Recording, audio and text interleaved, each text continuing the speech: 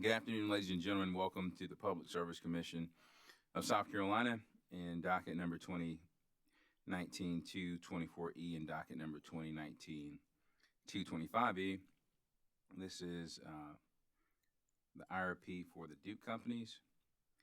And before we start back, let's take roll. Present in the hearing room are Commissioners Caston, Belzer, Powers, and Jay Williams.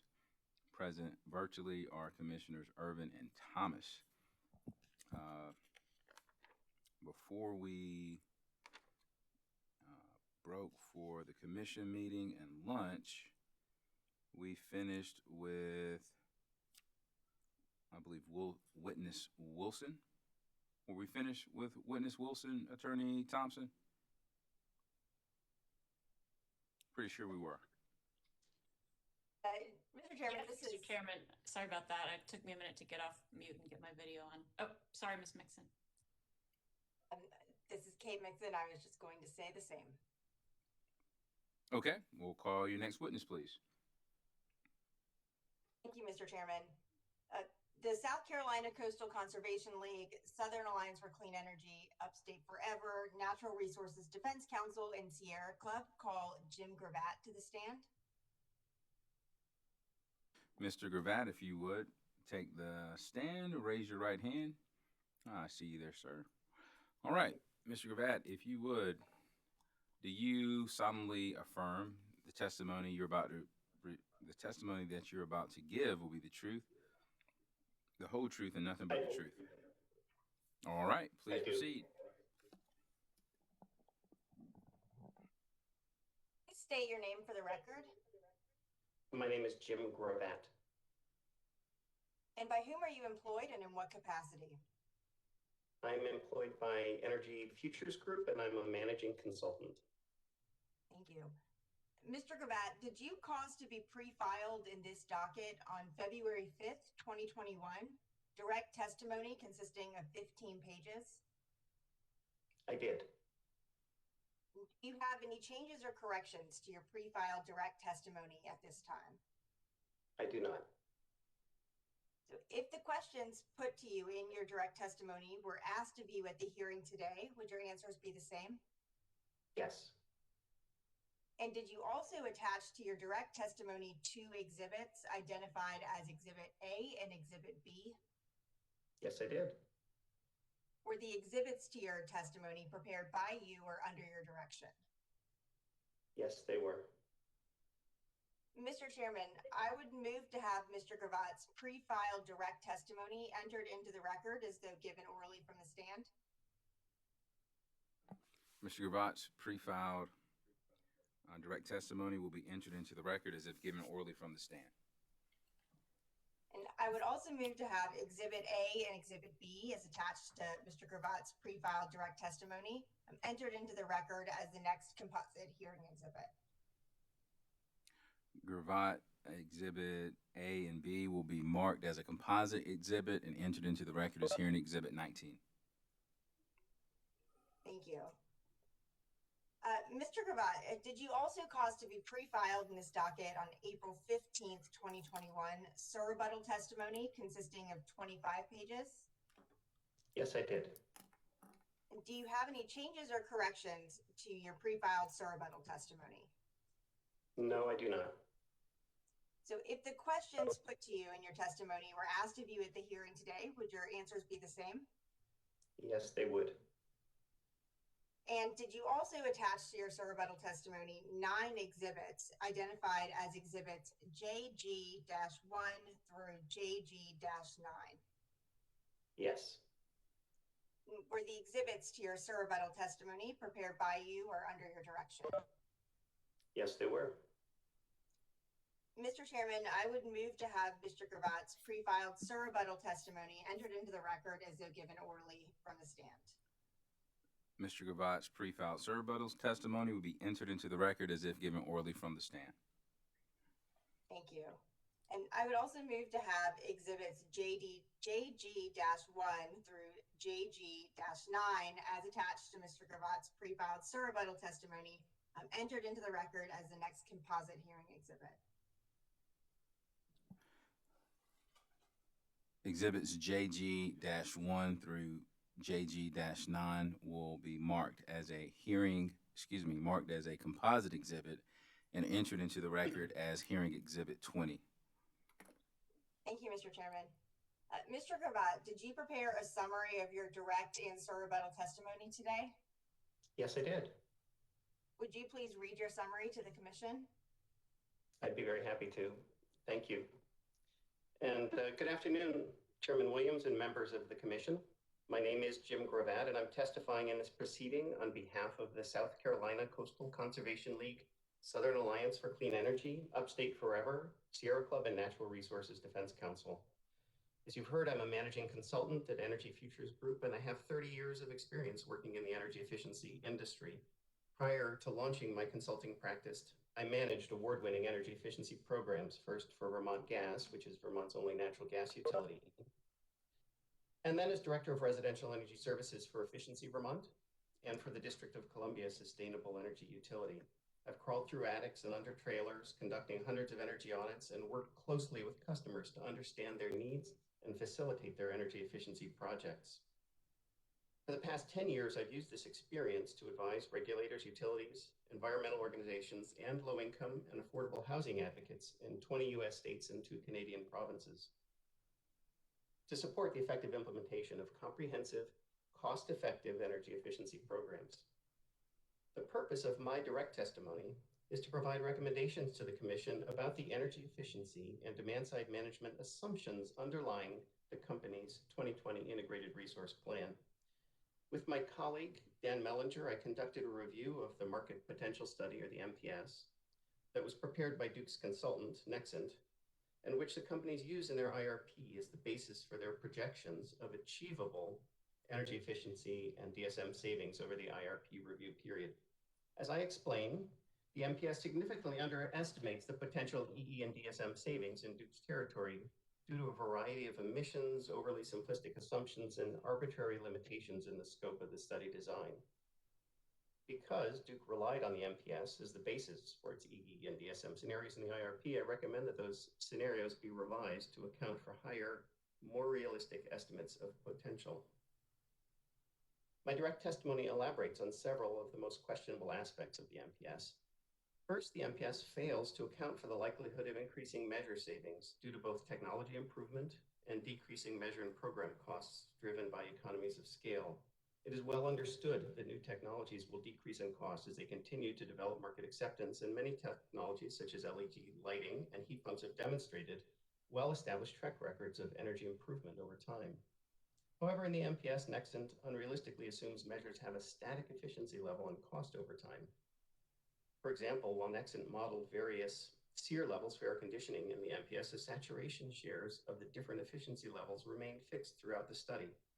It would be more realistic to model decreasing costs for higher SEER models, with the result that their adoption share would increase accordingly. Second, the MPS unreasonably constrains its calculation of achievable potential by limiting the base scenario in the MPS to only include those measures currently offered in the company's existing program portfolio, with the result that energy efficiency measures that are known today, but not offered by Duke, are excluded from consideration. Further, the MPS calibrates achievable potential to historic participation rates, despite the fact that participation rates can be improved by a variety of factors, including incentives, marketing, and improved program delivery. Third, and importantly, the MPS uses the total resource cost test instead of the utility cost test to screen for cost effectiveness, even though the UCT is a more relevant measure of cost effectiveness for use in utility planning and has been approved by the Commission as a primary cost effectiveness test for Duke and South Carolina. The TRC test includes both program and participant costs, but does not include a variety of participant benefits, and as a result, the test tends to understate cost effectiveness and overstate levelized costs, making EE and DSM resources seem misleadingly expensive when compared with other resource options. In contrast, the UCT accounts for how EE and DSM can reduce utility system costs, which is the appropriate consideration in an IRP proceeding. In fact, Nexent performed a sensitivity analysis for economic potential using UCT and found the UCT generated significantly higher economic savings potential than the TRC. I'm also troubled by the fact that the MPS residential savings are heavily skewed towards savings from residential behavioral programs. These programs typically have a very short persistence, meaning their savings do not accumulate or persist over time, and in some jurisdictions have been found to be more expensive than longer-lived measures such as HVAC equipment that can save energy for decades after it is installed. Unfortunately, the MPS does not indicate that the company should take advantage of these opportunities, depriving customers of substantive opportunities to manage their energy costs. And finally, my direct testimony notes that due to many of the issues I just summarized, the Duke MPS significantly underestimates DSM potential in winter where the need is growing. Indeed, Duke's winter peak analysis, which included an assessment of several innovative approaches that the MPS excluded, identified in its max scenario nearly twice the winter peak potential identified in the MPS base scenario. This is particularly important because, as was discussed in both the WPA and the 2020 IRP, Duke's winter peak capacity requirements are growing faster than its summer peak requirements. My surrebuttal testimony responds to the rebuttal testimony of Duke witnesses Jim Herndon and Brian Bach. I show the flaws in the company's rebuttal arguments and continue to emphasize that the company's limited approach to its MPS could cause the IRP to rely on greater supply-side investments than would otherwise require, resulting in unnecessary costs for the company's customers. More specifically, in response to witness Herndon, I again explained why the UCT is the appropriate cost-effectiveness test. Though witness Herndon confusingly implies that the TRC provides better insight into customer expenses than the UCT, the TRC in fact makes no distinction between utility and customer costs. As a result, the TRC result of an EE measure will effectively be the same regardless of what the customer's costs are. There is a specific test that looks at the customer's economic perspective on EE measures, called the participant test. However, as indicated in my testimony, for determining the amount of economic EE potential that the utility has available, the UCT is the correct test. Not only is it the cost-effectiveness test approved by this commission for use by the companies, but it is, in witness Herndon's own words, the most appropriate test perspective for utility program planning and design. I next respond to witness Herndon's rebuttal testimony relating to the MPS reliance on behavioral programs to achieve residential savings.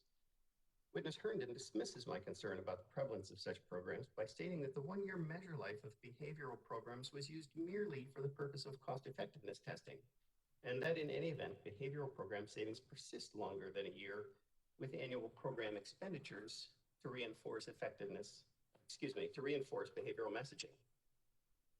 This response is troubling for two reasons.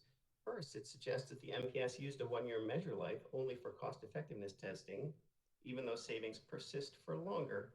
This approach is inconsistent with standard industry practice, which requires that the measure life used for cost-effectiveness testing be the best estimate of actual measure life.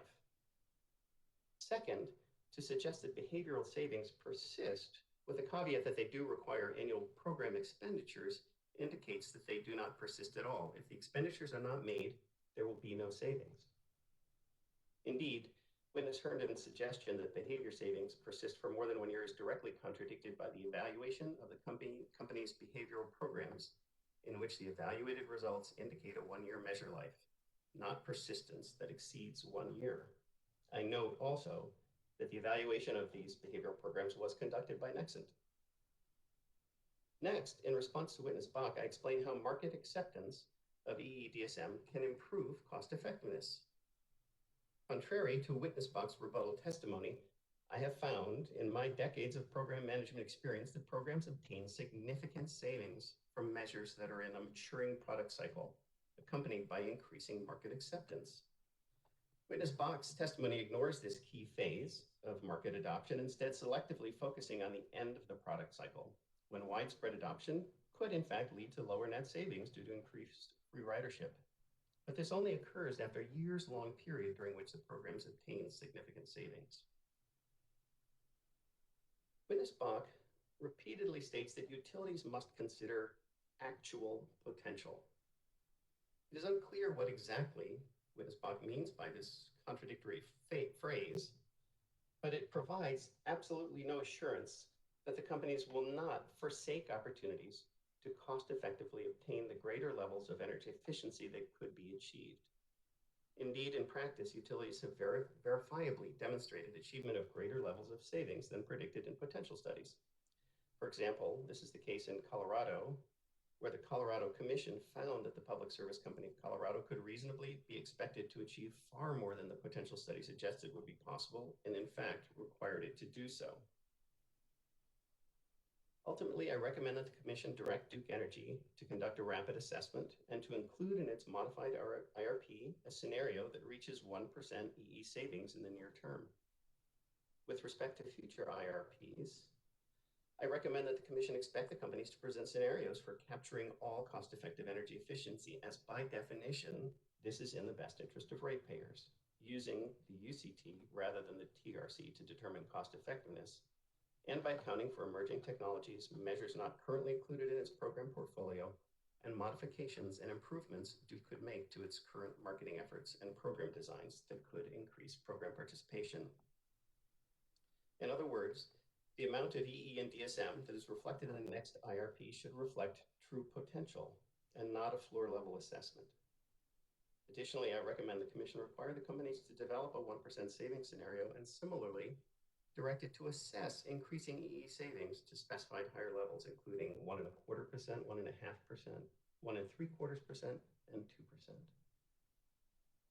And that is the summary, and I thank you for your time. Thank you, Mr. Gravatt. Mr. Chairman, the witness is available for cross-examination and questions from the Commission. Carolina's Clean Energy Business Association.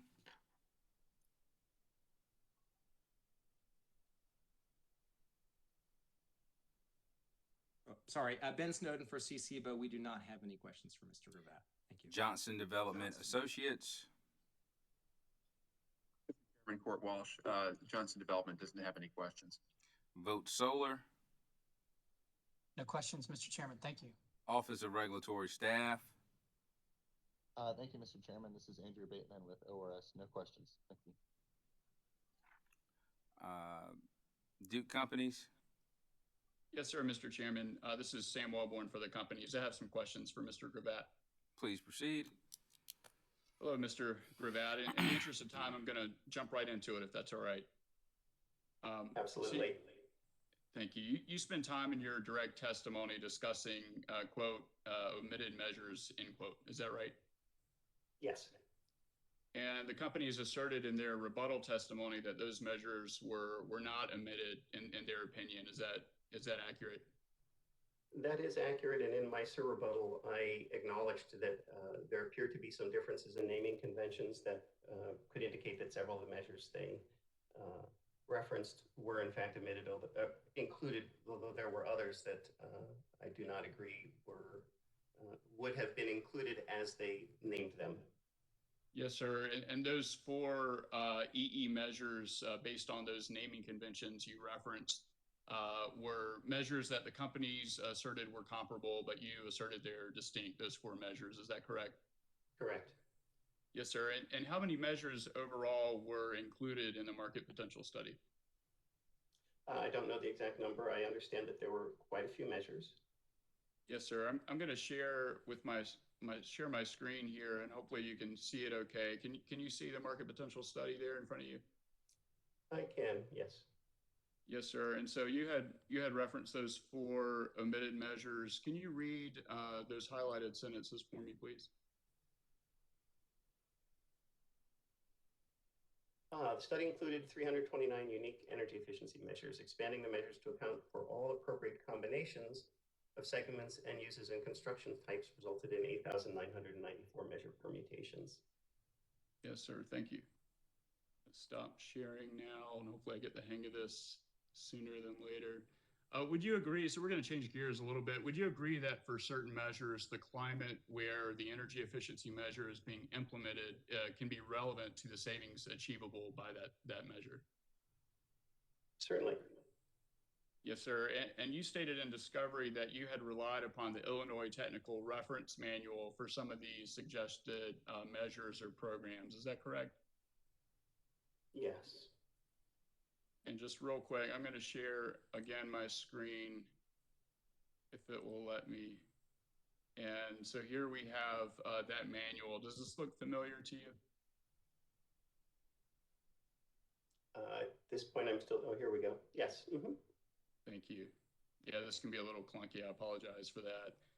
Would you mind reading that yellow highlighted, those two yellow highlighted sentences for me? This is from page 54 of that manual. You will probably have to make it a little bit larger if you'd like me to read it. Ah, good, thank you. Many measures are weather sensitive because their range of, now I can't see it at all. There it goes. Because there is a range of climatic conditions across the state, VEIC engaged, cannot see the beginning of the line, the utilities to provide their preferences for what airports and cities are best proxies for the weather in their service territories. Thank you for your indulgence of that. I'm going to scroll down just a little bit more. And would you, to make this a little more elegant, I guess, would you concede, I guess, that Illinois saw fit to break down their counties by cooling degree day zones? Does this look accurate to you? Sure. Yes, sir. And they did the same thing for their heating degree day zones as well. Does that look right? Yes. Yes, sir. And so within the state of Illinois, the experts there who developed this manual have seen fit to even break up the state for purposes of evaluating energy efficiency savings. Does that sound right to you? Yes, it is interesting, though, that in the ACEEE meta-study of potential studies that I cite in my rebuttal testimony, they found very little difference in potential among those 45 studies that were conducted all over the country. All right, we'll talk about ACEEE in just a minute. Right now, I'm focused on what Illinois has done. You also rely upon the Michigan Energy Measure Database. Is that correct? Yes. And does this look like that database to you? Yes. I'm going to scroll down one more time and bear with me here. This is page 9 of that database manual. If it's legible to you, would you mind reading that highlighted sentence for me? Savings estimates must rely on parameters specific to the Michigan region and its climate zones and be applicable to measures implemented in Michigan. Thank you for that indulgence. And so, in spite of these state manuals upon which you rely, you assert in your direct testimony that DEC and DEP should, as one example, use EIA in-use data rather than data that's been tailored to the company's geographic area and customers. Is that correct? In one respect, in respect to the fact that the company's disaggregation left an enormous amount of unspecified end-use energy, and no savings, at least virtually no savings, were attributed to that large component of their customers' base use. And the effect of that is, one, let's say it's roughly 25%. It varied by company and by sector, but let's say for illustrative purposes, if 25% of the commercial load is unspecified, whereas in EIA it was a lower percentage that was unspecified, that's 25% of the load that no savings are coming from, but it also reduces the savings that would be attributed to other end uses, such as, let's say, HVAC. If HVAC or refrigeration in commercial end use was lower because there's some portion that's not attributed to any end use, then that reduces the measure savings and reduces measure cost effectiveness. It's hard to imagine that there's 25% of the load that's just has no opportunity, and it's concerning that it could artificially reduce the savings estimates for some of those measures. Thank you for that explanation. I guess the principle here, though, is that Illinois and Michigan, the two manuals that you rely upon, both conscribe or prescribe the energy savings to be limited to measures that are actually applicable to the service territory and the utilities customers. Is that correct? Yes. Yes, sir. And are you familiar with the Synapse report that was filed by Ms. Wilson? I have not read it. would it surprise you to learn that that report relies upon energy savings, energy efficiency savings in the states of Massachusetts and Rhode Island? Subject to check. Thank you. And would you agree or disagree, I guess, that the climates of Massachusetts and Rhode Island are distinct or different from that of South Carolina? They're different. Thank you. All right, we'll switch gears just a little bit again. Would you agree or disagree that energy efficiency standards promulgated or issued by the federal government can take away from or erode the savings achievable from a utility's energy efficiency program? If I heard you correctly, you referenced specifically energy efficiency standards promulgated by the federal government. Correct. Is that correct? Yes. And so your response to that question is yes. Thank you. And so did you watch, and maybe you didn't, but did you watch the Lawrence Berkeley Labs presentation to the commission? I believe it was last week or maybe the week before. I did not. No problem. During that training, I'll catch you up on one piece. The presenter mentioned a lawsuit filed by the NRDC against the Department of Energy in 2020 to compel the update of appliance energy efficiency standards. Does that sound familiar to you at all? Yes. Thank you. And that effort, again, is led by your client in this case, the NRDC. Is that correct? I can't speak to the fact of whether it's led by them or not, but I understand that they are party. Thank you.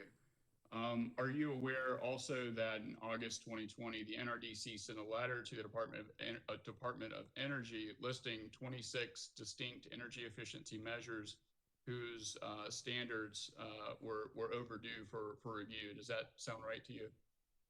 It's subject to check. It would not surprise me. Thank you.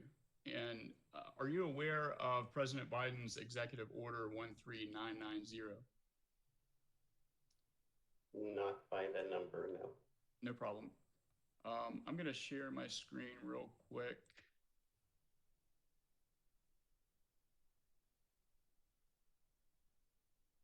This is a letter sent by the Acting Assistant Secretary for Energy Efficiency and Renewable Energy on Department of Energy letterhead as a follow-up to President Biden's Executive Order 13990. Have you seen this letter before? I have not. Would you agree, I guess, or how about this? Would you mind just... Mr. Chairman, this is Kate Mixon. I don't believe that council has been provided with this letter. Mr. Gravatt just said that he is not familiar with it. Mr. Chairman, I'm sorry, Ms. Mixon, are you? I'm finished. Thank you. Mr. Chairman, this is a matter of public record that's relevant to energy efficiency, and that's the expertise of the witness. Can you see the letter on the screen, Ms. Mixon? Attorney Mixon? I am able to see it on the screen. We would ask, if possible, that he could provide that via email to council. Can do that. Yeah. Is Ms. it? Mixon, It's my an apologies, exhibit. Mr. Chairman. May I interject as well? I don't. Perhaps Mr. Wellborn is not familiar with the procedure that Ms. Wessinger Hill established, but he is not following the procedure wherein the attorney sponsoring a cross exhibit is supposed to email it to the witness and counsel. Sorry, Ms. Mixon. I just wanted to remind. I must have missed that, Ms. Thompson. I apologize. I will send it to both of you right now. Apart from that, I believe Ms. Wessinger Hill should have this exhibit. It was emailed to the commission end of last week, and hard copies were provided pursuant to Ms. Wessinger Hill's email. Excuse me. We have it. Okay. Thank you.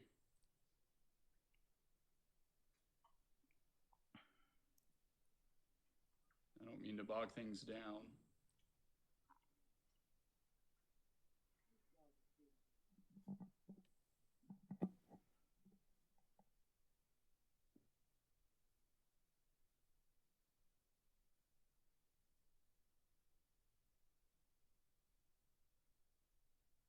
Mr. Chairman, I've emailed that and I will await further instruction before moving forward.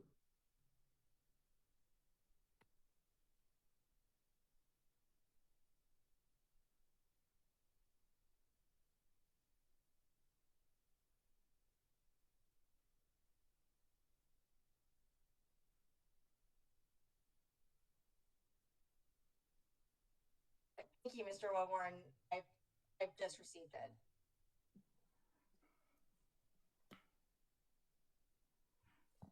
All right, everyone ready to go? I'm ready, Mr. Chairman. Attorney Mixon? Yes, thank you, Mr. Chairman. Now that we've received it, I'm fine with Mr. Wellborn proceeding. Thank you. Please proceed. Thank you, sir. And now that we've had this conversation, I guess, about this being a public record, I think I would go ahead and move now that this public record be entered into the record as the next hearing exhibit. Duke Companies Gravit Cross Exhibit 9 will be entered into the record as hearing exhibit 21. Thank you, sir. And Mr. Gravatt, would you mind reading the highlighted sentence there for me? If I can get it right on the screen for you. Is that legible? Oh, you can't hear me, or you're muted. I'm sorry. Terribly sorry that you broke up a little bit. Yeah. Yes, sir. I was just asking if you can read it. Perhaps you or could see say it. that again. I couldn't hear you well. Am I muted? I can see it now. Okay, good. Yeah, if it's legible to you, I would ask that you would read it for me, please.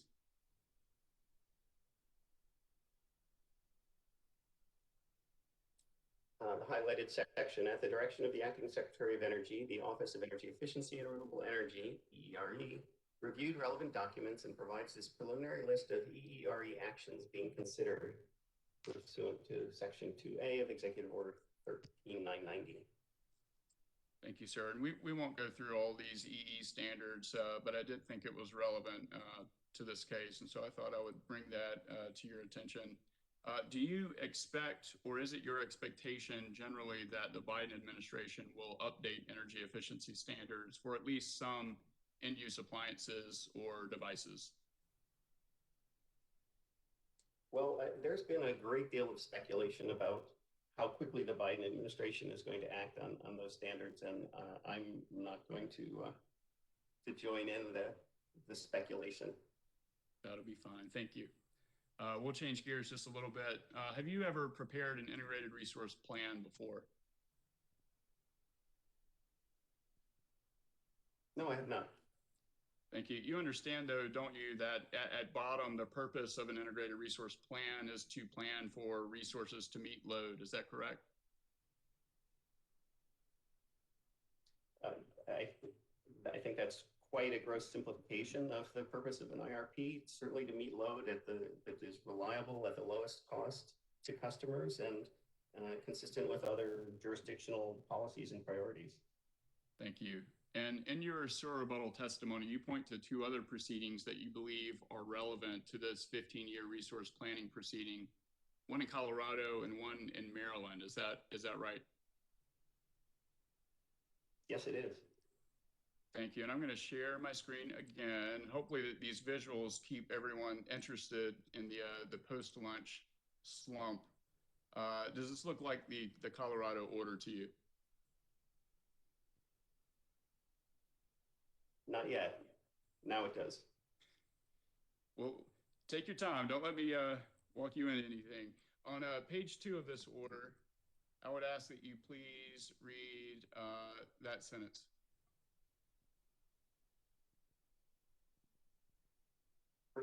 Pursuant to 40-3.21042C CRS, the Commission establishes electric energy savings and demand reduction goals for 2019 through 2023.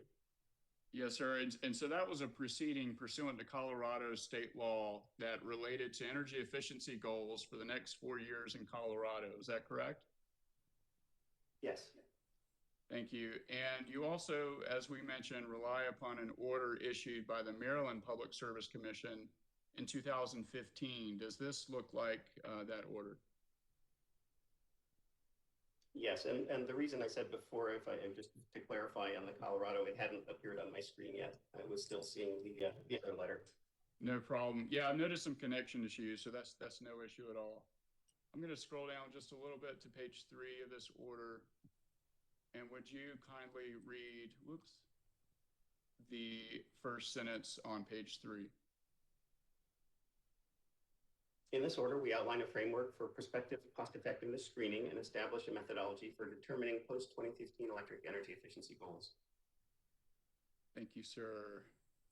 And are you aware that in South Carolina, we had what appears to me at least to be a similar proceeding to those you referenced in Colorado and Maryland as related to energy efficiency measures and goals and those kinds of things? Does that sound familiar to you? Based on your statement that there was a similar proceeding and similar in what way, I'm not sure. I'll change my question. That's no problem. So are you aware that your clients in this proceeding entered into a settlement agreement in docket numbers 2013-298E and docket number 2015-163E in December of last year related to energy efficiency? Thank you. Yes. Mm-hmm.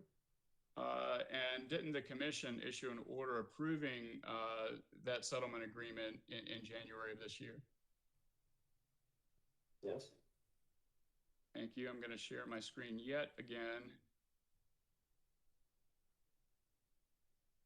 And I don't need you to be familiar with the order necessarily, but would you stipulate that this is the order to which I make reference?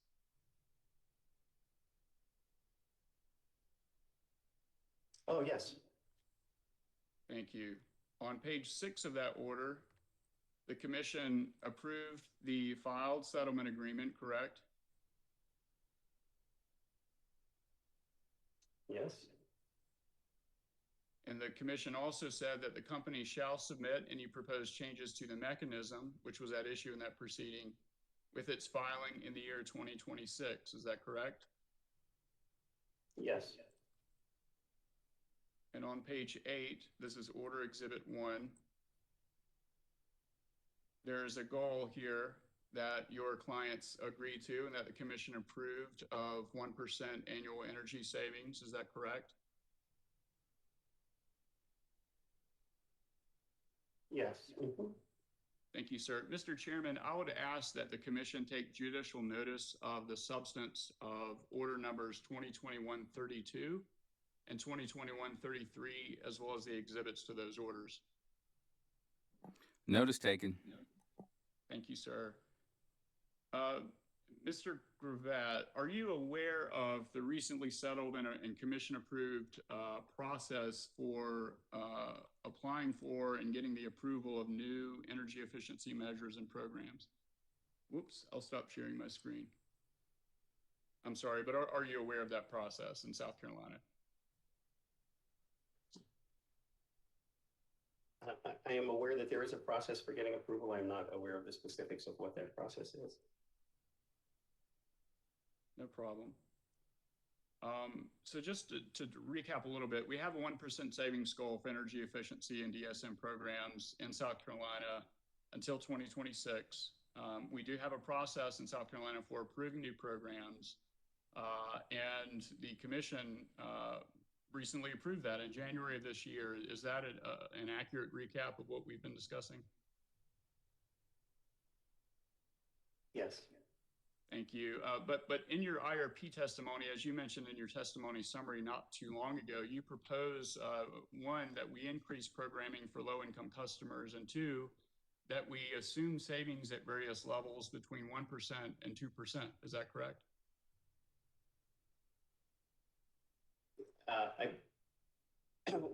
I recommend that, yes, that those issues should be addressed in an IRP. Thank you. And what framework, what analytical framework or other sort of evaluative model did you use to come up with those figures between 1% and 2%? Those figures are based on the achievements of leading utilities across the country based on a number of analyses, certainly the ACEEE utility scorecard and state scorecard that looks at the achievements of various jurisdictions.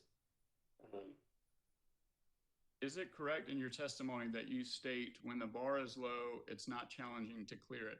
Is that accurate? Yes. But you understand in this proceeding that we're planning resources, we're not setting goals or setting energy efficiency goals. Is that correct? Yes, and part of planning resources requires, in my view, doing a fulsome examination of what is possible. Because how else could the commission make an informed decision if the only scenarios that it sees are, pretty much business as usual from the company's perspective? Thank you. And is it your testimony and your belief that setting a percentage savings level without an associated evaluation of the inputs and outputs would meet? Let me back up just a little bit. So are you familiar with Act 62 in South Carolina? I have not studied it in detail, but I'm aware of it. Yes, sir. Thank you. And do you understand that that statute requires in this proceeding a, quote, evaluation of low, medium, and high cases of energy efficiency and demand response measures? Yes. And is it your belief or testimony that setting a percentage savings level without an associated evaluation of what goes into it would meet the requirements of Act 62, that an evaluation accompany those scenarios?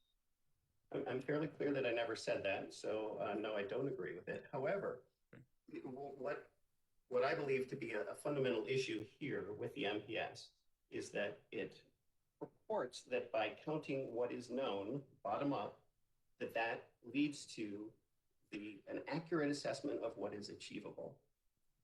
I believe that when there are targets, if a target is considered, if this commission says to the companies, show us if you can come up with a scenario for 1.5%, 1.75%. Give us the information of what it would take to get there. What's cost effective, what isn't cost effective. Then they have information that they can use to inform a decision. What we have here is,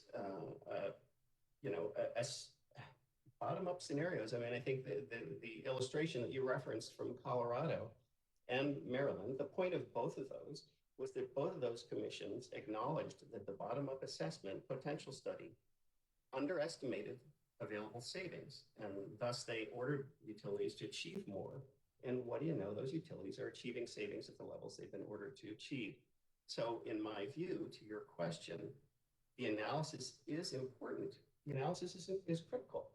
But you don't get to the savings by doing that from the bottom up. You establish a target and assess how would you get there. And then information is known and can be discussed.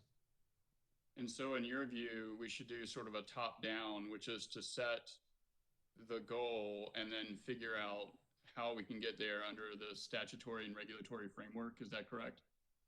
I think it requires both. In your view, that would comport with, I'm sorry, I didn't mean to interrupt. I think a bottom-up is insufficient. If we do a bottom-up analysis, as has been done, and we look at the result and say, how can this be? This doesn't make any sense. Then, we need something to be able to gauge that by. And I think the top-down and the bottom-up working together, comparing those results, it is a critical step in determining what the actual potential might be.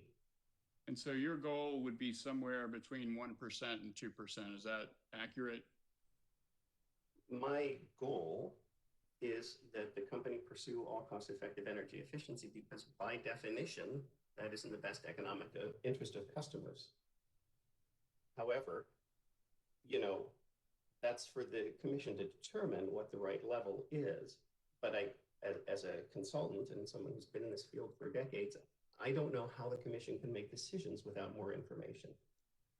Sure. I'm going to share my screen one last time, graciously one last time. This is your client's Southern Alliance for Clean Energy's 2021 EE in the Southeast report. Does this look familiar to you or at all familiar? Sure. Thank Sure. you. And so we're talking about goals between 1% and 2%. I'm going to jump to page 9 of this report.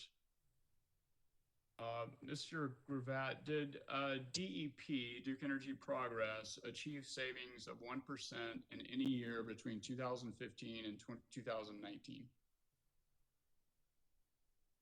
No. And for Duke Energy Carolinas, out of those 5 years, how many years did it achieve a 1% savings? It looks like 2.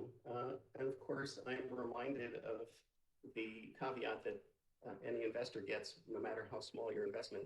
Past performance is no indicator of future performance. So yes, that's sir. what they achieved in the past. That's fair. I'm familiar with that saying as well. Your clients are members, at least some of them, of the Energy Efficiency Collaborative that operates in South Carolina. Is that correct? There's a Duke Collaborative that operates across both of the Carolinas. Personally, I've participated for about 3 years, and members of some of the clients directly have also participated. Would you concede that were there a measure or program that would be cost effective and would lead to savings in South Carolina, that such a measure or program would be proposed as part of that collaborative process, discussed, and then applied for approval at the South Carolina Commission, were there such a measure or program? Well, that's an interesting question because the various members of the collaborative have proposed a number of different program areas for the company to look into over the last several years. I proposed several January of 2020. I haven't really seen any progress from the company on their assessment. So it's very hard for me to say. And in fact, I would express some frustration with the collaborative for the company not acting quickly on the recommendations that have come before it, such as increased midstream promotion of appliances, heat pump water heaters, a program to promote appliances using the retail products platform, which is a federally government-sponsored collaborative. There are dozens of utilities that participated to increase savings in retail purchases of appliances. I haven't seen any action on these things, so I do not conclude that it's reasonable for programs that have been proposed in the collaborative to move forward, even if there are cost-effective opportunities there. May I ask a question related to this topic? So, is it your understanding that your clients have quote unquote filing rights with the commission? In other words, if there were a program that were cost effective and that would permit increased savings for the utilities customers, that your clients could, for example, file a letter or application or proposal with the commission were it to be unsatisfied or dissatisfied with that collaborative process? I am aware, and I'm sure the clients are aware too. We've invested quite a bit of my time on their behalf in trying to work with the companies in the collaborative to try to move some of these things forward so that we can jointly support them rather than trying to force the company's hand. But certainly, I'm sure the clients are going to consider all options. Yes, sir. Thank you very much. Thank you, Mr. Chairman. I have no further questions.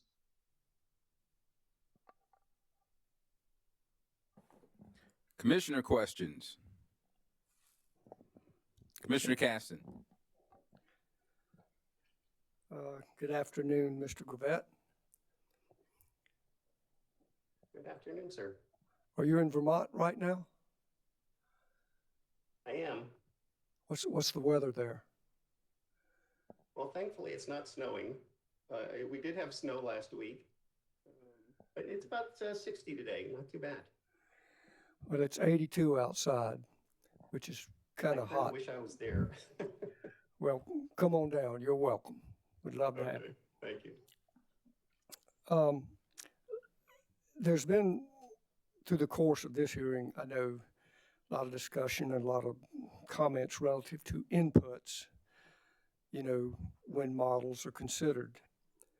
And in the introduction, your introduction of, I guess your analysis, that's what it's called.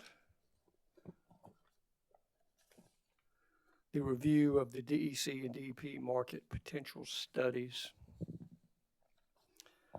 in the second paragraph, I think you say the accurate estimates of the full report or the full scope of potential energy efficiency, EE, and demand side management, DSM, savings are critical for the development of the company's integrated resource plans to ensure that costly infrastructure and capacity investments are not made unnecessarily when lower cost EE and DSM alternatives are available. I guess just to clarify it for me or clear it up in my mind, are these accurate estimates or whatever you're referencing there, would that be considered like inputs into this model? Indeed, both at the measure level, are the costs reasonable? Are the expected measure lifetimes reasonable? Are they supported by industry standards? But also, when we're looking at potential, a lot of it is based on how the program is implemented, how large the incentives are, what's the marketing, how streamlined is the delivery process, how much work is it for customers, or how easy is it? All of those things matter. And sorry, I may be jumping to more of an answer than you were, than the question you were asking. But I think all of those inputs are important if we're actually trying to understand what is achievable. I understand, and you did not over respond. You respond as you see fit. Don't worry about that. Thank you, sir. In the next paragraph, you say, in reviewing both the NPS, the market potential study, and WPA, the winter peak analysis, EFG relied on data that were available in the public report. Is that the Duke studies, this Nexent and whatever else, is that the public report you're talking about? Yes, exactly. Okay. We did not, in my review, we did not propound discovery. We did not seek confidential inputs or any of that. We relied on the public reports.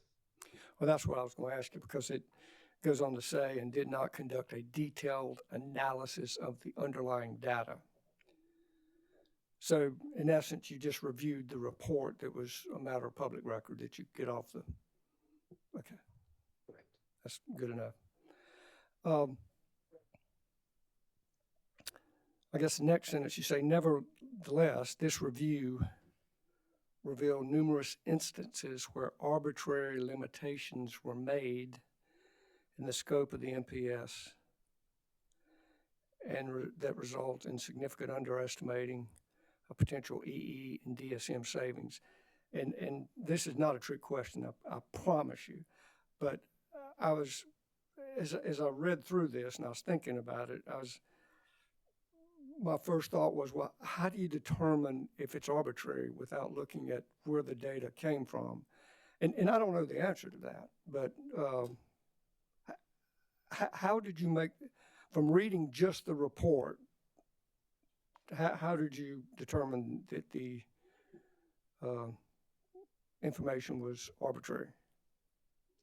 To be fair, it's both from the report and also from a series of sessions of the collaborative, where we, in fact, met with Nexent and the company at one of the collaborative meetings and made a number of recommendations prior to the commencement of the report, which pretty much across the board were rejected, such as doing a full analysis using the utility cost test.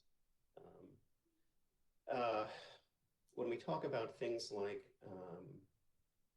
one of the things I mentioned in my summary, and I can't honestly, just at this moment, remember whether it was in surrebuttal or rebuttal, surrebuttal or direct, but the idea that Nexent held equipment efficiency, costs, and market shares static over a 25-year period is, to me, a simplifying. And is it arbitrary? I don't know if it's arbitrary. I think it's a decision that, in that case, was made to simplify the analysis. But I don't believe there's any basis for that, for anyone to consider that a realistic assumption. I mentioned in my overview or my summary, the idea of air conditioning SEER levels, that there's evidence, I mean, over the last number of years, they've increased quite a bit. Costs for the higher SEERs have not increased. They've come down as there's greater market adoption. Why wouldn't those kinds of assumptions be reflected in a study if you're trying to understand what the potential is? I think of my experience in the natural gas industry. When I started in the gas industry in the mid-1990s, a 90% efficient furnace was, you know, that's all that we were hoping people would do. And now 96 plus is considered, it's what any programs that are promoting equipment are promoting. So the efficiencies improve and the costs, you know, per unit of efficiency come down. We could call that an arbitrary decision to not factor those types of market activities. I understand. Well, the water down here is probably warm enough for you to go swimming in. A little cold for me right now, but sounds very nice. All right, come and enjoy it. Thank you very much. Thank you, sir. Commissioner questions. Mr. Gravata, I think I owe you an apology. I've been pronouncing your name Gravat is Gravat. Is that correct? It's Gravat. Gravat. And no apology needed. Gravat. Thank you, though. So you said something that sort of piqued my interest, and I'm just trying to make sure I understood you correctly. Did you say that you were not familiar with Act 62, or that you were vaguely familiar with Act 62?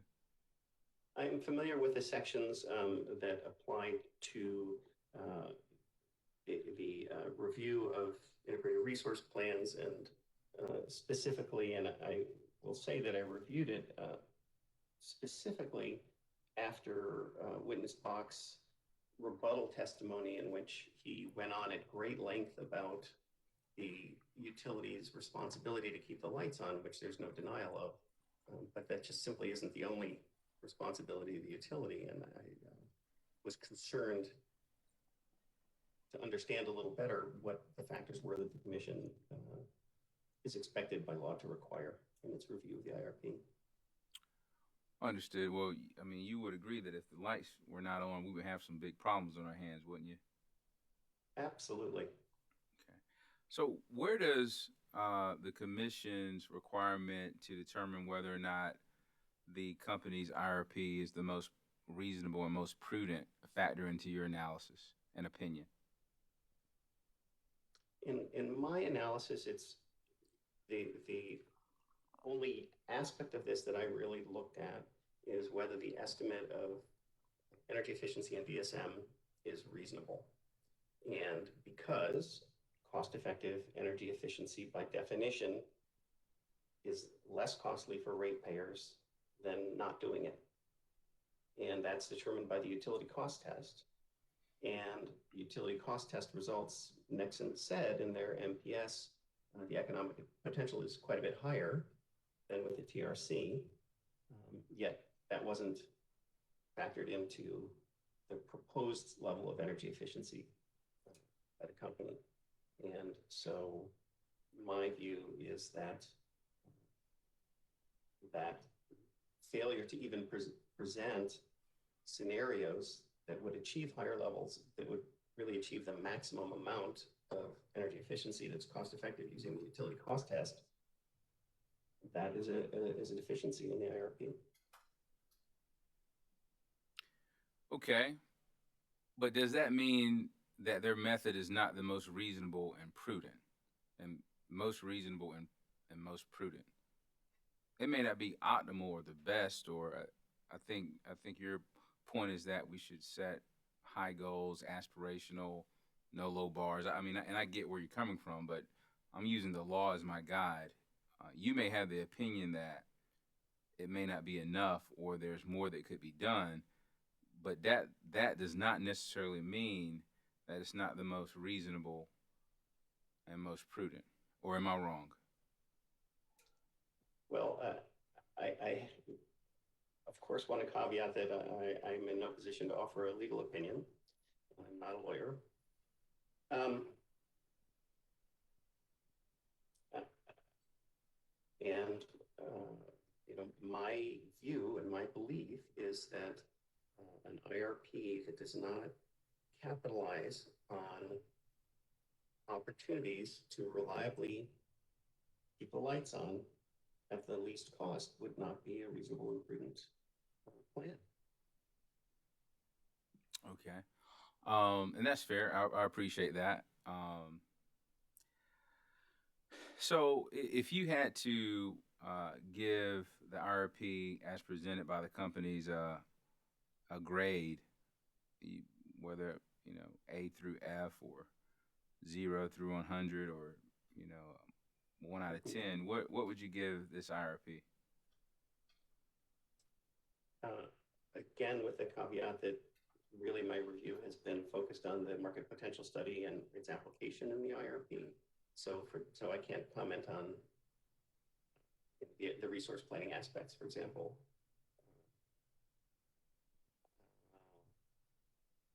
I mean, I somewhat sadly, I would view the MPS as fairly average. It's not, you know, we can, if you had a lot of extra time on your hand, you could go and review testimony I've filed in other jurisdictions, pointing out the same kinds of deficiencies in potential studies.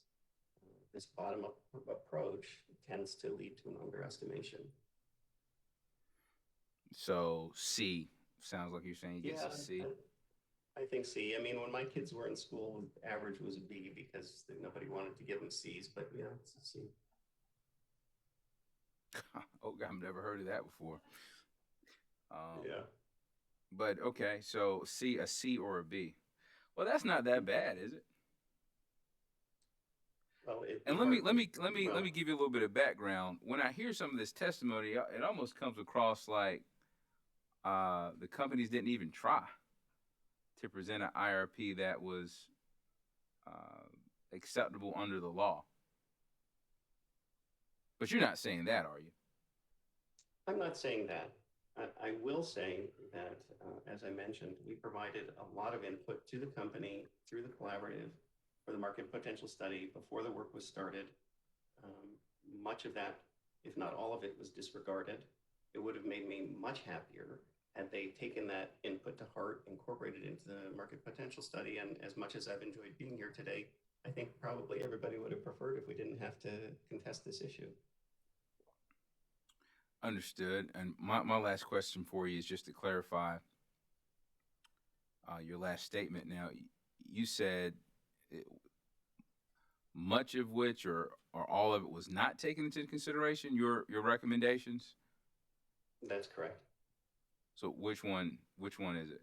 Did they not take any of your recommendations into consideration, or they just took a few? Well,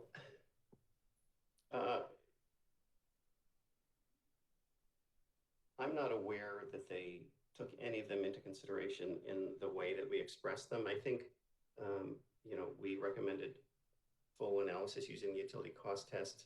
They said even at the time before the MPS was begun, that there was not room in the contract, in the budget to do that.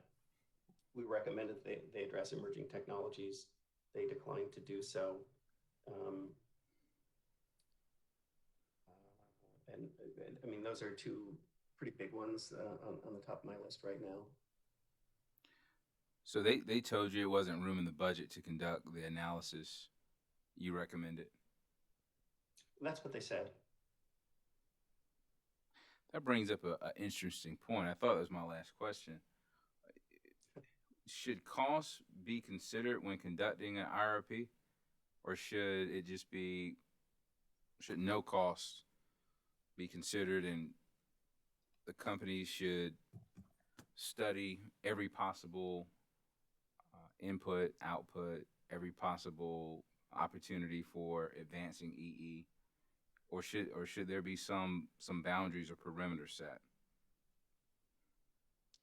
Well, I of course think that costs are very important, and especially to the extent that the companies are passing any of these costs on to ratepayers, that matters a lot.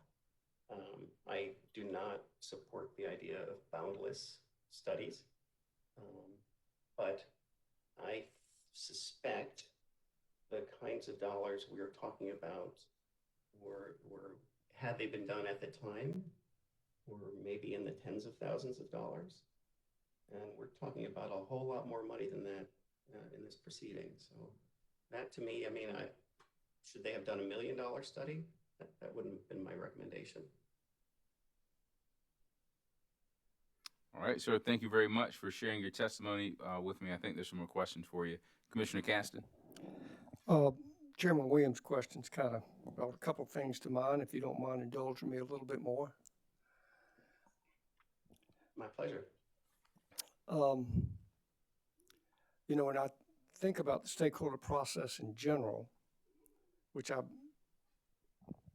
believe or understood was involved in this process, would you agree that the stakeholder process does not necessarily mean that one party gets everything they want? Absolutely. And for clarification, and you may be well aware of this, there's an EE collaborative that Duke facilitates across the companies in both states. And I believe there's also an IRP stakeholder process, which I was not part of. But yes, to me, definition of collaborative is that the parties work together and ideally, and I've advocated for the establishment of collaboratives in other jurisdictions, specifically because if parties can talk outside of a hearing room and try to come to some common ground, that makes litigation a lot easier for everybody. It saves time for the commission, and I think it leads to better solutions in general. I appreciate your candor, Mr. Gravatt, because, you know, I've been in some shape, form, or fashion involved with a few stakeholder processes through my years. And frankly, through probably every single one of them, I wanted to scream, I wanted to yell, I wanted to throw stuff because I wasn't getting my way. But at the end of the day, I felt better. It was better. Certainly not always what I wanted, because I have a selfish streak just like everyone else. You know, I'm right. Y'all, if I'm right, y'all have got to be wrong. But such is not the case. And looking back, and I have the great advantage to being able to look back on many things. Thank God they didn't take all of my suggestions. Thank God they argued their points. And it was good that I argued some of mine. And relative to studies, the question that Chairman Williams asked, because I thought it was a good question. You know, how much should they spend? How much should we spend on a study? And I can remember before, you know, when I used to work in private consulting years back, one of my supervisors at the time, and it stuck with me, and I learned it to be fairly doggone accurate, that we could spend $10,000 or $1 million on studying the exact same thing. The only thing that varied was the degree of detail, the level of detail. Are we going to look at it at a 10,000 foot level, or are we going to get down at ground level to the minutia? And there's a time and a place for both of those. And when it comes to this, I don't know what the right answer is, but I do know this, that as Chairman Williams, I think, pointed out, or maybe you did, is that these costs just don't go off into oblivion. They always feed back to the customer. I'm real particular about that. So I appreciate your candor. I appreciate you taking time to do this. And thank you very much. Thank you, sir. It's been a pleasure. I just made a statement, didn't ask a question, and I apologize. Do you agree with that last long statement I made relative to the degree of how you study something? I do, and I think depending on what the subject is and what the available data are, you know, you can spend a lot more money on the study and not necessarily get better results. There was a building scientist, if I can indulge you in a short story that I thought was pretty funny. There was a building scientist who was studying moisture migration through walls of buildings. And he did a presentation once that I saw. He had a sense of humor. He was an engineer. And he would, depending on the budget that the customer had, he said, I can stand outside with a garden hose, or I can set up a very elaborate rack of hoses. I'll find out the same information. It really depends on how much they want to spend to find out what's going on. So I appreciate it. Thank you so much, Mr. Grimes. thank you, sir. Any other commissioner questions for this witness? Hearing none, redirect. Yes, Mr. Chairman, this is Kate Mixon. We have just a few questions for Mr. Cravat. Please proceed. Thank you. Mr. Cravat, do you recall Chair Williams' questions about the Energy Freedom Act a few moments ago? Yes. Yes. Do you recall seeing in the Energy Freedom Act's IRP provisions that utilities must include in their IRPs several resource portfolios developed with the purpose of fairly evaluating the range of demand side, supply side, storage, and other technologies and services available to meet Yes. utility service obligations? Thank you. Yes. Thank you. Yes. Do you believe that the company's market potential study and the IRP DSM and energy efficiency cases that were developed from that result in a fair evaluation of energy efficiency resources? No, I don't. I think it's inadequate. And in your opinion, do you think that accurately analyzing energy efficiency and DSM potential is needed for a plan to be reasonable and prudent? Yes, I do. Do you recall Mr. Wellborn's questions about your participation in the Duke DSM collaborative? And specifically, I believe he asked whether you would concede that if a measure was shown to be cost effective as part of that process, that it would be proposed to the commission. I remember the conversation. I don't remember his exact words. I believe he implied that if the collaborative produced a recommendation for a cost-effective measure, that the company would propose that. Thank you. And I'm sure you appreciate the opportunity to participate there, but to be clear, did Duke or Nexant incorporate into the market potential study all of the recommendations that you or other stakeholders made as part of that process? No. For example, do you recall stakeholders or yourself recommending that Duke account for emerging technology, price declines for existing technology, and early replacement of equipment were cost effective? Yes, we made those recommendations. Thank you. Did you also recommend that Nexant screen for cost effectiveness in the market potential study using both the utility cost test and the total resource cost test? Yes, in fact, I specifically made that recommendation in view of the fact that we had been discussing at the collaborative desire to shift to the utility cost test. As far back as 2019, we were discussing that. Did you or other stakeholders recommend that Duke or Nexant include non-energy benefits in the cost effectiveness screening in the market potential study? Yes. Did you recommend that Duke analyze scenarios that assume different levels of opt-out by industrial and large commercial customers? Indeed, and again, consistent with what I've said earlier, that it's hard for me to understand how the commission can make an informed decision without a full view of all the information. So I specifically recommended to the Duke EE Collaborative that they present scenarios that at least illustrated both their the current opt-out, what the savings would be with assuming the current level of opt-outs, but also different scenarios that would assess if more customers opted in, but they declined to accept that recommendation. Thank you. do you also recall whether you or another stakeholder recommended that Duke or Nexant try to account for different, more effective program delivery options in the market potential study? Absolutely.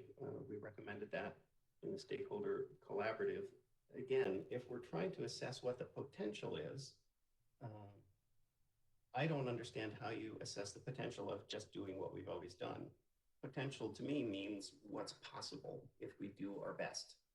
And so we did recommend that they incorporate analysis of what if program delivery was improved. And again, the reason for this is I've been, running efficiency programs for decades.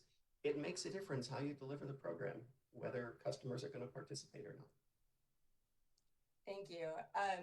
And do you believe that Duke's omissions of those factors in the market potential study, among your other critiques, led the market potential study to understate the cost-effective potential in Duke's service territories? Absolutely. For example, if we look at the residential potential for DEC, which in the sensitivity analysis Nexant performed without doing the full analysis of the utility cost test, they found 74% more economic potential for the residential sector in DEC. 74% more economic potential. I don't think that's like the margin of error. That's a lot of difference. And again, consistent with another concern I've expressed about the heavy reliance on behavior savings, it's my presumption that because behavior savings pass the TRC and represents the bulk of the expected savings for the residential portfolio, that 74% probably doesn't include any more behavior. It probably includes things like efficient air conditioners or heat pumps or appliances, kinds of measures that customers are going to value. So I think that's an enormous omission that would have made a huge difference. Thank you. And cost-effective energy efficiency, by its very definition, that saves ratepayers money in the long term. Is that correct? Exactly. Cost-effective under the utility cost test. Other tests, and that's only looking at system costs, utility cost test, and energy procurement capacity, poles and wires, and so forth. That it costs ratepayers less to pay for energy efficiency programs than it does to pay for all of those infrastructure investments. And that's not saying anything about the bill savings that participating customers are going to see. Thank you. Finally, Mr. Gravatt, do you recall Mr. Wellborn's questions to you about the approved settlement agreement in the company's DSM-EE mechanism proceedings and the 1% savings goal that was part of that? Yes. Is there a difference between EE portfolio approval and how energy efficiency should be modeled in an integrated resource plan?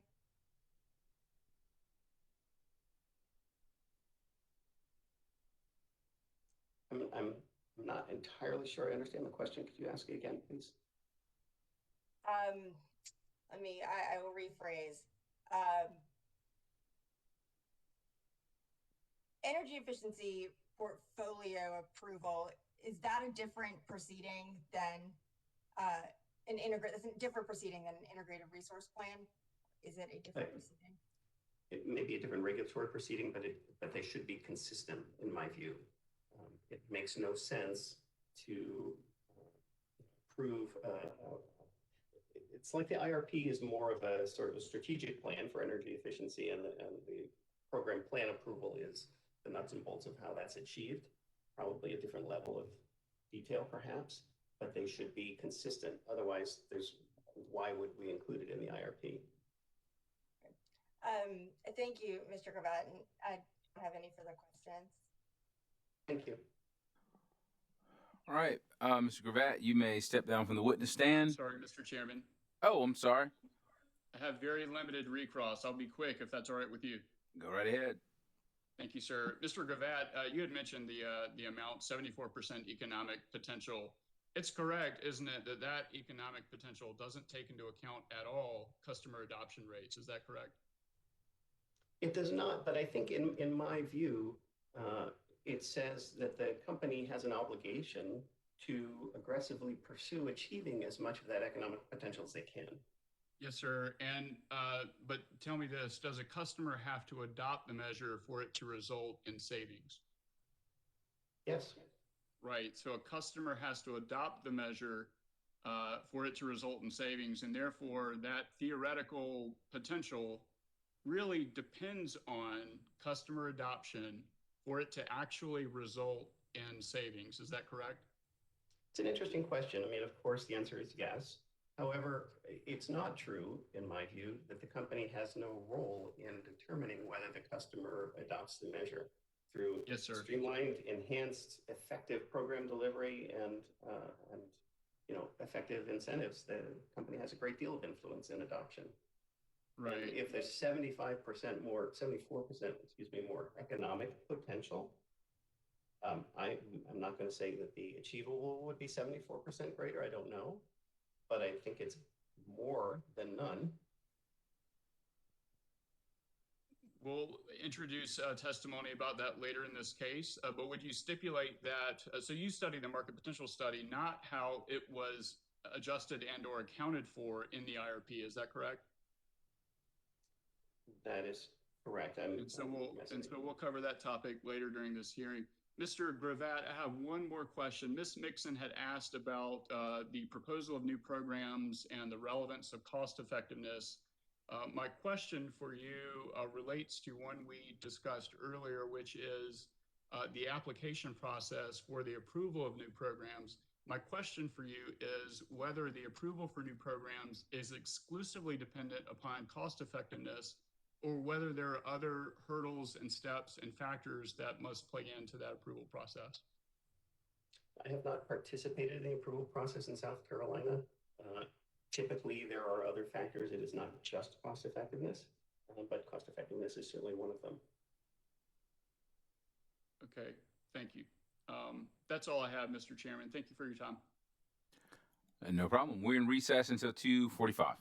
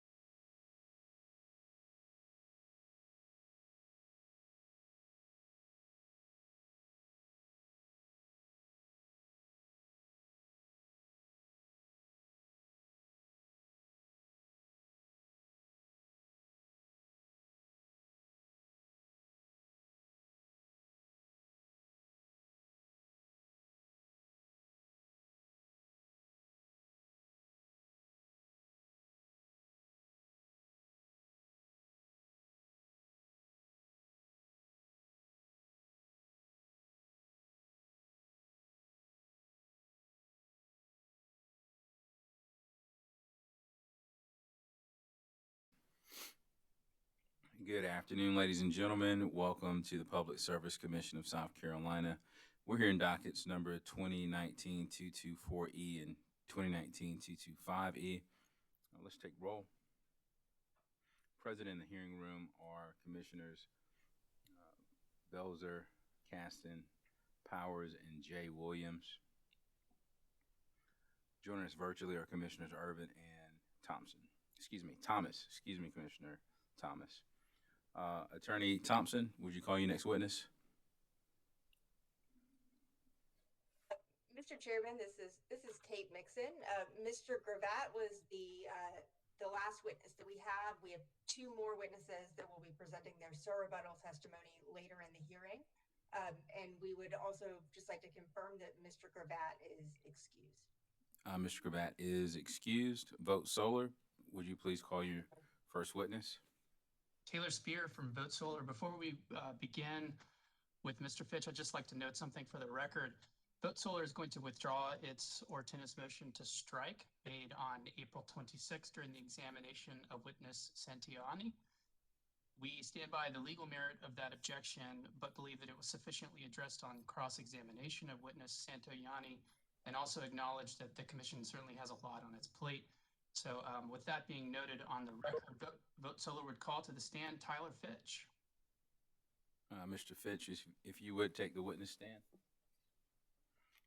Thank you, Mr. Chairman. Can you hear me okay? Yes, sir, we can. Thank you for using a headset. That helps, I'm told. You're welcome. Mr. Fitch, do you solemnly affirm the testimony you're about to give will be the truth, the whole truth, and nothing but the truth? I do. Please proceed. Mr. Fitch, please introduce yourself to the commission. Good afternoon, Mr. Chairman and Commissioners. My name is Tyler Fitch. I am Regulatory Director for the Carolinas at Vote Solar. Mr. Fitch, that's a title change for you. Is that correct since you filed your pre-file testimony? That is correct. I was Regulatory Manager before. I want to confirm with you before we begin that you and I are not communicating in any way, and we don't have any open lines of communication between us now. Is that correct? That's correct, Mr. Spear. Mr. Fitch, did you cause to be prepared under your direction 101 pages of direct testimony that was pre-filed in this proceeding? I did. If I was to ask you all of these questions present in your pre-filed testimony again today under oath, would your answers be the same? They would. Mr. Chairman, I move that the pre-filed direct testimony given by Mr. Fitch be entered into the record as if given orally from the witness stand. The pre-filed direct testimony of Mr. Fitch will be entered into the record as if given orally from the witness stand.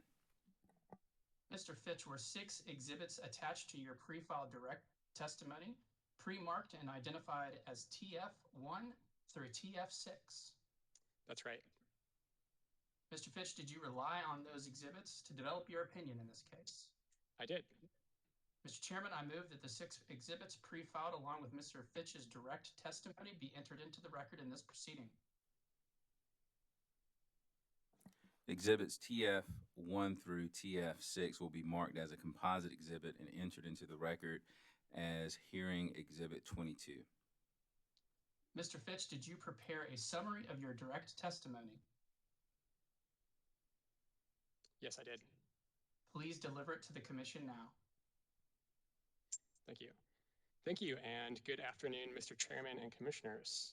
I just introduced myself, but my name is Tyler Fitch, and I'll be testifying on behalf of Vote Solar, where I work as Regulatory Director for the Carolinas. I'm truly grateful for the opportunity to speak with you today. My direct testimony identifies and discusses a specific set of material business risks to Duke Energy Progress and Duke Energy Carolinas and their implications on resource planning. These risks are called climate-related risks because they relate to the physical, economic, and financial challenges driven by a changing climate. My testimony also assesses the company's plans in light of these risks and provides recommendations for integrating these risks in the future. I'll begin my summary by quickly defining climate-related risk, and I'll call that climate risk for short as I go through this.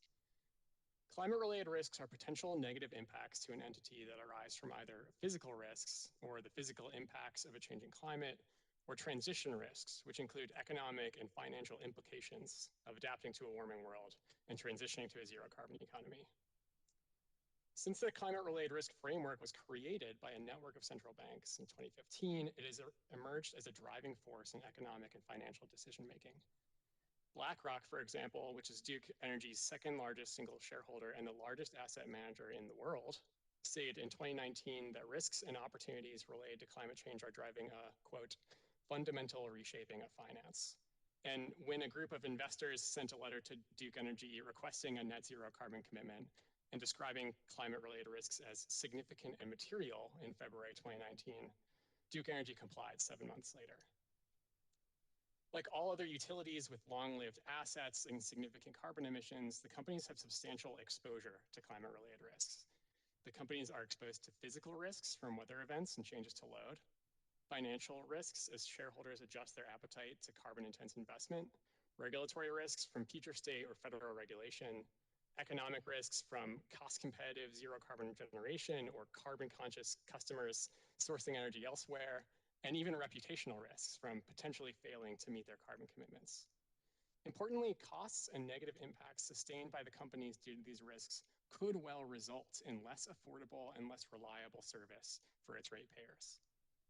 In this way, integrating climate-related risks is not in conflict with pursuing affordability or reliability, and in fact, these goals are tightly connected. Managing long-term risks to affordability was in fact the intention behind creating integrated resources planning in the 1970s and 80s. As climate-related risks continue to accelerate, consideration of those risks should rightly be incorporated into the resource planning process. Planning ahead is so critical here because climate-related risks are path-dependent. Investment decisions that we make today have long-term implications for risk and can either open or close different possibilities for the grid of the future. To state it plainly, declining to act to manage climate risks today could make every option more expensive down the line. I recommend that the commission, identify climate-related risks as a relevant factor for resource planning in the public interest and evaluate the plans presented before it accordingly. So with this standard in mind, I reviewed the company's filed integrated resource plan, company's witness testimonies, and discovery responses to determine whether the company's plans adequately manage climate-related risks. I did this in 3 ways. First, do the plans appropriately assess climate-related risks to the company's assets and operations? Second, do the plans consider strategies that would mitigate climate-related risks and drive incremental cost benefits? And third, do the plans appropriately evaluate cost impacts of climate-related risks? I find that the plans fail to accomplish any of these objectives, and I'll provide a brief summary of my findings and recommendations. In preparation of these plans, the companies declined to conduct any systematic assessment of climate-related risks. And despite the foreseeable impacts to relevant inputs like load forecasts or unit heat rates, the companies declined to integrate climate-related physical impacts into plan creation. Finally, the companies' reference carbon prices are substantially lower than the reference federal policies or bills identified within the plans. To provide a clear assessment, I recommend that the companies undertake a systematic climate risk assessment, including physical risks, and adopt the reference carbon prices used in the U.S. Energy Information Administration's 2020 Annual Energy Outlook. The plans also fail to consider strategies to mitigate climate-related risks and drive customer benefits. For example, the plans do not yet capture the full potential value of distributed energy resources or increased regional coordination for decarbonization or affordability. The plans also apply conservative assumptions to solar interconnection that curtail consideration of cost-effective renewables. The companies should provide transparency on the role of distributed energy resources and the potential for regional coordination while applying scrutiny to unduly conservative estimates on interconnection. Finally, the plans fail to appropriately evaluate the potential costs incurred by these risks. In particular, the plans provide little meaningful assessment of the long-term carbon implications of the investments envisioned in their plans. In simple terms, it is difficult to reconcile the base case with carbon policy's build-out of 7.3 gigawatts of long-lived carbon-emitting resources with its commitment to a net zero carbon system by 2050. I explore this issue further in the carbon stranding report attached to my testimony, and I find that gas-fired carbon-emitting assets envisioned in the plan's base case with carbon policy scenario would lock the companies into substantial emissions through mid-century. And in order to comply with its carbon commitment, the companies would need to remove these units from generation, creating almost $5 billion in stranded asset costs for ratepayers. These costs, or alternatively, an explicit plan from the companies to avoid them, do not appear in the plans. While substantial stranded asset costs represent just one way that climate-related impacts are not appropriately evaluated. While the plans discuss carbon capture and storage or hydrogen fuels at a high level, they do not include due consideration of the cost impacts or feasibility of such investments. To further complicate the issue, the plan's evaluation of revenue requirement assumes little difference in cost trajectory between scenarios over the 2040 to 2050 timeframe, despite the clear difference in implied need for decarbonization. To better evaluate these potential costs, I provide several recommendations to be implemented in a future plan. They start with explicitly considering the company's net zero pathway in the generation of its integrated resource plans and providing a unit-level explanation of how carbon-emitting assets will continue to generate through mid-century. In conclusion, 21st century climate-informed resource planning presents the Commission with a substantial challenge. It must chart a course for long-term planning in an industry that is experiencing its most dramatic transformation since its creation. Climate-driven trends from physical events to economic and financial pressures will drive substantial change in how we meet our energy needs over the next decades. The integrated resource planning process provides the Commission the tools to assess the implications of those trends and ensure that South Carolina ratepayers continue to be served with affordable, reliable, and sustainable power through the 21st century. What South Carolina ratepayers cannot afford is continuing with planning processes that ignore these trends. Given that these plans fail to integrate climate-related risks, they should not be accepted as the most prudent and reasonable option for South Carolina ratepayers. The conclusions and recommendations provided in my testimony provide helpful suggestions on how future plans could get things right. This concludes this summary of my direct testimony. Mr. Fitch, thank you for that. Did you cause to be prepared under your direction 30 pages of surrebuttal testimony that was pre-filed in this proceeding? I did. If I was to ask you all of the questions present in your pre-filed surrebuttal testimony again today under oath, would your answers be the same? They would. Mr. Chairman, I move that the pre-filed surrebuttal testimony given by Mr. Fitch be entered into the record as if given orally from the stand. The pre-filed surrebuttal testimony of Mr. Fitch will be entered into the record as if given orally from the stand. Mr. Fitch, did you prepare a summary of your surrebuttal testimony? I did, Mr. Spear. Thank you. Please deliver your summary to the Commission now. Thank you. Mr. Chairman, Commissioners, I will now provide a brief summary of my surrebuttal testimony, which is in response to rebuttal from companies witnesses Roberts, Santoyani, Snyder, and Oliver. I'm grateful for the opportunity to discuss these issues in more detail. My surrebuttal testimony begins by addressing the company's witnesses' collective technical complaints with the methodology used in the carbon stranding report. Generally speaking, the witnesses take issue with the use of clear and transparent baseline assumptions and request a more granular analysis. These complaints ignore the fundamental trade-offs present in modeling and the necessity to match a model's purpose with its components. The purpose of the carbon stranding analysis is to provide a clear, transparent explanation of the long-term stranded cost implications for the company's anticipated gas build-out. And therefore, an annual model with clear and transparent baseline assumptions is appropriate.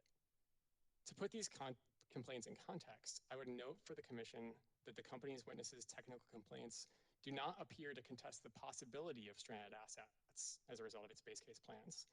Instead, these complaints only find issue with the specific methodology used to evaluate them. Witness Roberts' complaint with my testimony focuses on reliability concerns. I will reiterate here that reliability is a cornerstone of the grid, and I do not recommend that the companies depart from NERC reliability standards. And importantly, I would note that the recommendations made in my direct testimony do not advocate that the companies do so. Witness Roberts' discussion of recent reliability events due to extreme weather demonstrates the need to anticipate extreme weather patterns amplified by climate change. The plans fail to do that as filed. Witness Santoyani's rebuttal testimony focuses on the other ways that the companies and Duke Energy are addressing climate-related risks. These examples demonstrate the importance of integrating these climate risks to maintaining economic health for both the companies and their ratepayers.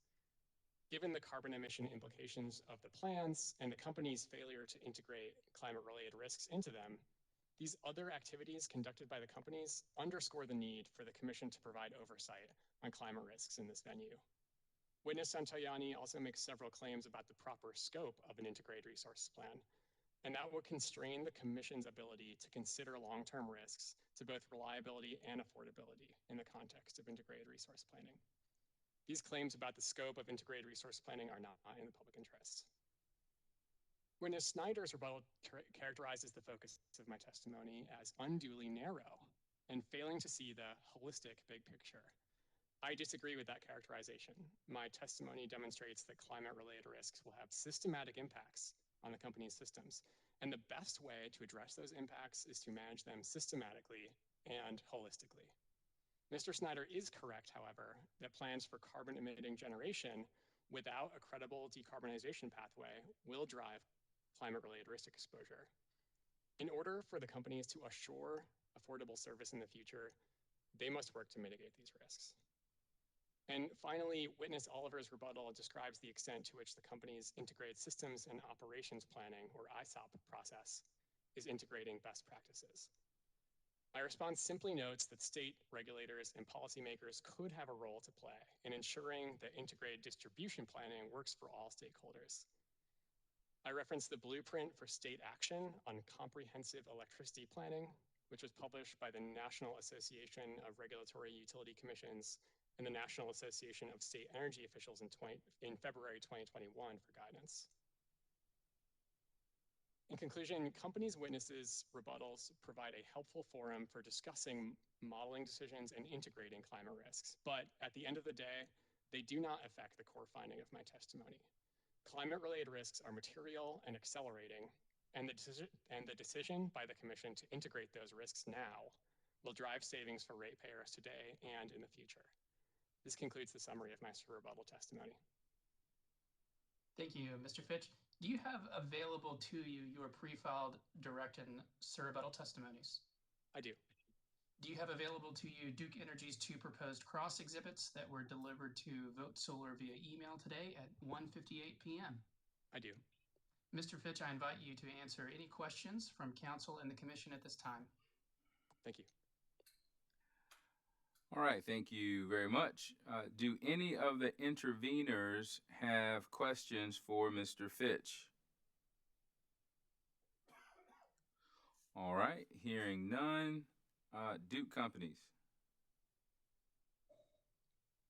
Thank you, Mr. Chairman. Hello, Mr. Fitch. My name is Frank Ellerby, representing Duke Energy Carolinas and Duke Energy Progress this afternoon.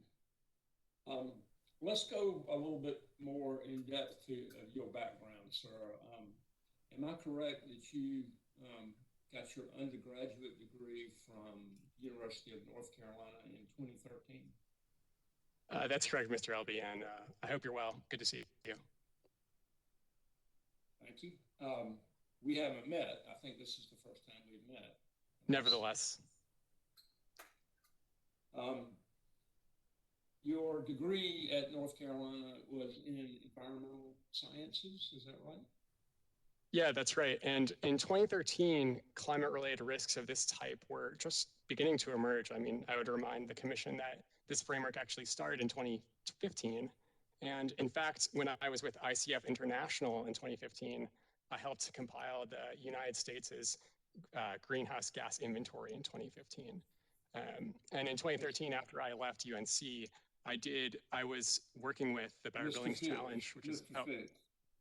I asked you about what your degree was in. I didn't ask you to talk about your entire work history. I don't think that's a proper response to my question, sir. I apologize. Your question again, please. In 2016, you got a master's from the University of Michigan, and that was in Masters of Science in Natural Resources. Is that right? That's right. I was a Peter and Carolyn Mertz Fellow. My concentration was in environmental policy and planning. And since then, you finished the schoolwork that you've done so far, you have had a number of positions, advocacy positions relating to environmental issues. Is that correct? Yes, and I would say actually the first regulatory work I did was while I was at the University of Michigan. I was a consultant for Southern California Edison, doing a market potential study for electrification. in their service territory. And then after that, I did go to the Environmental Defense Fund. You the position that you had, I wanted to ask you about that. I'm glad you brought it up. You worked. That's your only employment for a utility. Was it 4 months that you worked for Southern California Edison? That is correct. Yes. And did you have any involvement in managing or operating their grid functions while you worked for Southern California Edison? I did not. And Southern California Edison specifically brought me in to discuss policy implications, which I was happy to do. Right. Was that an internship? It was a consultancy. And it lasted 4 months? That's right. And going back to your formal education, you did not take courses in electrical engineering at North Carolina or at Michigan, did you, sir? I did not, but I did take courses in energy policy and actually several courses on the economic and policy considerations that happen in grid planning generally. But there's nothing that you took in your part of your formal education that would have educated you in the demands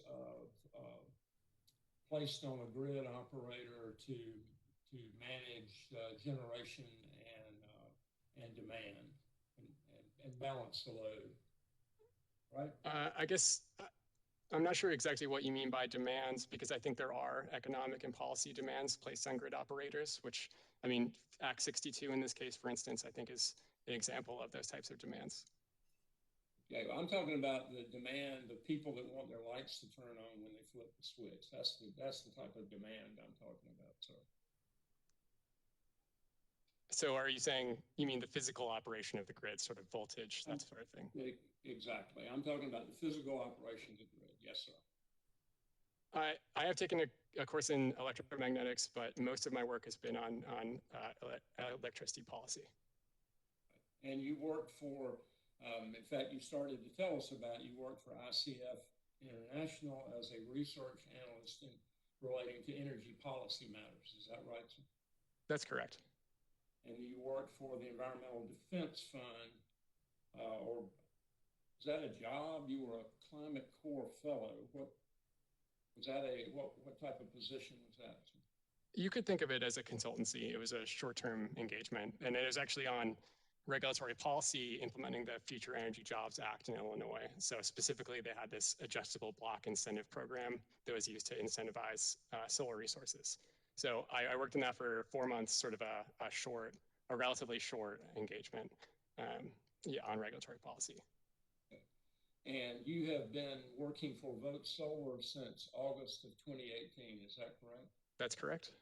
And you recently got a promotion, is that what I understood? A change in title, was that a promotion? Yes, I think that's correct. Okay. And that is, Vote Solar is it a business association that advocates for pro-solar policies? Would that be a way of describing it? No, I don't think that's right. And in fact, the definition of Vote Solar, I think, is in the beginning of my direct testimony. If it's a 501c3 nonprofit, I would call it a public interest organization. It is not a trade association. It doesn't take corporate donations, and it doesn't have corporate members. Are you familiar with the North American Electric Reliability Corporation, NERC? Sometimes called NERC, yes, I am. Are you aware that NERC establishes standards subject to the approval of FERC with regard to the physical demands of operating the electricity grid in this country? I am familiar with that. Are you an expert in the requirements, the NERC requirements relating to those obligations? No, my expertise is not in reliability standards. Do you understand that under NERC standards, both DEC and DEP are balancing authorities and have agreed to comply with and obey the requirements of NERC with respect to the operations of the grids for which they are the balancing authority? I am aware of that, and to clear up any misunderstanding, I do not recommend that the companies diverge from those those standards. But that is not an area of your expertise, so you would not be the person to advise this commission about whether one path or the other would lead to a violation of the NERC standards or not, are you? I think the commission should sort of act in a similar way to Glenn Snyder might in terms of integrating perspectives from many different points of view, some including raw engineering, some including policy and economic implications. I think the standard that is created by Act 62 requires that they do so. But you agree with me that Act 62 didn't suggest that this commission could take lightly the utility's obligation to maintain reliability, right? No, of course not. I mean, that's fundamental. As the chairman said earlier today, you got to keep the lights on, right? I would agree with that. Yeah, and I think of Duke Energy's own 3 pillars of resource planning is affordability, reliability, sustainability. I think that's, as I discussed in my summary, I think those are tightly interconnected, but I think that thinking of them as 3 pillars is quite helpful. Are you familiar with the NERC's system of certifying system operators, people that actually sit in the control rooms and manage the grid operations within the balancing authority? I have a general understanding, but I don't have very specific knowledge of that. And you haven't tried to get certified as a system operator, of course. That would not be consistent with your role. Right, my role is providing policy expertise. And but you are aware that Duke witness Sammy Roberts is a certified system operator that has met the requirements established by NERC, right?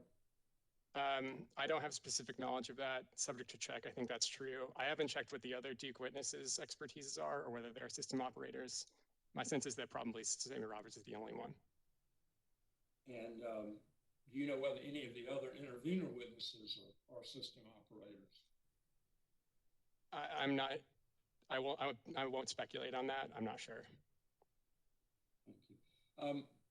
Do you agree with me that maintaining the balance between generation resources and the physical demands of customers of the utility and balancing the demand from customers and the generation that the utility has at its disposal, that is a complex process, Mr. Fitch? Absolutely.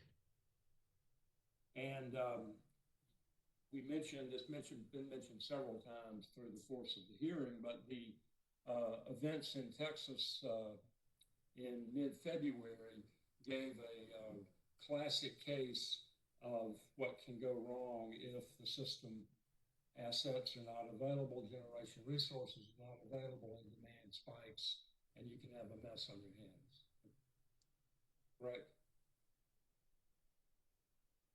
I think the way that I interpret the ERCOT reliability event is that system did not plan for extreme weather. And the extreme weather did impact their generation resources, both sort of conventional steam and renewable. And if that utility system had planned for extreme weather, some of which could be amplified by climate-related events, then they might have been able to avoid the load shedding event that occurred. Did you read about the people that were applauding the actions of the system's operators in shutting down the system and parts of the system in order to save it from potentially being major parts of the system being destroyed and then taking months to fix instead of days and weeks? Did you read about that? I did, yes, and that was certainly heroic work. Yeah, and do you agree with me that that's an example of the complexity and the difficulty of managing the grid and dealing with balancing your available generation with the demands coming from your system? I do. I agree that that in that example is quite helpful, I think, because it shows how unanticipated weather effects can affect the grid in really substantial ways, and it's important to plan for those. And I believe that some of those are amplified by climate-related or by the physical impacts of climate change, and therefore should be integrated into planning.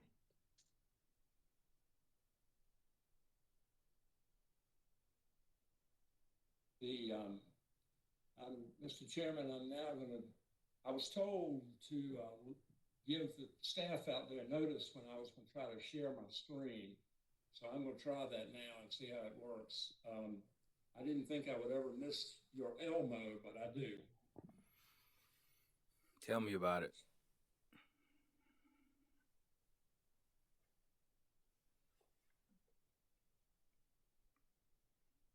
Well,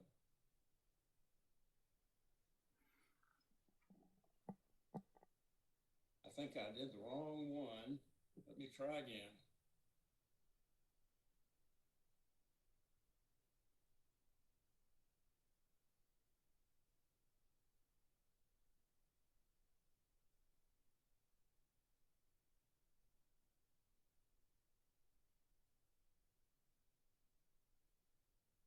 Is it? You're just seeing black, aren't you? I do.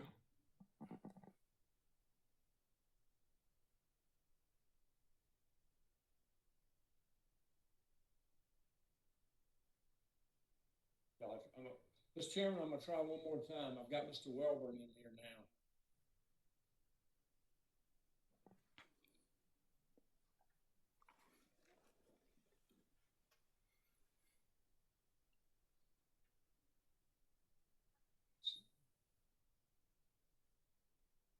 Which one is it? This one.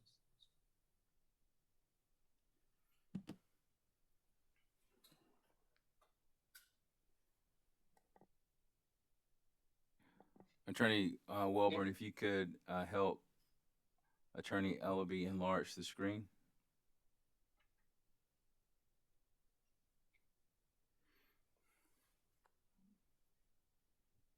Okay.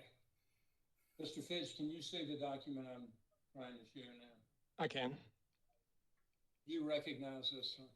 I do. And this is your company's response 1-9 to our first set of interrogatories. Did you assist Mr. Spear in preparing this response? I wrote this response. Or I assisted Mr. Spear. I'm sorry. Did you help? I believe I wrote most, if not all of it. Okay. And our question was, please explain whether and how Mr. Fitch considered reliability risk of not meeting customer load in his evaluation of climate risk facing DEC and DEP. And your answer was, testimony submitted by Mr. Fitch identifies climate-related risks to the company's assets and operations and assesses how the companies characterize and manage those risks. Mr. Fitch expects that the companies will manage reliability risk just as they manage all relevant business risks in line with prudent business management. Mr. Fitch's testimony does not provide an analysis or conclusion on this company's management of reliability risks. Did I read that correctly, sir? I think you've got it correctly, yes. So you didn't take into account reliability. Well, explain this to me, because sometimes I read it one way and the other. Are you saying that you didn't take into account reliability, or you didn't take reliability into account, or are you saying that you assumed that the company would take care of reliability and would manage reliability? Yeah, thank you for allowing me the opportunity to clarify. So what I did in my testimony is I identified that climate-related risks could have impacts to reliability, and that this is something that the companies should consider in future plans. In general, with considering a most prudent and reasonable plan that's in the public interest. I did not conduct a specific analysis of reliability impacts from changes to when peak demand are, changes to extreme weather incidents, or changes to load forecasts generally. And I didn't form any conclusions from that specific analysis because I did not conduct that specific analysis. But I think my general sense is that there could be reliability impacts from climate change, which I think is borne out by examples like ERCOT, the ERCOT example you referenced, and others. But is it essentially the case that you are assuming that the company will take care of reliability? I think we're all assuming in this case that the company will maintain reliability as it is a system operator, and it's ethically obliged to do that. And the companies, DEC and DEP, have the people who know how to operate the system and know how to meet those demands, and you anticipate that they will continue to do that, correct? That's true. And I think the integrated resource plan itself, providing those 6 different scenarios, shows that there's multiple ways to reach resource adequacy. And so I think that there are multiple ways to reach resource adequacy, and that the companies are resourced to do so, but that they should incorporate climate-related risks. And the company did in the IRPs presented several different portfolios that showed different ways of managing the risks and with differing results in terms of cost, carbon output, and what types of generation the company would be relying on. That's all laid out in the IRPs, right? I disagree with that. I do believe we asked the companies in discovery about whether they'd conducted an analysis of climate-related risks, and I believe the response says they did not conduct such an analysis. I think that's Vote Solar Request 1-10, but I could be wrong. It's absolutely an exhibit to my testimony. And my issues, generally speaking, are not with any specific scenario, but the planning process broadly. So I think Commissioner Casson likes to talk about inputs. And I think in order to get the outputs right, we need to get the inputs right. And in this case, I do not think the inputs were correct. Speaking of inputs, let's talk about the report that you authored that was put out by ETI, and that's an exhibit to your direct testimony. You're familiar with the reports? I am. Now, ETI is Energy Transition Institute. Have I got that right? That's correct. And that's a relatively new organization, isn't it, Mr. Fitch? I'm not sure when it was founded. It's published 3 papers that I can find on the website. Is that right? I'm not looking at the website. Okay. You don't know the answer to that? I think 3 is certainly the fellowship cohort I was a part of included more than 3 people. I'm not sure. You were a fellow, the cohort, you mentioned the cohort, you were a fellow of ETN and received a stipend, right? Yes, that's right. And you you wrote the paper while you were in that fellowship, is that right? Those were the terms of the fellowship, yes. Okay. And were you assigned the subject by ETI? I was not. I pitched the subject on the institute. And you mentioned the cohort. I noticed that the other 2 papers that are shown on the ETI website were also written by people that had fellowships that I guess were part of your cohort. Is that kind of standard practice for that entity? I don't think I can comment on the standard practice for that entity, but my sense for the cohort was that that the fellowships would result in engaged scholarship on climate and energy in the Carolinas. Were y'all the first ETI cohort? That's my understanding, yeah. Okay. My understanding, and I'm not sure that ETI was formed in 2020. Is that last year? Do you know that? I already said I don't know that. Your paper and the other 2 do not appear to be peer-reviewed scholarly papers. Is that correct, sir? That's an interesting term. They do not appear in an academic journal, but They were in fact reviewed by peers who work in climate and energy. Steve Levitas, the commission knows Steve Levitas. He was one of the people that reviewed yours, right? Yes, that's correct. As well as Mike O'Boyle, who's at the Energy Transition LLC, Suzanne Mullins, Odette Muka, who's at Vote Solar, Sach Constantine, who's at Vote Solar, Nathan Phelps, who's at Vote Solar. I don't have the list in front of me, but he was one of several. Yeah. But they would, you understand what I mean by the term as it's used in scholarly journals, as you referred to it, of what a peer-reviewed publication would be. Yeah, I think if you're discussing the institutional process of peer review that occurs at scholarly journals, this did not go through that, but it was reviewed by peers who wanted it to be the analysis and results to be accurate.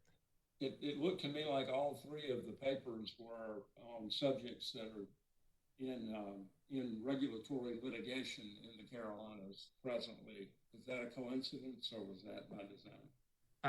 I'm not a lawyer. I don't know the regulatory, or I don't know the litigation press. Yeah, what's in litigation and what's not.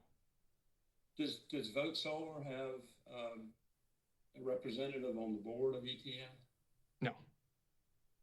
Am I correct that the chair of the entity is Tyler Norris, who is an executive with Cypress Creek Renewables? I apologize. I want to revise my previous answer. I don't know the identity of the board. I don't think that anyone from Vote Solar is involved, but I do not know. The only one that I do know is that Tyler Norris is the chairman of the board. And Mr. Norris is he's an executive with Cypress Creek Renewables, isn't that right? I'm not sure. He has several titles, I think.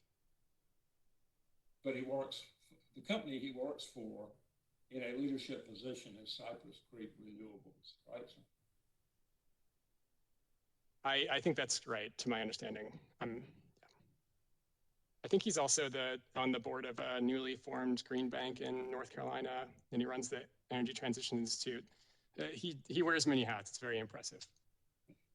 And Cypress Creek Renewables is one of the country's leading solar and storage companies, isn't that correct, sir? Battery storage, energy storage. I'm familiar with them broadly. I don't know if they're one of the nation's leading. You know they do utility scale solar projects heavily in the Carolinas and also in other parts of the country, right? Mr. Chairman, this is Taylor Spear from Vote Solar. We're getting out of the bounds of the direct testimony, the surrebuttal testimony, and the objection specifically is that Mr. Ellaby's questions call for speculation and frankly, lack of foundation. So. May I respond, Mr. Chairman? Yes, sir. The questions go to whether the publication of the study may be biased in favor of the solar industry. And the organization that published Mr. Fitch's report is headed up by a person who is an executive with Cypress Creek Renewables, and that's a very successful solar and battery storage company. I think that's something the commission ought to know. All right, I think you made your point. Move on. Thank you, Mr. Chairman.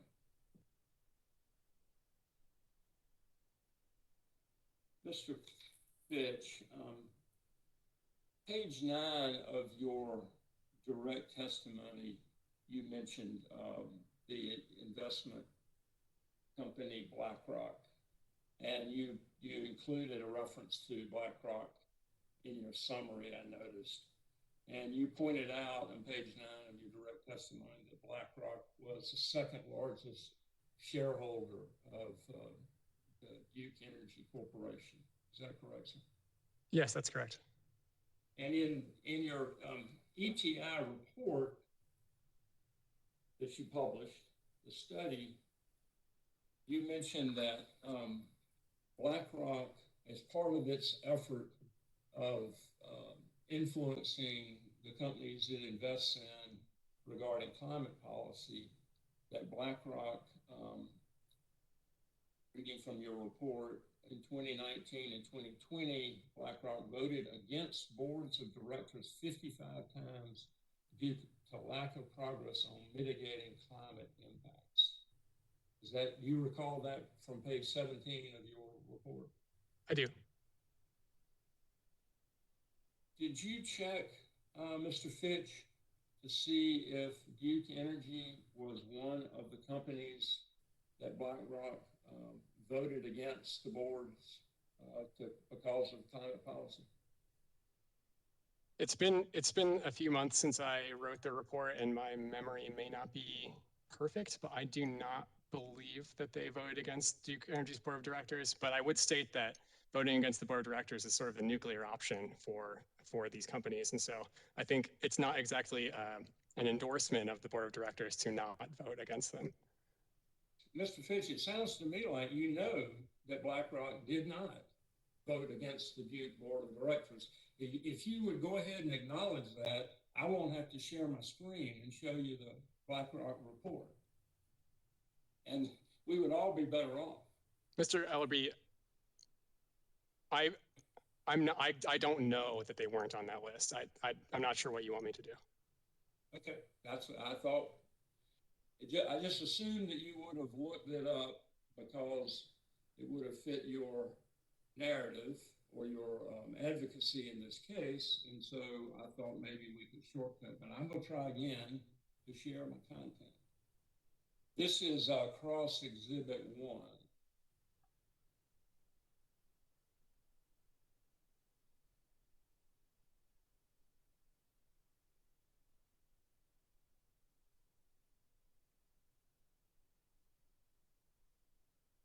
Can you see that, Mr. Fitch?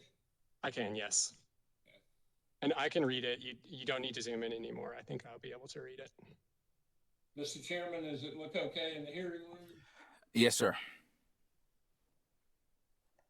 And I'm going to go ahead, since we've laid the foundation for what I'm asking about already, I'm just going to try to scroll down to the appendix, which is page 27 of the document. And of course, I'm trying to demonstrate a negative here, but as we look through, as I scroll through, Mr. Fitch, let me know if you see Duke Energy on here. I'm looking at the names, and I have not seen it to date. Yes, I do not believe that Duke Energy is in that list. I see ExxonMobil and Chevron in that list, but I don't see Duke Energy. Right. There are lots of energy companies on the list, aren't there, Mr. Fitch? I was provided this cross exhibit an hour ago. I haven't reviewed it in detail. Yes, sir, but you highlighted it in your direct testimony. It's in your report that you did. You mentioned in the summary. Mr. Spear asked Ms. Santoyani about it a couple of days ago. Y'all have made it an issue. So I didn't want to have any lingering doubt out there about where Duke stood with respect to the BlackRock activity. Mr. Chairman, Taylor Spear for Vote Solar. I would ask that the chairman instruct Mr. Ellerby to ask a question. Stop sharing that document, Mr. Chairman. Mrs. Attorney Spears, is that an objection to the attorney essentially testifying? Yes, Mr. Chairman. Objection sustained. Attorney Ellerby, please ask your question and move through your cross. Yes, sir. The good news is I'm finished with that document. Mr. Chairman, I would ask that the two cross exhibits that I've asked Mr. Fitch about, one marked, the first one, which was marked cross exhibit 3, I think DEC DEP Fitch cross exhibit 3, and the second one, the BlackRock report, which was DEC DEP Fitch Cross Exhibit 1, that those be admitted into the record.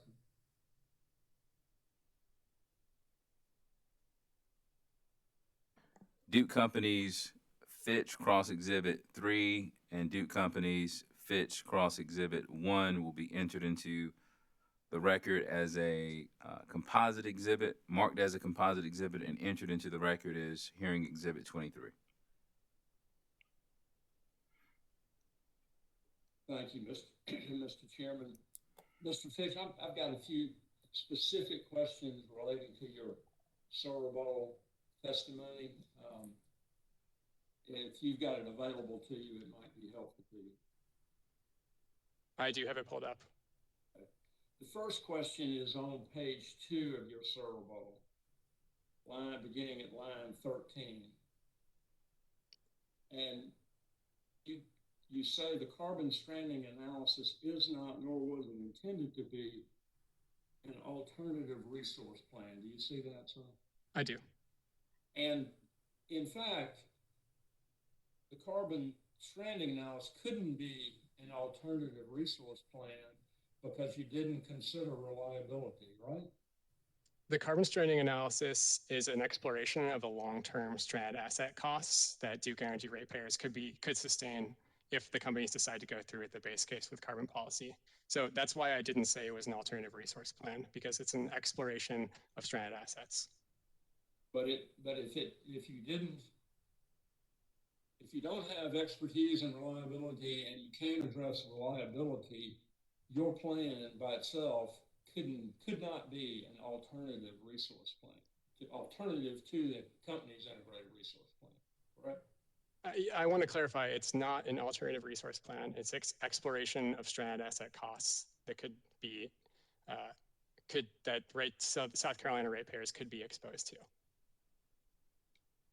Page 4 of your Cerebral, please. I'm there. Okay. Line 6, the sentence that begins on line 6, the witnesses are the witnesses who offered rebuttal testimony that criticized your testimony in your report. Is that right? Yes, that's right. And you say the witnesses generally agree that these assets, and I think the assets you're talking about there are natural gas assets. Is that right? I believe that's right. That these assets will be subject to increased climate-related transition risks over time, and that their role in the company's fleet will dramatically change over the coming decades. So I've got a couple of questions there. At points in your direct and your Cerebral testimony, Mr. Fitch, you seem to be saying that the company ignored climate risks. And yet in this sentence, you say that the witnesses acknowledge that climate risks are going to cause generation resources to be used differently over time. Isn't that contradictory, Mr. Fitch? To be clear, I do not think that the base case with carbon policy or any of the integrated resource plan adequately integrates the cost impacts of climate-related risks. And there is, I see what you're getting at, which is this a disconnect between sometimes what I would call the rhetoric of the company at times and its actual plans. And I absolutely agree with you that that is a disconnect, and it's just confusing. And if the company and the witnesses have explained that that the company expects that the role of gas generation may change from a baseload type asset in the near term to a reliability peaking sort of asset as we move further along. Isn't that right, Mr. Fitch? What I will say is that all of the assets that are contemplated in the base case with the carbon policy, in combined cycle, which typically aren't used for peaking, and combustion turbine, all of those assets, they're contemplated having an operating lifetime of 35 years. And some of the assets in the plan are set to be built in 2035 and therefore would be operating in 2070. And And I'm not sure, I know that combustion turbines are often used for peaking, but I'm not sure about combined cycle. I don't think those are often used for peaking purposes. But the witnesses had explained that under certain of the scenarios, those assets are needed to maintain system reliability. So they would need to be kept on the system, even though they're going to be run a lot less and be emitting a lot less carbon. Isn't that the thrust of their testimony that you're responding to? I believe that's the thrust, but I believe that matter is also contested. I would look to the Synapse study, for instance, of a plan that those experts believe maintains reliability standards, but does not incorporate any new gas assets. Now, when you say those experts about the Synapse study, you're talking about the people that wrote the Synapse study, right? Just to be clear. Yeah, yes, I'm referring to Rachel Wilson. Yeah. But you didn't mean that the company experts agree or have assessed or offered any opinions about the Synapse report consistent with what you just said. No, I did not intend to state that. I didn't think you did. But I wanted the record to be clear which experts you were talking about. I appreciate that. And you understand that the company has some significant problems with the Synapse report based on what we know so far. You don't know. I would leave that to Rachel Wilson.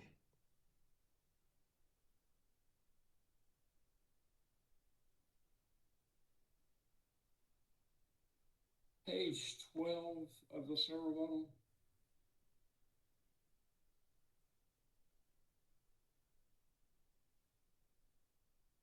All right, I'm there. The sentence that starts on page 10. The scenarios within the company's plans show that there are multiple pathways to achieving system reliability. By integrating climate-related risks, the companies can achieve a plan that provides viable, affordable, sustainable power while avoiding climate-related impacts to reliability and affordability. Is that's something you agree with the company on, that there are alternative portfolios that do these things? Is that right? That is not an accurate characterization of my testimony. And again, I'd go back to the inputs, outputs. My issue with the integrated resources plan as filed is that the process that created those scenarios does not integrate climate-related risks, including the risks of, potentially shorter lifetimes for natural gas assets. And so what I'm trying to demonstrate in this sentence is that there are multiple pathways for achieving system reliability, and that the base case, for example, isn't the only option that's being proffered by the company. But I'm not endorsing any of those scenarios because my issue is with the process that created them, if that makes sense. But you agree that the company has illustrated and studied multiple portfolios that show different levels of carbon reduction and dramatically different costs too, Mr. Fitch, right? I think it's clear from my testimony that I don't agree with the cost assessment that the company's made. So it's true that those are the contents of the integrated resource plan as filed. I don't think that they're accurate. That would be another reason that your study is not an alternative resource plan. You provided no cost estimates, did you, sir? Right, so the carbon stranding analysis, as I mentioned before, is an exploration of the long-term stranded asset cost implications for South Carolina ratepayers. It is not an alternative resource plan. And the reason I use that language is because it appears in Act 62, and I offered the carbon stranding analysis as a helpful source of information for the commission to review this plan, but I do not proffer it as an alternative. I think it might be helpful to look at this plan and other resource planning exercises that are in evidence in this proceeding. The Synapse plan, I think, is one.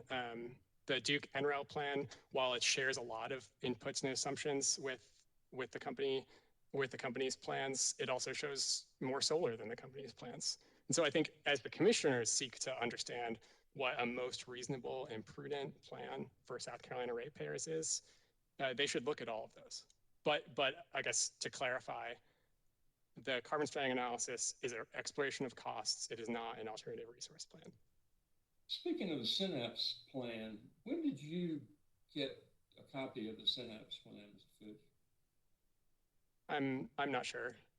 You discussed it, you referred to it in your Bowl testimony, and it was filed in this docket as an exhibit to Bowl testimony on the same day that your Bowl testimony was filed. So I assume you must have received it in advance of you filing your Bowl testimony. I received the plans. My memory is that I received the plans, I think, is at the same time that the companies did, which is when they were filed in North Carolina. And have you had sufficient time to examine all the assumptions in the synapse plan, and therefore you're willing to rely on the synapse plan? I wouldn't say that I've reviewed it, the inputs, and I believe the inputs are more appropriate than the inputs that the company uses. I did not develop that plan. I reviewed it and it appears to be reasonable to me. Did you have any input into it as it was being prepared? I did not. You didn't review it. Apparently it was corrected at one point. Were you part of the effort to correct that plan? I was not. Look at page 20 of your Bowl testimony, please.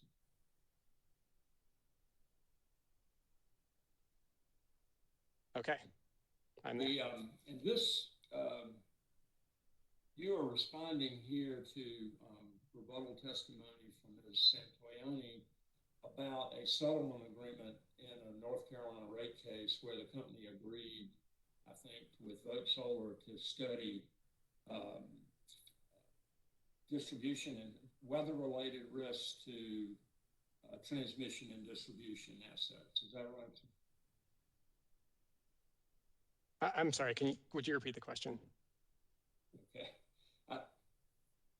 This is your Bowl testimony, and you're responding to rebuttal testimony from Ms. Santoyani about a settlement agreement in North Carolina under which the company agreed to study certain level of climate-related risks that your company wanted to be studied, right? That's correct. Vote Solar, I'm not sure. I think as a 501c3 nonprofit, they're not a company, but yes, that's right. And I would just for additional context, I would just note that what was being discussed in the North Carolina rate cases where this settlement was filed was something called the Grid Improvement Plan, which was specific investments to distribution and transmission. And my sense is that they did not include the Grid Improvement Plan did not include consideration of additional generation resources. But in your Bowl testimony, you make the point beginning at line 21 that settlement agreement did not include climate risk to generation assets, correct? That's correct, but those were not at issue in the rate case. Right. But are you aware that this commission has opened a docket at the request of the ORS to broadly study climate-related risks to all of the company's operations, and that comments from the company and others, stakeholders the deadline, I think, is the middle of June 11th, maybe. Are you aware of that? I'm familiar with that proceeding, and I have reviewed the initial order from the commission. But I would note that those are physical climate-related risks only, to my understanding, and not climate-related transition risks as are discussed in my testimony. And that request by ORS was generated as a response to requests from the governor and some legislators responding to the events in Texas that you and I talked about a little while ago, right? Are you aware of that? Yes, I am aware of that. I believe it was started by a letter from Governor McMaster. And again, I think it does illustrate the need to anticipate climate-related physical impacts on the grid. And I'm hoping that proceeding will be generative. I think it will be. I'm glad that the commission and ORS opened it. But you don't think that will take care of what you were asking for in your direct testimony? Right. I think that is one component of climate-related risks. And if you recall in the summary of my direct, I did talk about physical risks and transition risks. And I think it's important to see those as linked together. And so because that proceeding does not include transition risks, I do not think it would be a complete review of the type that I'm asking for here. And just to clarify for me that the concerns expressed by BlackRock, you've used BlackRock as an investor, as an example of the transition risk, right? Yes, I think that's right. And I mean, to be clear, I discuss many economic and financial, or several financial and economic institutions in my direct testimony, from the Federal Reserve to the U.S. Commodities Futures Trading Commission. Right. Can you turn with me to page 22 of your cerebral, please, sir? And this Sure. may be, are you there? I am. What I'm asking about is beginning on line 12 to 14. Well, I'll just read the sentence because I think maybe it's something that slipped by your editing function. If, for example, a study retains a role for gas-fired generation by reducing those units' emissions substantially through a dramatic expansion of renewable energy and transmission in the next decade, then stating that the model maintains a role for misleading is unclear at best and misleading at worst. Can you explain or clarify or correct that? Yeah, and I appreciate the opportunity to correct the record. I'm happy to provide the commission with a corrected version of this testimony. So what I'm trying to get at there is that witness Santoyani, in her testimony, uses Princeton's Net Zero America study, for instance, as an example of a study that analyzes an approach to net zero by 2050 and says there is a role for gas-fired generation. But what that misses is that the Princeton Net Zero America study also asks that utility operators expand renewable energy generation by 4.5 times in the first decade. And so in order for the maintaining a role for gas generation to be sort of a plausible component of transitioning to net zero by 2050, it needs to be met with the other components of these plans. So there needs to be that rapid expansion of transmission and renewable energy. And thank you for pointing that out. I'm happy to correct the record on it. And just so we're clear, on line 13, when you say maintain a role for misleading, what you meant was natural gas generation. That's right. And I think Mr. Chairman, Taylor Spear for Vote Solar will be happy to file an errata sheet on that issue. Thank you, Mr. Ellerby.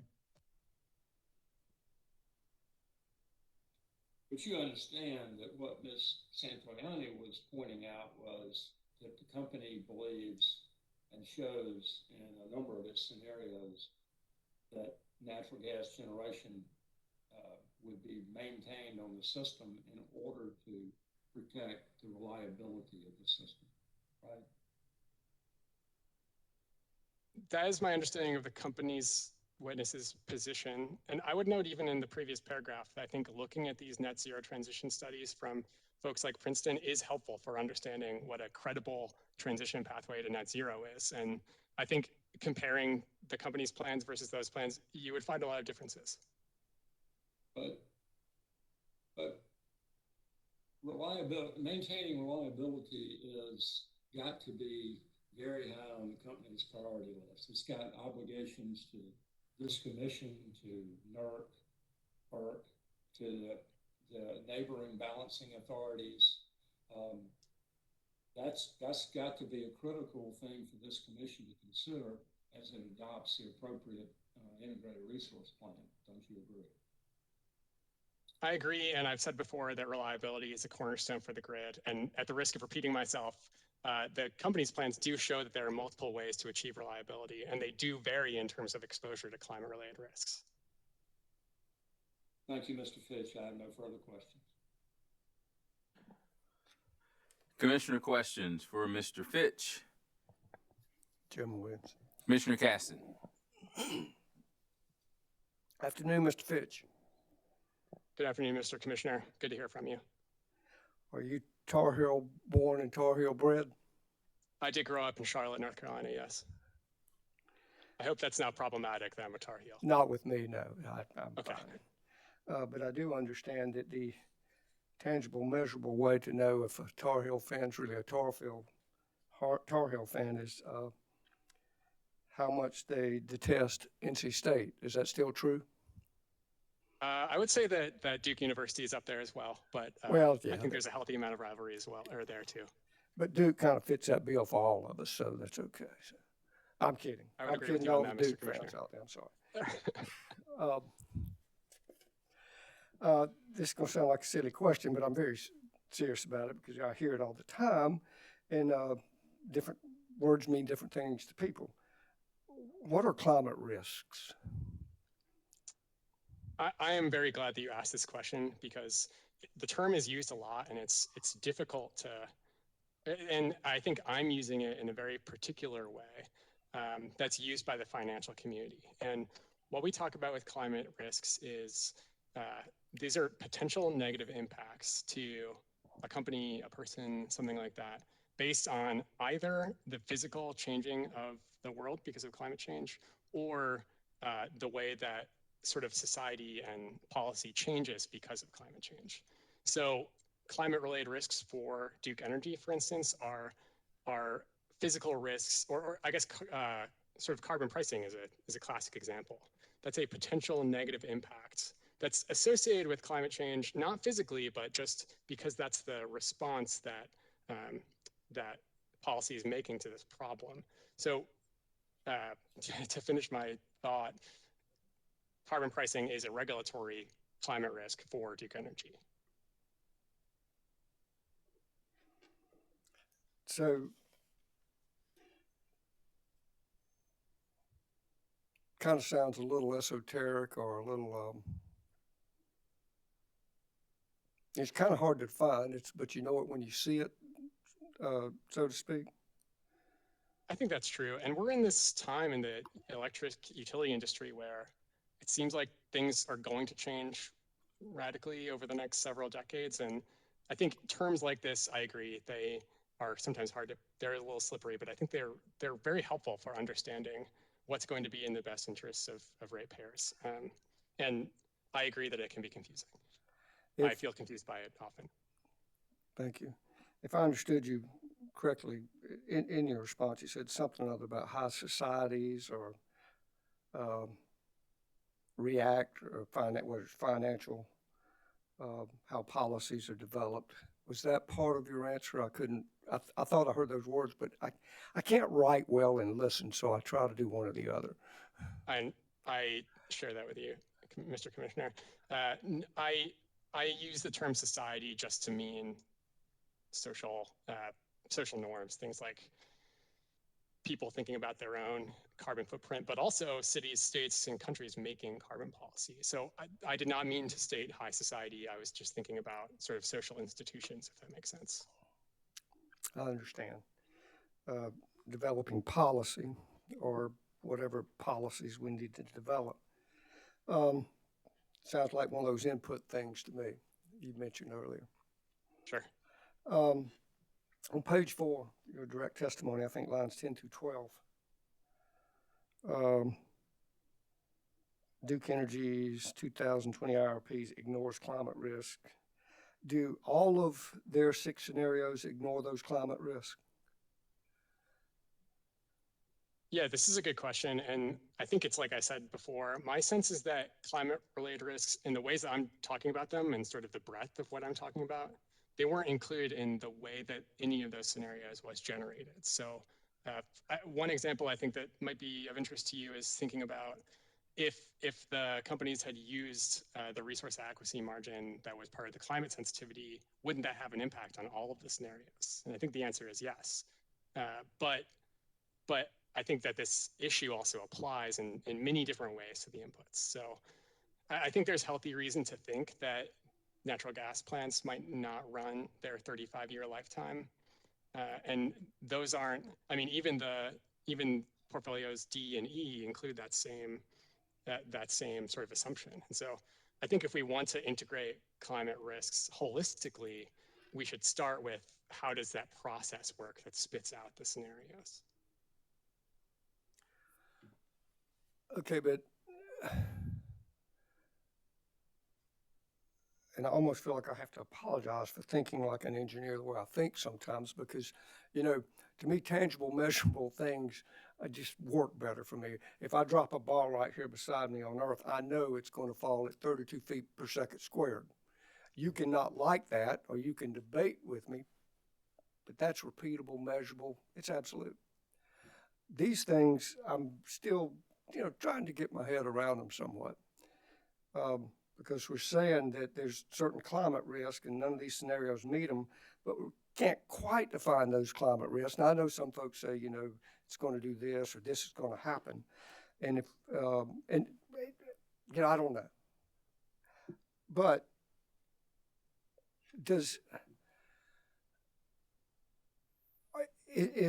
are you saying, or is Vote Solar saying that, okay, to eliminate that, are you saying we need to,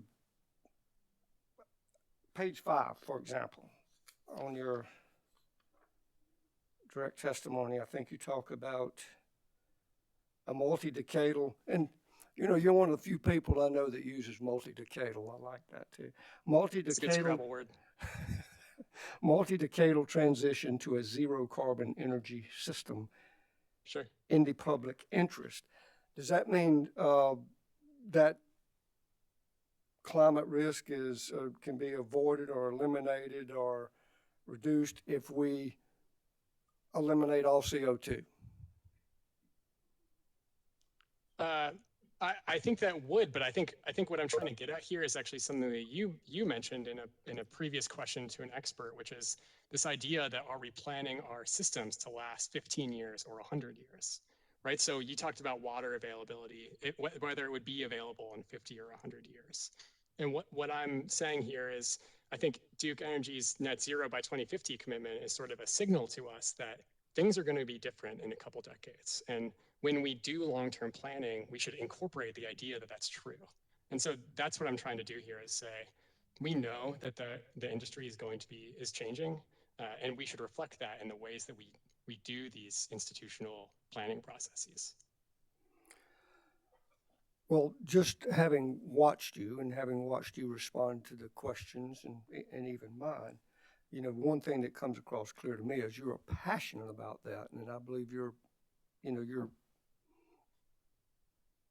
serious about, you know, what you're doing, and I appreciate that and I applaud that.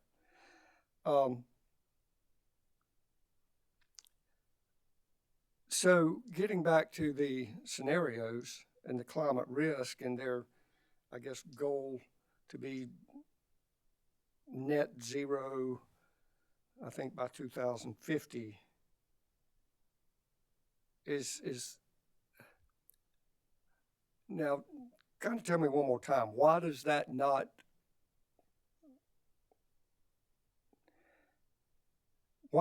ignore the climate risks? Yeah, so I kind of think about it. For me, this actually brings to mind Witness Snyder's use of that metaphor. It's a marathon, not a sprint. So you can imagine your friend saying they're training to run a marathon, but then you find them next week on the couch, and the week after that maybe they went on a short run, but it doesn't seem like they're going to make the marathon. I think that's the type of situation. I think that analogy sort of works here in a way. So we know that's Duke Energy's intention, but when we look at the long-term plans, I think in Discovery, the companies stated that they didn't do any explicit analysis of whether this 2035, going through 2035 would meet through 2050, or would meet that 2050 net zero goal. It's kind of like we'll figure it out when we get there kind of thing. Oh gosh, I apologize. I just lost my train of thought. But yeah, I think it's a situation where there is a disconnect between the rhetoric and then what we see in these filings. And I think when we're thinking about protecting the interest of South Carolina ratepayers, we need to make sure that there's not that conflict there. I understand. And I certainly don't want to speak for Duke. They can speak for themselves. But if I recall in their IRP and testimony when I read it, that they did mention the challenge of gets back to inputs. There had to be some assumptions. Now, whether they were right assumptions, the best assumptions, I don't know. But as I recall, that there were some assumptions that had to be made because as yet the technologies, we don't know what they're going to be yet. We don't know what right now the policies are what they are. The laws are what they are. So what are they going to be next week, next year, 10 years from now? And as we've seen in a fairly rapid way, that can change in a hurry. Do you agree? Absolutely. And I think I'm remembering one of the graphs from the or from the IRP document itself, where it shows dotted lines from where the company's emissions ended in 2035 and how they'll get to 2050. And yeah, I certainly there's a lot of uncertainty there. But my understanding of the company's analysis of costs is that it treats the costs of all those scenarios in the 2035 to 2050 range the same. So there's no integration into the cost analyses that it might cost more to move quicker, to delay action until later. And I think the analysis that I put forward in my testimony describes one of the issues there, which is if you keep putting capital into things that emit carbon, then you're going to have a problem when you have to meet some goals. Well, and correct me if I'm wrong, but as I understand it, a net zero carbon policy does not necessarily mean that no carbon is produced. Is that correct? Or am I wrong? That's right. And yeah, that's correct. And I don't know if Duke Energy has published a policy on how it intends to do offsets, but again, that's 2050. But I think there's reason to have some healthy skepticism about what that might look like. And I describe a little of that in my direct testimony. But I think Mr. Commissioner, you're right to point that out. But I thought in some of their scenarios in that table, they looked at the different scenarios based on that stakeholder input, as I recall, and it seemed like some of them included gas, some of them included gas, and perhaps if technology lends itself to it, modular nuclear reactors. How do you feel about that? How do I feel about modular nuclear reactors? Is that your question? Just to be clear, Mr. Yes, sir. I think there's a reason for healthy uncertainty that they'll develop on that timeline, but I think climate-related risks, as I described them, are an issue of carbon emissions, and if that is the clean, firm resource that gets us to zero, I think it has benefits.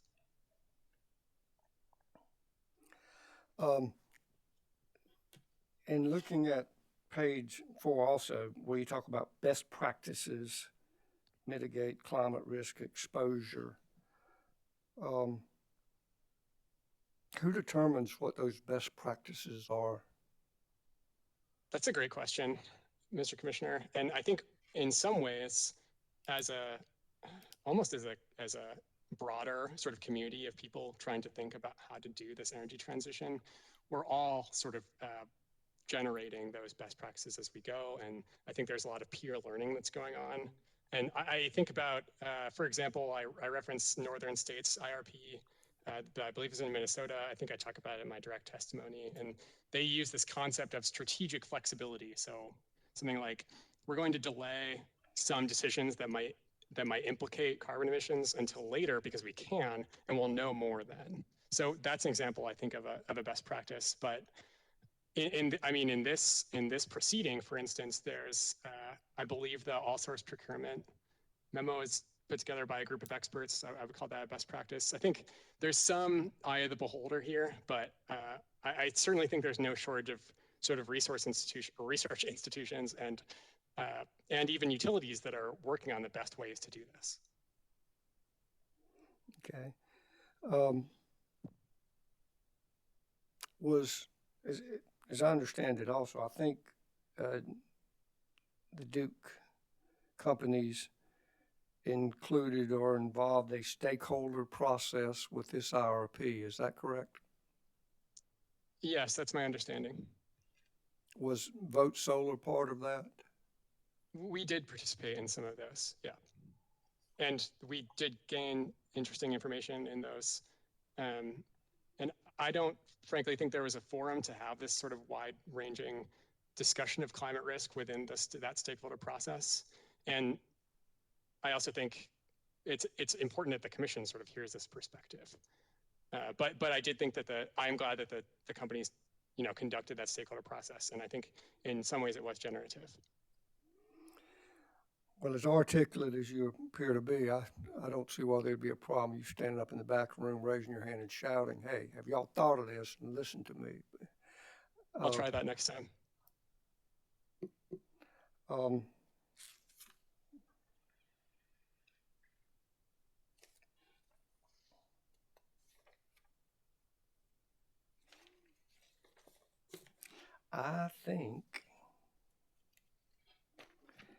I think that's all I had. I appreciate your indulgence. Thank you very much, Mr. Fitch. It was a pleasure, Mr. Casson. Thank you very much. Commissioner questions. Commissioner Powers. Thank you, Mr. Chairman. Mr. Tyler, dealing with these issues and into the near future and far future, are there going to be standards or what sort of research is there as far as trying to quantify these issues as far as cost, et cetera? Yeah, I think that's a valid question. And just so I understand, are you saying what the sort of like a carbon price, or are you thinking about the costs of? Well, the carbon price and other related issues. I mean, we have to deal with that at some point, and I guess it should be standard with all utilities we deal with. But pricing is in the future. How do you see that? Sure. Yeah. It is frankly, it can be a difficult question to answer. And I think that we as sort of a group of people who are all interested in the future of the utility system are figuring out exactly how to understand what the costs and benefits of pursuing different pathways are. And that's something that I try to do in the carbon stranding report, is say, here is a potential cost. And I actually think about BlackRock in March 2021 participated in this benchmark of some of their focus companies. And it included sort of, does the company hit criteria for setting a long-term goal for carbon emissions? Do they hit the criteria of hitting a long-term goal for a strategy? And do they hit the criteria for changing their capital allocation? And the group that BlackRock's part of is called Climate Action 100 Plus, and which is it's sort of a funny name, but they found that Duke's they found that they passed Duke's strategy according to the benchmark, and they partially passed the emissions goals, but they did not find that capital allocation was different. And so it is not an enviable position to be a commissioner, because I think ways for decision making here are continuing to evolve. But I also think it's important to consider those costs and benefits. Thank you, sir. I apologize for rambling a little bit. That's fine. Thank you, Mr. Chairman. Commissioner questions for this witness. Mr. Chairman? Commissioner Irvin. I'd like to follow up with you about the paradigm shift that everyone is trying to plan for as we try to move to more of a carbon-free economy. One of the things that occurred to me is, being an investor-owned utility, Duke Energy has obviously a duty to its shareholders to make a profit. You would agree with that? Absolutely, yes. Absolutely. And we have a duty under the long-established case law, like Bluefield. Are you familiar with Bluefield? I am. And Hope. We have to make sure that they get a reasonable rate of return on their investments. You agree with that? I do. And so one of the things that I've been struggling with and wondering about is why would Duke Energy not use this as an opportunity to pivot and realize that if we are incentivized to buy electric vehicles, that's going to be a profit center for them. Would you agree? I absolutely agree. Absolutely, Commissioner Irvin. And, you know, it actually, it could happen a lot faster if federal government and Congress passes some kind of federal tax credit for purchasing EVs. And that means the profits would come sooner rather than later. Would you agree with that? Given that I'm up here as an expert, I haven't conducted that analysis, but that sounds about right to me, Mr. Okay. Commissioner. And just thinking out loud, we know that solar storage and even home battery storage is on the increase, and we're going to see even more dramatic increases as investor-owned utilities go that route as well. You would agree with that trend? Yes, I think that's right, based on projections that I've seen. And a battery's useful life, most of them, I think, are about 15 years. Is that about right? That sounds about right to me, Mr. Commissioner. So there's an opportunity for Duke Energy to begin looking at ways to start a side business on recycling and replenishing those batteries. That would be an opportunity for them, would it not? My understanding of Duke Energy's sort of business position, I don't have particular expertise in that, but that does sound like an opportunity, Mr. Commissioner, yes. All right. And there are other opportunities. Carbon capture is relatively in the early stages of development, but do you see it's foreseeable that maybe in 10, 15, 20 years, there'll be an opportunity for investor-owned utilities to actually invest in carbon capture technology to help reduce some of the CO2 emissions, and they could be reimbursed for that investment. Would you see that in the future? I would, but I would like to add a few caveats, perhaps. And the first is that there has been some assessment of the potential to actually sequester carbon in the Carolinas and generally on the Atlantic coast. And this is actually, I believe it's discussed in my direct. There isn't actually a great sort of geologic potential to store carbon here. And so for Duke, that could potentially be difficult if there isn't sort of regional transportation. But I think... Well, yeah, Duke does business in, I think, 26 states. Is that right? It's certainly several states. Yeah, and so I bet they could find a place. I know they've got businesses all over the country, subsidiaries.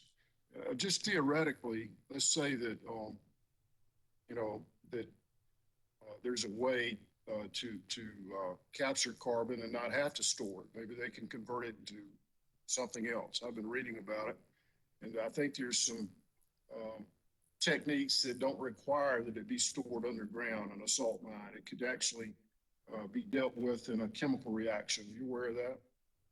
I am aware of that, yes. And it would be incredible to see those types of investments sort of contemplated in the company's plans broadly. Right. So I guess what I'm hoping is at some point that Duke Energy will embrace these changes that we know are coming and look for profit opportunities as we make the transition, because I understand we have to, it's a balancing of interest. But as you mentioned, there are going to be economic impacts from global warming. And we're seeing one in South Carolina along the coastline. I'm sure you're quite aware of what's happened in Charleston, where they're having, because of sea level rise, they're having more frequent daytime blue sky flooding that simply is being caused by the rising sea levels. You aware of that? I am aware of that, and I think it's unfortunate that Charleston is a beautiful city. It is, and they're even talking about building a multi-billion-dollar wall around the city to keep out the flooding. The Corps of Engineers has already done a preliminary study, and it's under consideration. And that's an impact. And of course, for the people that aren't going to be protected by the wall, which is only a few along the coastline, the unprotected are going to suffer property and casualty damages. They're going to be unable to afford or obtain flood insurance. In fact, property and casualty companies are pulling out of those coastal areas that are prone to flooding. Are you aware of that? I wasn't aware of that specifically, but I think it's a good example of these sort of non-physical climate risks, like not being able to get insured if you're on the coast. That's an example. It's not actually about the flooding, but it's related. And so it could affect our state's economy in a big way because tourism is the #2 industry in our state, and agriculture is #1. And of course, agriculture is being really impacted by climate change because of the increased droughts and flooding. And it's almost put some farmers out of business. So that's another indirect impact. So this is a big deal, and we got to figure out a way to mitigate it. And so I think to the extent that we start thinking, in terms of integrated resources plans, we better be thinking about ways to mitigate some of these risks. Otherwise, everyone's going to be impacted. Would you agree? Absolutely, Mr. Irvin. Okay, well, I want you to keep thinking about creative ways because I want Duke Energy to be profitable. I think they do some great things. They have a foundation that gives millions of dollars to charity every year in the Carolinas. I think they're trying to be the leader, one of the leaders in the industry when it comes to carbon-free, setting carbon-free goals. But we've got to get there and get there fairly soon. And one of the complaints that I have is a lot of these plans that have been proposed, they don't have action steps. And I like an action plan that gives detailed timelines about when things need to be accomplished. And don't you think that would be helpful if we could require that of every investor-owned utility so that we can hold them accountable? Do you agree with that? Absolutely. Yes, I think that works well in the climate risk framework because it creates certainty for ratepayers, for the commission, and for the companies. And I think certainty is what we're looking for here. That's right. And another opportunity, we heard before you, we heard a witness talk about the need for greater energy efficiency programs. And again, it would be cheaper for the Duke Energy to purchase every person living in poverty in the Carolinas an energy efficient refrigerator, an energy efficient dishwasher, and an energy efficient stove. They could do that for every person under the federal poverty line in both Carolinas and still spend less money than they would be spending to build one peaker gas plant. Do you agree with that? I haven't reviewed that analysis, excuse me. I'd like you to look at it because, energy efficiency has so many benefits. It reduces demand load, and it also shaves the peak. And there's some indication already that, we've been working on a summer peak, and now companies and experts and analysts are saying we may be moving to a winter peak. Again, to the extent that we could shave those peaks, it reduces the need for new gas-fired turbine plants because we smooth out the demand and they're not needed to meet the peak demand loads that they're going to be coming. So would you agree that that would be a strategy to try to really refocus our efforts on energy efficiency to smooth out demand? Absolutely. I think there's actually the Rocky Mountain Institute published this report called Clean Energy Portfolios that actually relies on demand response technologies to create sort of like an hour for hour replacement to peaker plants. And I think that's an example where you can see that that type of technology could play this role. Absolutely. And as the witness earlier, I'm sorry, I don't remember his name, but the gentleman who's from out of state, what was his name? Was it Mr. Gravatt? Mr. Yes. He spoke to this, and there's a tremendous opportunity for us to invest in just a little bit of energy efficiency and get a big bang for the buck. And I think we're missing the boat by not doing that. This state is full of mobile homes and low income homes that have no insulation, that have no weatherization, and they're using appliances that are outdated and inefficient. And we're talking about millions of people in the Carolinas that are similarly situated, and nothing's been done to help. Nothing. And so that's a tremendous opportunity. It would also improve the quality of life for everyone, and also reduce their utility bills. And so all those things, when we talk about societal impacts, I think that's a good thing. Do you agree? Absolutely, Mr. Commissioner. And I'm glad that you have attention towards aspects of energy burden and energy affordability, because I think when we think about, the social impacts of our energy system, we need to think about who it's affordable for and who it's not. Yes, and that is one of the pillars that Duke Energy relies on, is affordability, right? That's my understanding, yes. And so we want it to be reliable. We want it to be affordable. And yet we also want it to be efficient. And I think that we've got to really refocus our efforts on energy efficiency. That is really the low-hanging fruit, because it's fairly easy to incorporate. You can make some minor modifications in building codes. You can have incentives to add insulation, and we're not even going after that opportunity. So, before we run out and spend billions of dollars on new gas-fired plants, like you say, that probably will not be needed for their entire useful life, because we're going to make a transition to clean energy. Duke says by 2050. Why will we need those gas-fired plants when we know there'll be stranded assets, and guess who has to pay for them? It's the ratepayers. Does that make sense? It absolutely does, Commissioner Irvin. And I think it's a good example of what I've called path dependency a couple of times here. This idea that if we continue with status quo, we're building ourselves into a place where we might only have expensive options. Whereas I'm not sponsoring testimony on efficiency potential here, but I think that's an illustrative example of how investing in not needing as much electricity at certain times could affect what future resources are helpful or not. And I think it's that same concept of path dependency is at work in thinking about climate risk and carbon emissions.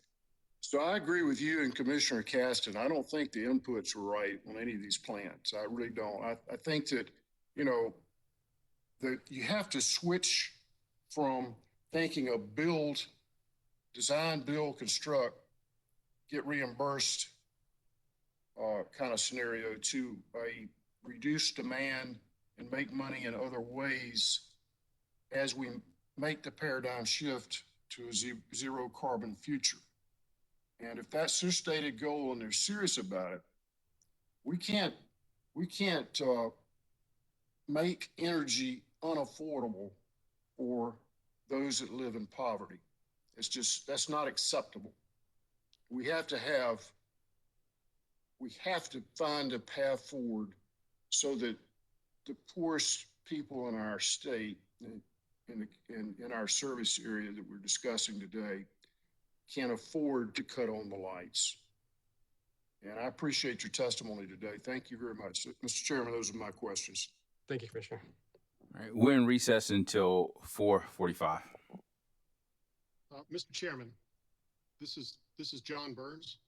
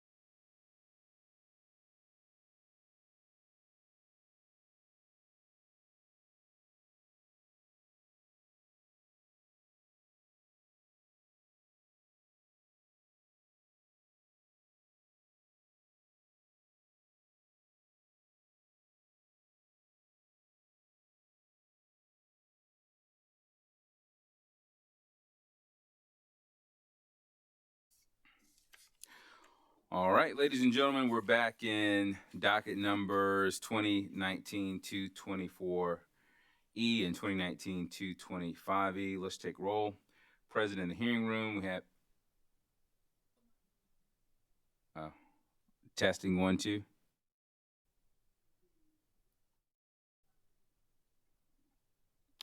Ladies and gentlemen, please stand by.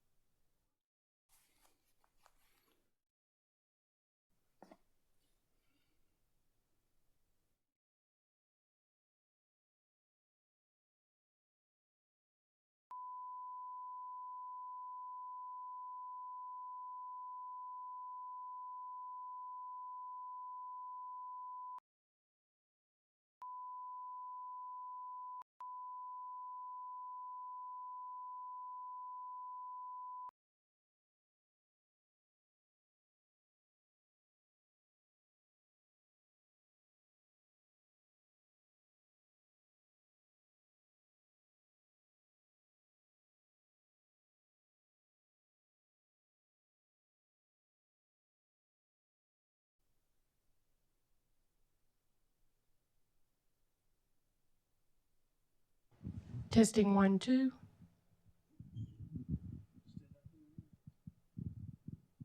Testing 1, 2.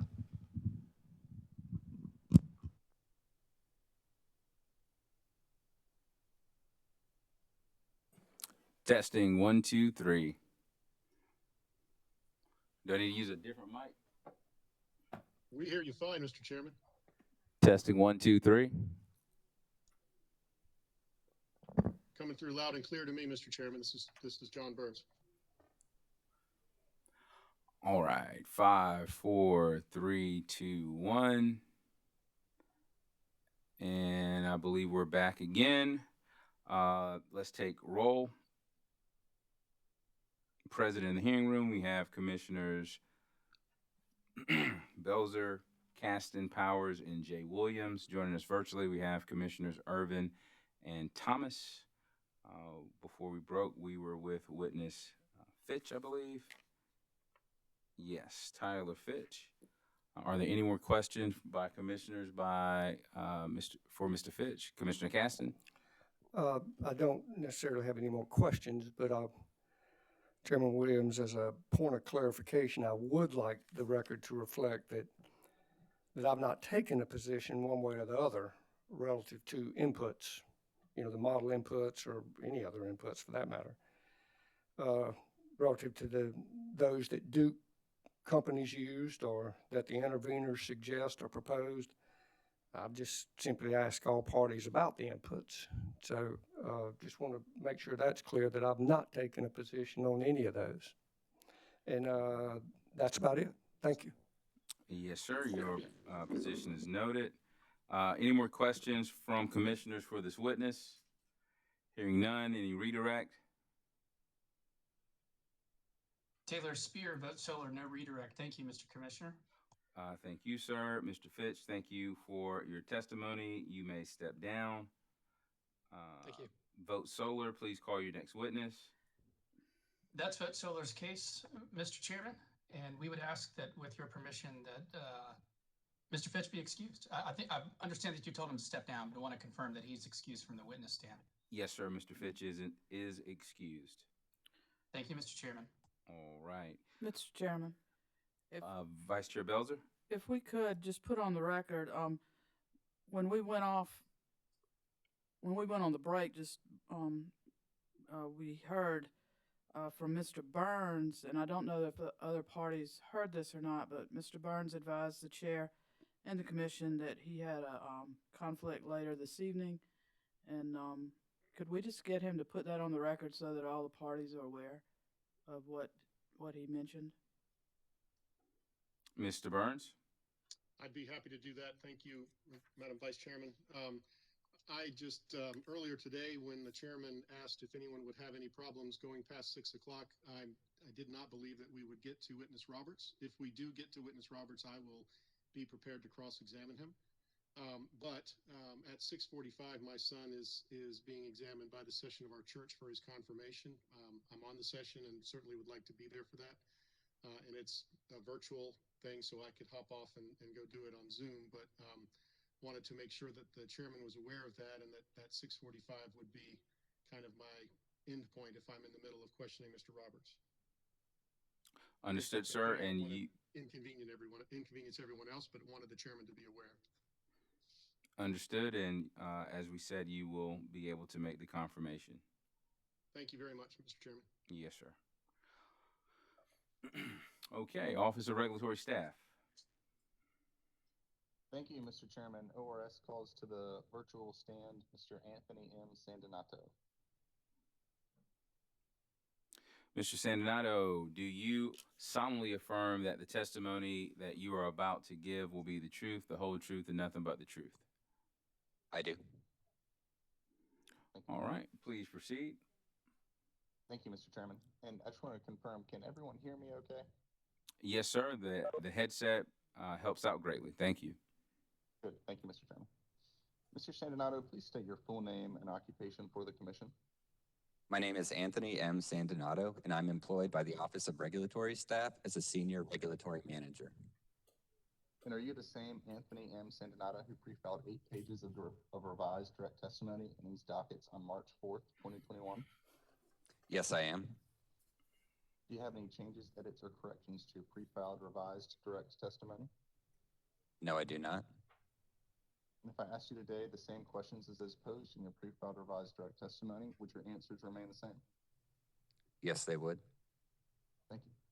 Mr. Chairman, ORS asks at this time that Mr. Sandinato's pre-filed revised direct testimony be read into the record as if given orally from the stand. Mr. Sandinato's pre-filed revised direct testimony will be entered into the record as if given orally from the stand. Thank you, Mr. Chairman. Mr. Chairman, as an attachment to your direct testimony, 2 exhibits consisting of a total of 207 pages and marked as exhibits AMS-1 and AMS-2. Yes, I did. Do you have any changes, edits, or corrections to those exhibits? No, I do not. Mr. Chairman, at this time, ORS would ask that the public pre-filed versions of exhibits AMS-1 and AMS-2 be marked for identification and entered into the record of this case as the next hearing exhibit. The public versions of exhibits AMS-1 and 2 will be marked for identification purposes and entered into the record as hearing exhibit 24. Thank you, Mr. Chairman. And Mr. Sandinato, did you also cause to be filed under seal confidential versions of exhibits AMS-1 and AMS-2? Yes, I did. And do you have any changes, edits, or corrections to those confidential exhibits? No, I do not. Mr. Chairman, ORS asks at this time that the confidential versions of exhibits AMS-1 and AMS-2, which were filed with the commission, be entered into the record of this case under seal. The confidential versions of AMS-1 and 2 will be marked for identification purposes and entered into the record as hearing exhibit 25 and will be kept under seal. Thank you, Mr. Chairman. Mr. Chairman, if it pleases the commission, ORS has a brief summary of Mr. Sandinato in Q&A format. And you may recall that initially we anticipated presenting the testimonies of Mr. Sandinato, the direct and rebuttal separate. But at this point in time, we're going to combine them. So first, if it pleases the commission, I plan to go through the introduction of this direct testimony, and subsequent to that, we'll move on to his rebuttal. That's completely fine. If you could, Attorney Bateman, maybe put your microphone closer to your mouth or turn your volume up a little bit. Absolutely, Mr. Chairman. I apologize. And to the extent it remains quiet, please don't hesitate to let me know. Mr. Sandinato, please state the purpose of your direct testimony. The purpose of my direct testimony is to set forth and support ORS's recommendations resulting from the examination and review of Duke Energy Carolinas and Duke Energy Progress's integrated resource plans and associated filings in the dockets to determine compliance with certain sections of the South Carolina Energy Freedom Act, also referred to as Act 62. ORS retained the consulting services of J. Kennedy and Associates to assist in the review and analysis of the company's IRPs. And on what did you rely to guide your evaluation? ORS relied on the requirements provided in South Carolina Code Annotated 583740B1. And based on the evaluation, what were your recommendations? ORS recommended the company be required to modify the 2020 IRP. ORS recommended 18 changes, which are discussed in more detail in the reports titled Review of Duke Energy Carolinas LLC 2020 Integrated Resource Plan and Review of Duke Energy Progress's LLC 2020 Integrated Resource Plan and the testimonies of ORS witnesses Barron, Colin, and Hayek. Thank you, Mr. Sandinato. And are you the same Anthony M. Sandinato who pre-filed 3 pages of surrebuttal testimony in these dockets on April 15th, 2021? Yes, I am, and that concluded my direct testimony summary. Thank you, Mr. Sandinato. And do you have any changes, edits, or corrections to your pre-filed surrebuttal testimony? No, I do not. And if I asked you today the same questions as those posed in your pre-filed surrebuttal testimony, would your answers remain the same? Yes, they would. Mr. Chairman, ORS asks that the pre-filed surrebuttal testimony of Anthony M. Sandinato be read into the record as if given orally from the stand.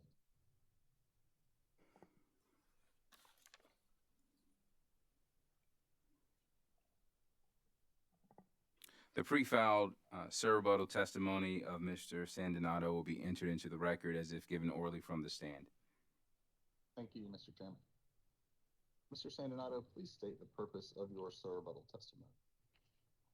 The purpose of my surrebuttal testimony is to set forth and support ORS's recommendations resulting from the examination and review of Duke Energy Carolinas and Duke Energy Progress's integrated resource plans, associated filings in the dockets to determine compliance with certain sections of Act 62, and to respond to the company's rebuttal testimony.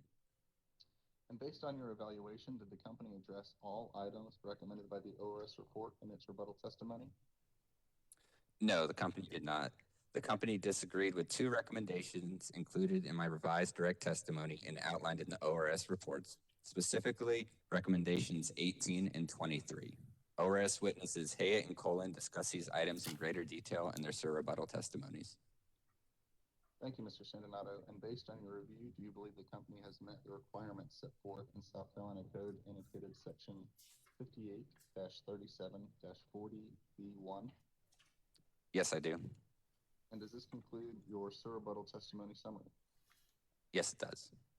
Thank you, Mr. Sandinato. Mr. Chairman, Mr. Sandinato is available for questions from opposing counsel and the commission. Thank you, Attorney Bateman. And Attorney Bateman, just for your situational awareness, some of us cannot hear you in the hearing room. Now, we hear Mr. Sandinato crystal clear, so I'm not really sure what the issue is, but something you may want to try to address while Mr. Sandinato is being questioned. Absolutely, Mr. Chairman. I appreciate the feedback. I will we'll work on that, certainly. Thank you. No problem. All right. Carolina's Clean Energy Business Association.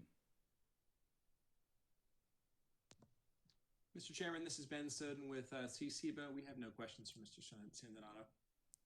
South Carolina Coastal Conservation League, Southern Alliance for Clean Energy, Sierra Club, Natural Resources Defense Council, Upstate Forever. Mr. Chairman, this is Kate Mixon. We have no questions for this witness. Johnson Development Associates. Mr. Chairman, Court Walsh here for Johnson Development. No questions. Vote Solar. Taylor Spear, Vote Solar, no questions, Mr. Chairman. Thank you. Duke Companies. Mr. Chairman, Frank Ellerby, I've got a few questions for Mr. Sandinato. Yes, sir. Please proceed. Thank you, Mr. Chairman. Good afternoon, Mr. Sandinato. How are you? Doing well. Good afternoon, Mr. Ellerby. I just wanted to flesh out a couple of things about your testimony, both the direct and surrebuttal. The companies filed their IRPs. ORS, in fulfilling its responsibility, retained a firm of experts to examine those IRPs. Is that correct? Yes, that is correct. And those that firm of experts had the ability to examine and audit and ask for information through using the ORS process of asking for audit information requests, right? Do y'all still call it that, or about? I believe we still call them audit information requests, and yes, that is the case.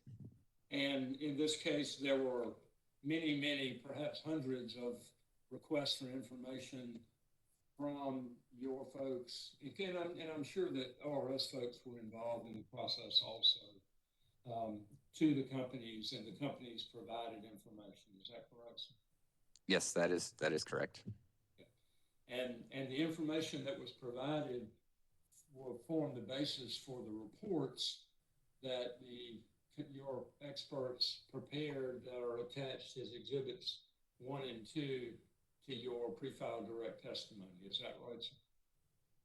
Yes, we used the answers to our ARs as well as all the other information provided in these proceedings. Right. That's right. So in your direct testimony, based on those reports, you listed, did you say 17 items or recommendations that ORS made with respect to the IRPs? 18 for this 18. IRP. Thank you. And in response, the company then filed rebuttal testimony that addressed those 18 concerns or issues or requests that ORS put in your direct testimony. Is that right?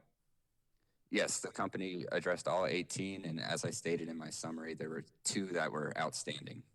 But the 16 of the 18 have been resolved to the satisfaction of ORS and its retained experts. Is that correct? Yes, for this proceeding. Okay. And with respect to the 2, those are those recommendations for improvements of the IRP in the future going forward? Those were for recommendations in this proceeding, and ORS witness Hayat and Cullen can speak to those more. But we do believe that those are something that the company can make corrections to in the next annual update and future proceedings. And you've also given the conclusion of ORS that the companies that IRPs filed in these 2 dockets meet the requirements of Act 62 regarding the new requirements for integrated resource plans. Is that correct, sir? Specifically, the requirements outlined in 40B1. Okay. Thank you, Mr. Sandinato. No further questions from me. Thank you. Commissioner, questions for this witness? Mr. Sandinato, I have a couple of questions for you. What's your opinion, or how would you describe some of the, and I'm using this term loosely, aspirational goals or suggestions made by other interveners in this docket? And off the top of my head, I'm referring to witness Gravatt. He believed that maybe the bar was too low and that the bar needed to be raised so we could increase potential, and in my words, not leave so much on the table when it comes to EE. What's your opinion on that testimony? Or those, not necessarily the testimony, but the position, the opinion? I reviewed their testimony. I hadn't had a chance to specifically dive into that. I know that DSM and EE is something that's also set forth in an outside proceeding. Based on our review and what the company has been doing, we believe it's reasonable. Are there always room for improvement? Certainly. Yeah.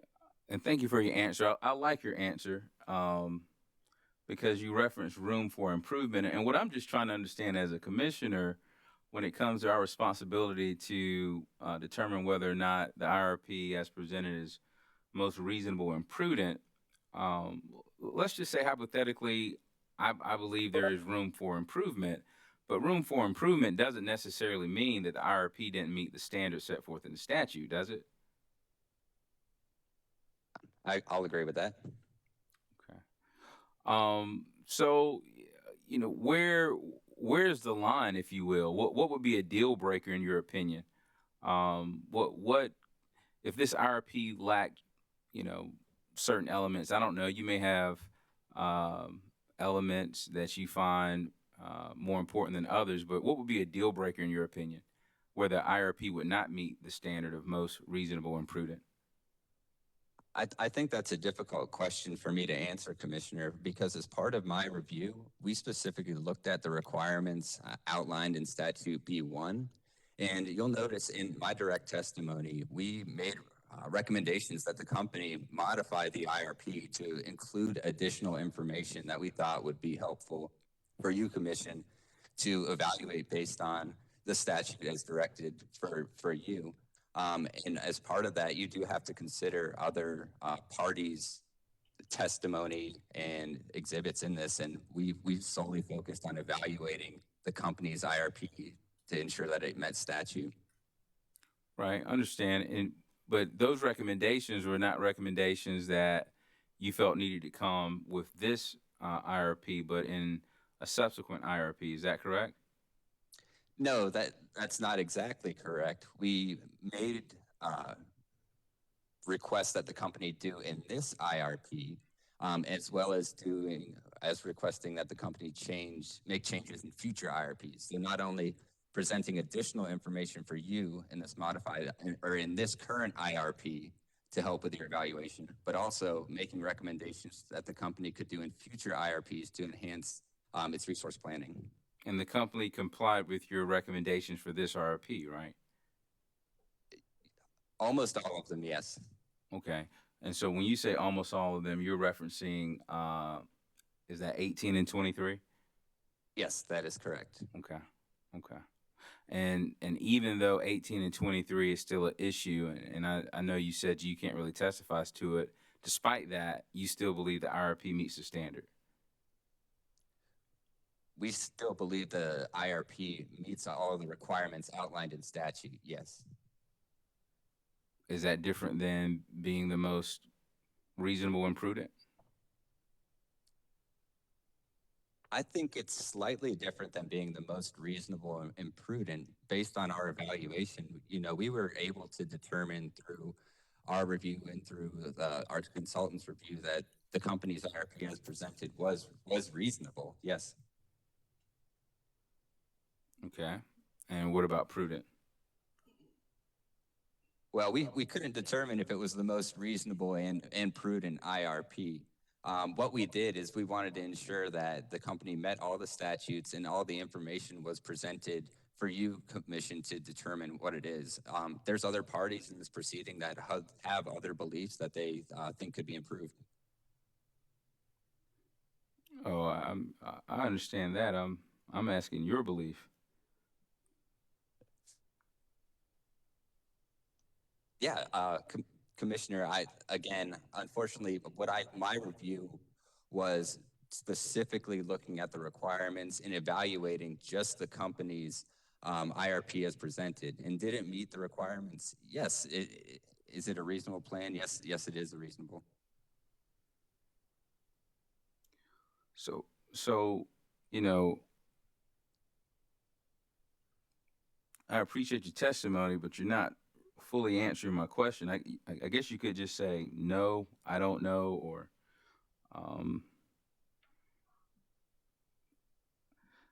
I think that to head that off, Commissioner, that is correct. I do not know if this is the most reasonable and prudent plan. Okay, that's fair. That's fair. You don't know. All right.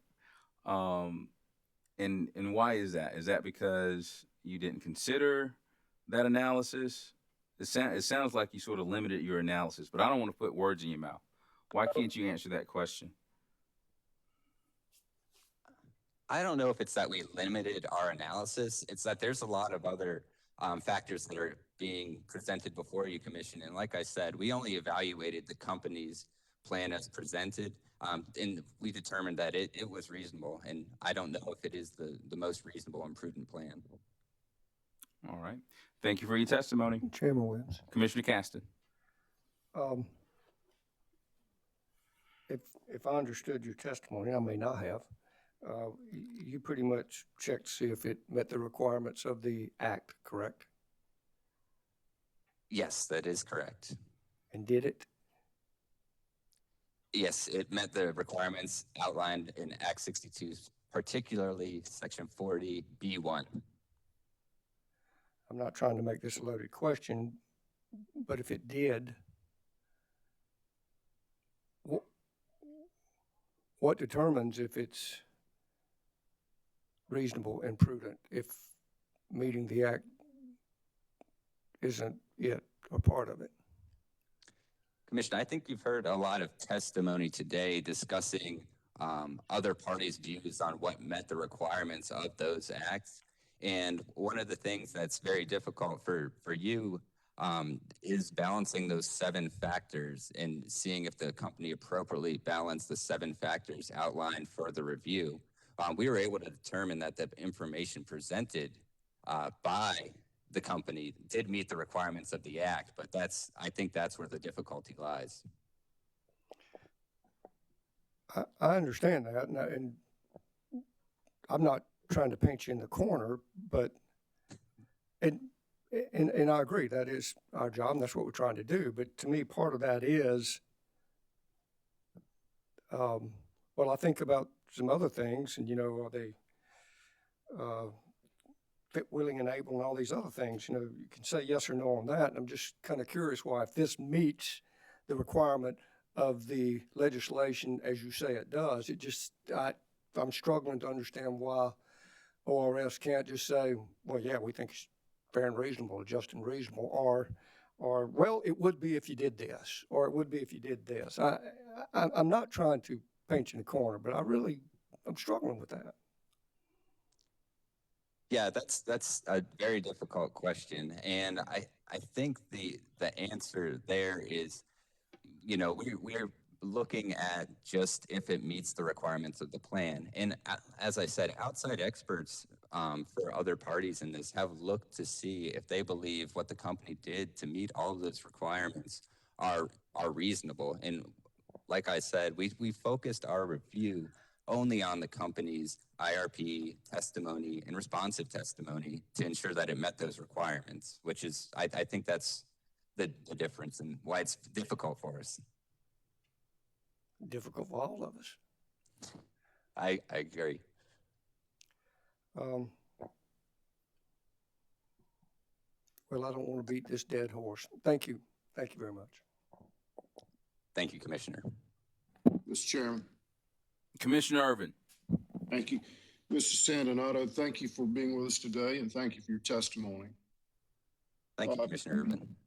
In response to Commissioner Caston's questions, in the heart of the matter, it really comes down to the fact that the commission itself is the finder of fact in this case.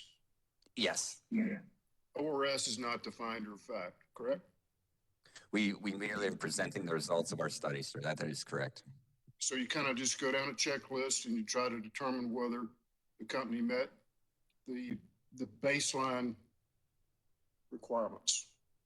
I think we went above and beyond that, as you can see by us requesting the company modify its IRP. And not only are we trying to ensure that the company met the requirements, but that the information presented to you as the finder of fact is accurate and gives you the ability to do that. That's fair to answer, and I appreciate that.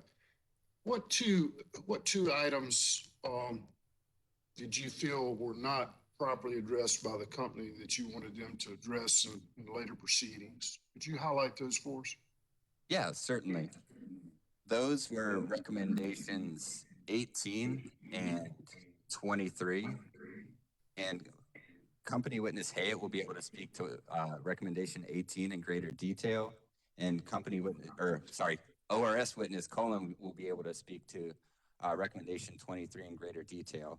But recommendation 18 was recommend the companies include an additional solar generic resource option in its IRP modeling assumptions that reflect the kind of PPA prices that may be available at market. A proxy the companies could assume is $38 per megawatt hour. And recommendation number 23 is recommending the companies revise the calculation of the average retail rate impact on customers so that the assumptions and methodologies are consistent with the calculations of the PVRR. Is there a reason why you chose to say deal with it later as opposed to dealing with it now? I think that it's important to know that the company is continuing to update its model and situations will continue to change. And we believe that the company has made sufficient modifications, but these are ones that can be done in the future to continue to improve it. Do you have a recommendation about how soon the company should revisit those two items? I believe we would like them recommended in the annual update. Thank you, Mr. Sandonato. No further questions.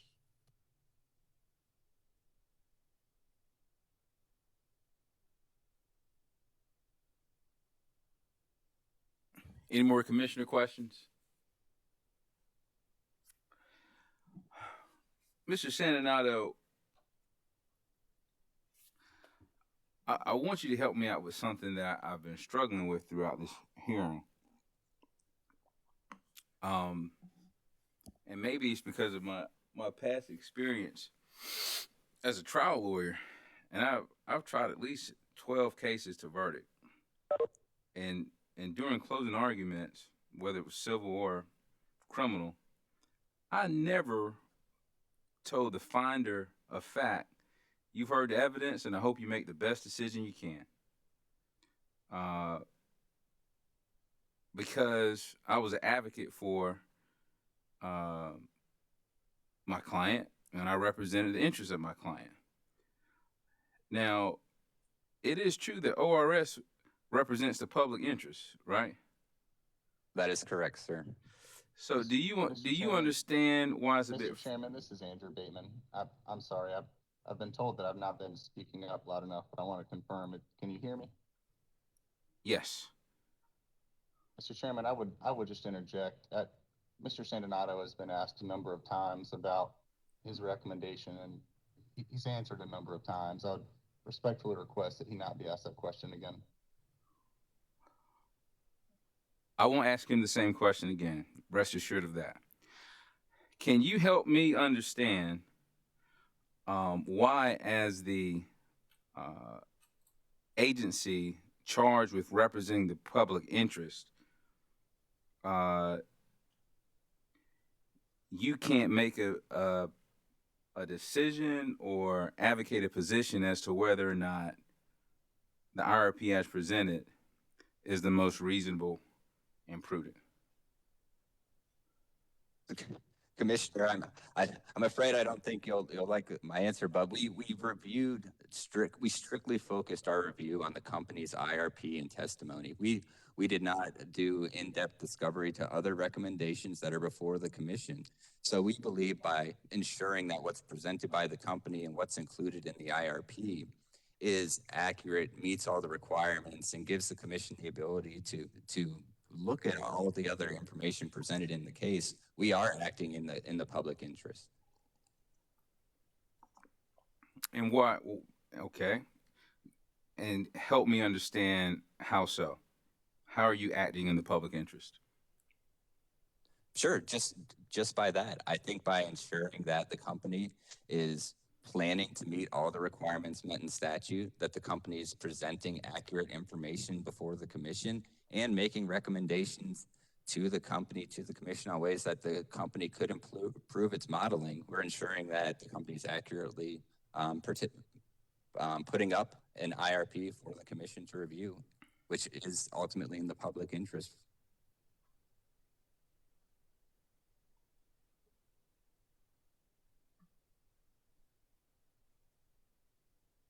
Okay.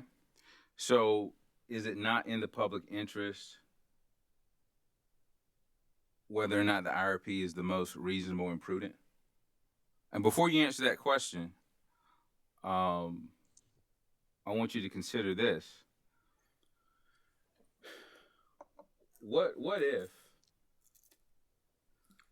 you, as the advocate for the public interest, the agency charged with representing the public interest, what if you completed that analysis and dug a little bit deeper and could present something to the commission that would change our opinion? Would it not be in the public interest to do that analysis and dig a little bit deeper? I'm sorry, I didn't mean to interrupt. Mr. Chairman, this is Andrew Bateman with ORS. Once again, I would renew the objection. The question sounds an awful lot like questions previously asked and answered by Mr. Sandonato, and I would respectfully renew the objection raised previously. Absolutely. I want to be fair with you. Now, what is your objection, and what question do you object me asking Mr. Sandonato? Yes, sir, Mr. Chairman. The question has been asked a number of times about the distinction between reasonable and is it the most reasonable and prudent. And I believe that Mr. Sandonato has answered the question that ORS's conclusion was that the IRP was reasonable, and it's up to the commission to make the determination as to whether or not it's the most reasonable and prudent as outlined by Act 62, 58-37-40B1 and 58-37-40C. Understood. I think that's fair. I'm not really asking about whether or not the IRP is the most reasonable and prudent now. I'm more focused on Mr. Sandonato's position, or really ORS's position, on their advocacy on the public interest, their client, if you will. So my last question was, if there was information left unresearched, untouched, that could be presented to the commission by the Office of Regulatory Staff that could change our opinion one way or the other regarding this IRP, is it not in the public interest to conduct that analysis? Commissioner, I believe we did. Mr. Chairman, I'm sorry, Mr. Sandonato. I was going to say, Commissioner. Well, wait a minute, Mr. Sandonato. Let your lawyer speak. Sure. He's trying to protect you. Oh, no problem. Thank you, Mr. Chairman. Mr. Chairman, my response, I believe, was going to be essentially what Mr. Sandonato was, where he was headed. This very question, I believe, has been asked, and I believe Mr. Sandonato responded, and I would raise that for the commission for your attention, Mr. Chairman. I got you. Now, Mr. Sandonato has given some answers, but he hasn't really answered my question. I'm asking you a hypothetical, Mr. Sandonato. I'm not asking about this current IRP now. It could apply to this current IRP, but I'm asking you something more akin to advocacy and what it means to represent the public interest. That's what I'm asking you. You are a senior regulatory manager, correct? Correct. All right. And I'm sure there are a list of tasks and duties that you have as a senior regulatory manager, correct? That's correct. All right. And you do your job in the furtherance of your agency's Office of Regulatory Staff's mission. Is that correct? Correct. All right. And it's fair to say that you are an agent of the Office of Regulatory Staff, right? Yes. And as an agent, a part of your job is to further that mission, correct? Yes, sir. So it would be fair to say that in representing the public interest in this particular docket, the public interest could and does include ratepayers of all class, and there's several other considerations that are listed in that definition, right? Correct. All right. And I like the way the paragraph, the mission paragraph or the charging paragraph starts off, the concerns of the using and consuming public. And so in this hypothetical, what I'm asking you is this. If there is information about a particular matter that you have identified that you have not reviewed, but could review, and you make the decision not to review that information and provide an opinion to the Public Service Commission, are you truly representing the public interest? Commission, I believe we are representing the public interest. As I said before, we were able to look at what the company presented, and we made recommendations that we believed would enhance it, and I believe that is in the public interest. Understood. And again, I'm not talking about this IRP right now. I'm talking about the hypothetical I proposed. So stated another way, and correct me if I'm wrong, because I don't want to put words in your mouth. I'm just regurgitating what I feel like I've heard. It would be in the public interest to not consider all the information available in rendering a recommendation or opinion to the Public Service Commission.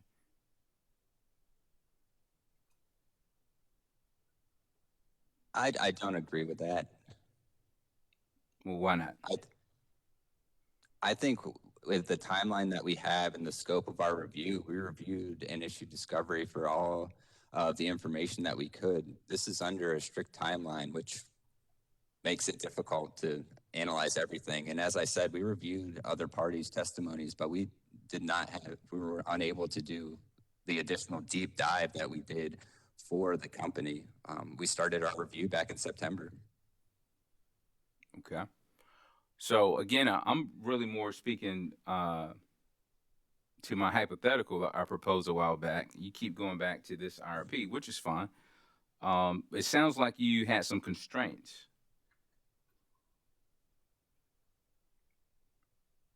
Limited time, voluminous information. I think we were operating within the constraints of everyone in this proceeding. Okay. If those constraints didn't exist, would you be able to provide further analysis? More time? More resources? I believe so. Okay. All right. Thank you so much for your testimony. Any other questions? Commissioner Caston. Yes, I just wanted to follow up on one thing too. On I guess section C2 of the act of this section, which is 58-37-40. The A through G items there. Was that part of ORS's responsibility to evaluate those? Resource adequacy and capacity to serve anticipated peak electrical load and applicable planning reserve margins, so forth. Yes, Commissioner, we did evaluate all of those, and we presented all of that information in our report and in our testimony. All right, that paragraph or that section says the commission shall approve an electrical utilities integrated resource plan if the commission determines that the proposed integrated resource plan represents the most reasonable and prudent means of meeting the electrical utilities energy and capacity needs at the time of the plan is reviewed.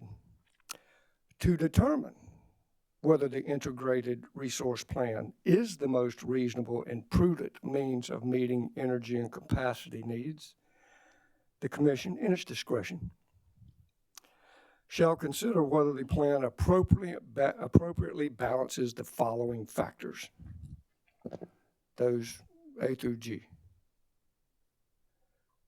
Did it appropriately balance those following factors? Commission, our review, we looked at all of those factors to ensure they were accurate, but the difficult part of the statute is the commission shall determine how much weight goes to each one of those factors for balancing. So we reviewed and ensured accuracy of each one of those factors. Okay, for me to do that, here's what, I guess here's what I'm trying to determine. Since you do the investigation and the study and the review, I can't. In A, B, C, D, E, F, G, and I've looked at it. Do I check those off? Can I check off A, B, C, D, or not? I believe it states that you shall consider well it appropriately balances those following factors.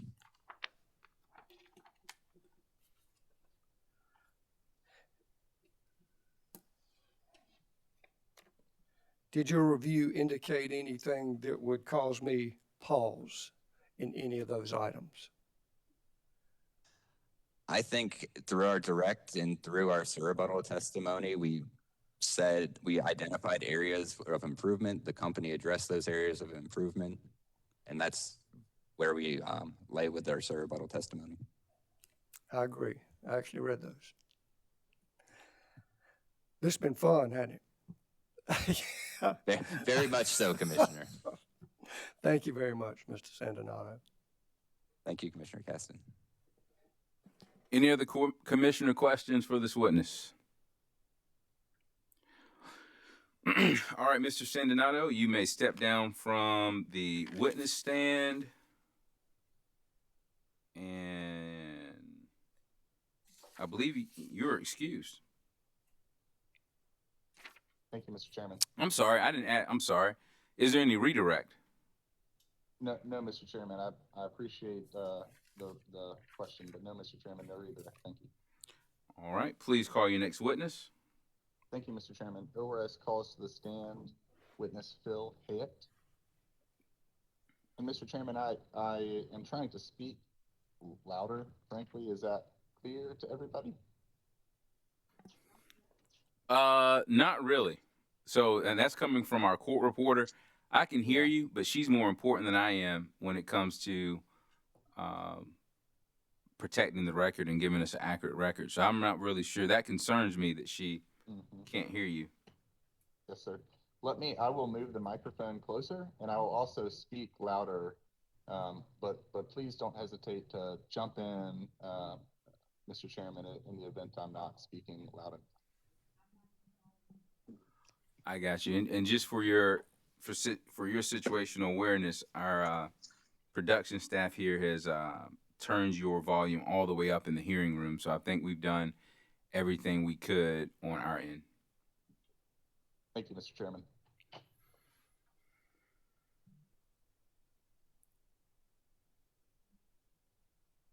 All right. I believe Mr. Hayett been sworn in yet? No, not yet. Good afternoon, Mr. Hayett. Good afternoon. Do you solemnly affirm the testimony you're about to give will be the whole truth, the whole truth, and nothing but the truth? I do. Please proceed. Thank you, Mr. Chairman. Mr. Hayett, please state your name, business address, and occupation. My name is Philip Hayett, and I'm Vice President and Principal of J. Kennedy and Associates. My business address is 570 Colonial Park Drive, Suite 305, Roswell, Georgia, 30075. Thank you, Mr. Hayett. And are you the same Philip Hayett who pre-filed 24 pages of revised direct testimony with this commission in these dockets on March 4th, 2021? Yes, I am. Do you have any changes, edits, or corrections to your pre-filed revised direct testimony? No. If I asked you the same questions today as those posed in your pre-filed direct testimony, would your answers remain the same? They would. Mr. Chairman, ORS asks that the pre-filed revised direct testimony of Mr. Hayett be read into the record as if given orally from the stand. The pre-filed revised testimony of Mr. Hayett will be entered into the record as if given orally from the stand. Thank you, Mr. Chairman. Mr. Hayek, did you file an attachment to your revised direct testimony of one 13-page exhibit marked as Exhibit PH-1? Yes. Do you have any changes, edits, or corrections to that exhibit? I do not. Thank you, Mr. Hayek. Mr. Chairman asks that the revised Exhibit PH-1 be marked for identification and entered into the record of this case as the next hearing exhibit. Revised Exhibit PH-1 will be marked for identification purposes and entered into the record as hearing Exhibit 26. Thank you, Mr. Chairman. And for clarification, that exhibit was attached to Mr. Hayek's revised direct testimony, though I believe it was actually labeled just Exhibit PH-1. Okay. Mr. Hayek, can you please briefly describe your educational background and professional experience? Yes. I received a Bachelor of Science degree in electrical engineering from Purdue University and a Master's of Science degree from the Georgia Institute of Technology with a specialization in power systems analysis. I have over 40 years of experience in the electric utility industry, having worked in areas of resource planning, economic analysis, generation operations, rate analysis, utility policy analysis, and IRP. I joined Kennedy Associates in 2000 and became a vice president and principal in 2015. I've testified as an expert witness in about 100 cases in states across the U.S. and at the Federal Energy Regulatory Commission. Thank you, Mr. Hayek. Have you previously testified before this commission? Yes, I testified recently in Dominion Energy's South Carolina's 2020 IRP proceeding in docket 2019226E and Lockhart Power Company's 2020 IRP in docket number 2019-227E. Please describe the purpose of your direct testimony. Kennedy Associates were engaged by ORS to perform a comprehensive review of the company's IRP filings, working collaboratively with ORS, and to evaluate whether the companies complied with the requirements of Section 40. In my direct testimony, I describe my role in Kennedy Associates' review of Duke Energy Carolinas and Duke Energy Progress's, and collectively referred to as Duke Energy, 2020 IRPs. This review includes an assessment of the company's compliance with the statutory requirements of Section 583740, or Section 40 as everybody refers to, and Act 62. I had the primary responsibility for developing sections of our firm's analysis in the areas of EE, DSM, or EE and DSM, natural gas and CO2 price forecasting, environmental issues, existing system resources, generic resources, including renewables, transmission system planning, distribution, and integrated system operation planning, and other considerations. Mr. Hayek, what were the conclusions with respect to the company's compliance with the requirements of Section 40 as amended by Act 62 as set forth in the ORS report? ORS concluded that the companies complied with the informational requirements identified in Section 40B1. However, the report stated there are improvements that could be made to the company's IRPs in the areas of assumptions and modeling methodologies, which would improve the company's IRPs. Specifically, ORS found that the IRPs would benefit from more detailed information in technical appendices and additional sensitivities to be evaluated. This information may be useful to the Commission as it considers whether the DEC and DEP IRPs balance the 7 factors found in Section 40C1. Thank you, Mr. Hayek. Please characterize the recommendations identified in the report. The report includes a series of recommendations that relate to the company's compliance with Section 40. The recommendations were separated into one group containing 18 recommendations that should be addressed in a modified IRP in this proceeding, and a second group containing 8 recommendations that should be addressed in a future IRP, with guidance provided through the company's stakeholder engagement process. I won't discuss all the recommendations in my summary as they are fully discussed in the report and in witness testimony. However, I will categorize them. First, there are recommendations. The recommendations for actions that we recommended for this IRP include the following. Some recommendations requested additional information that should have been provided in the IRP.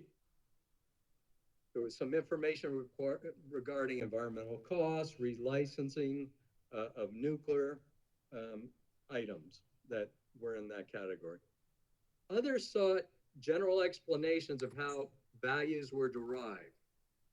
Solar capacity value is one example. And there were other items in that category. Some sought justification because of concerns about modeling assumptions. This included the inclusion of the medium EE DSM case as the base case, the sequential peaker method, CT capital costs, battery storage, fixed O&M costs, and capacity factor. Some requested additional runs to be made with revised assumptions. This included solar PPA costs with reasonable cost assumptions and some other items. Some requested supplementation of the short-term action plan. For example, information regarding the near-term Allen unit retirements that are actually going to happen as early as this year. And there was one that pointed out the value of information supplied and recommended that that information be used in the Commission's consideration of the IRP. And this included the average retail rate impact analysis. Now, there's another category, and the other category are recommendations for actions to be performed in future IRPs. And this included recommendations that propose the company include recommendations, for example, that propose the company include technical appendices and other information in future IRPs. Load forecasting was an area that was this addressed. And there was some issues regarding the reliability analysis that was performed that was included in that category. Some called for improvements to data assumptions and modeling methodologies. For example, one area was improvement to the energy efficiency DSM modeling in the area of actually a low energy efficiency DSM modeling case. And there were other recommendations in that category. I'll point out another one was to recommend alternative approaches to modeling natural gas forecasts be considered in the future. And others proposed additional sensitivity analyses be performed. For example, evaluating the capacity value of solar and solar plus battery energy storage, which is an important area that should be addressed as time goes on. And one proposed additional metrics be included in the future for risk analysis. Now, I will point out that all of these items are very important items, but there are many opinions on these items as to how these items should be addressed. And the way in which they should be addressed, we highly recommend the Commission rely on the stakeholder process to allow all parties to have the opportunities to have an input into how the company addresses these. For example, the methodology in which the company uses to address gas price forecasting is something the company has strong opinions on and other parties have opinions on. And we believe that a collaborative process, the stakeholder process, should be used to address those issues. Thank you, Mr. Hayat. Does this conclude your direct testimony summary? Yes, it does. Thank you. Mr. Chairman, Mr. Hay is available for questions from opposing counsel and the commissioners. Thank you.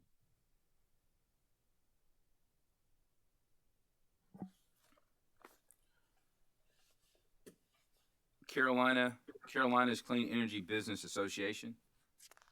Yes, sir, Mr. Chairman. Ben Snowden with Carolina's Clean Energy Business Association. We do have a few questions. Yes, sir. Thank you. Good evening, Mr. Hayat. Nice to see you. Good evening. So, Mr. Hayat, I am Ben Snowden with CCBA. Mr. Hayat, you're Vice President and Principal of J. Kennedy Associates. That's what your testimony is, right? Yes. Okay. And you worked in the electric utility industry for more than 40 years. Is that right? That's correct. Okay. And you provided testimony and have experience working in numerous states. Is that correct? Yes. I want to clarify something that it's been discussed, and I think we all sort of understand, but I want to clarify. So Kennedy Associates and ORS, as you understand it, examined whether the company's IRPs complied with the informational requirements that are identified in sections 40B1 and 40B2 of Act 62. Is that right? Yes. Okay. So is it your understanding that Kennedy and Associates did not look at the question or did not render any recommendation on the question of whether the IRP complies with section 40C2, which requires that the IRP be the most reasonable and prudent means of meeting the utility's resource needs? Is that right? Yes, I'm glad that you corrected that question because there's a difference between looking and rendering the final decision. No, we did not render a decision on that, but we did look at all of those factors. Understood. Yes. So there is discussion of the factors in 40C2 in the report. Is that right? There's consideration of those factors and discussion in the report. Okay, thank you. I'd like to move on and discuss your recommendation number 18, which is discussed on in your direct testimony on page 19.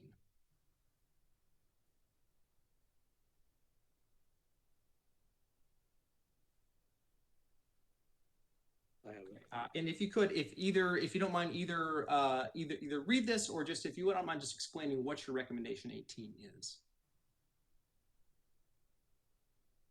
Recommendation 18 concerns the cost of solar resources modeled in the analysis. Only one solar resource was modeled in the company's optimization analysis, which is the utility self-built solar option. The problem with that is demonstrated by the ORS report, table 14, utility solar comparisons. Do you want me to read the whole? No, you don't have to read it. If you could just explain, just sort of in plain language, what the issue is that you identify with recommendation 18. Yes, we were concerned that the price that the company used, and I'm having feedback, so I'm sorry. We were concerned that the price that the company used for modeling the utility self-built solar option was higher than what may be available in the marketplace.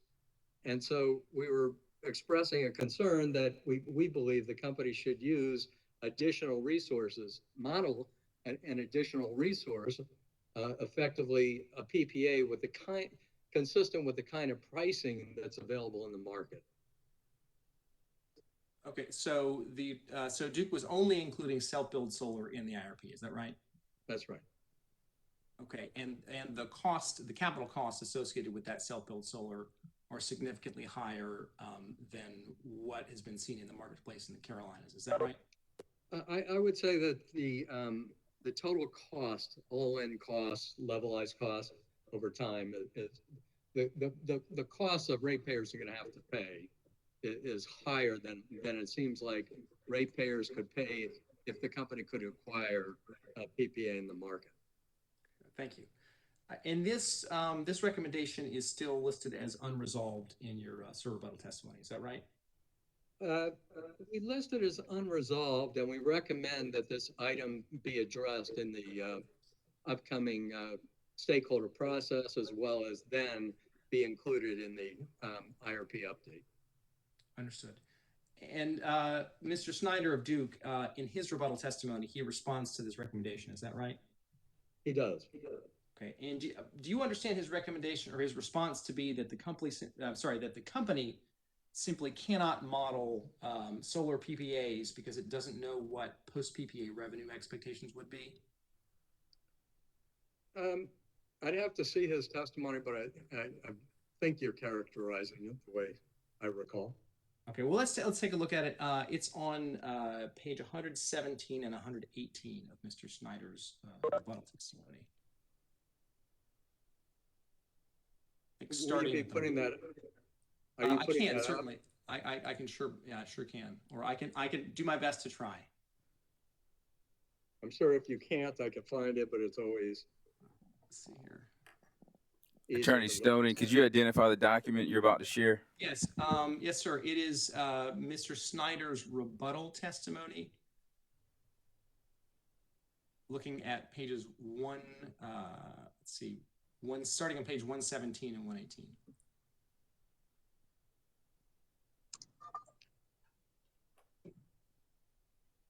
Mr. Chairman, this is Brett Bradshaw on behalf. Before we get to Mr. Snyder's rebuttal testimony, I was objected to by Mr. Witt yesterday on similar grounds that it was premature on direct case to present a witness's rebuttal testimony, specifically Mr. Snyder's, and ask questions about it. So I would object to this line of questioning on those grounds. If he wants to come back and ask these questions during the rebuttal phase, when Mr. Hyatt comes back up, that would be appropriate. Sustain. Okay, I'm happy to defer questions about Mr. Snyder's rebuttal testimony. Let me see if there's anything else I have us to ask.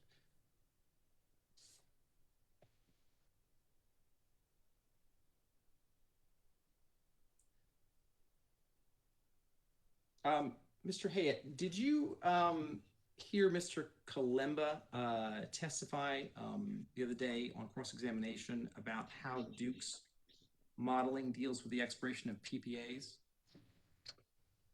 Yes, I listened to much of the testimony. I can't say I recall the exact thing you're referring to. Okay. Well, we were talking about what happens in Duke's model when current solar PPAs that Duke's a party to, when they expire.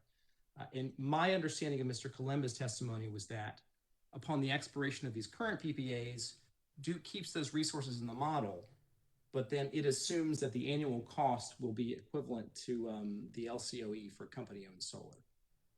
Was that your understanding of his testimony as well? Yes. Okay. And was that your understanding of how Duke's model works before Mr. Kalemba testified to that? Yes, I think I understood that. I'm not sure that was an issue that we talked about in our report. Understood. Do you think that assumption reflects the actual expected cost to the company and to the ratepayer of procuring energy from those resources?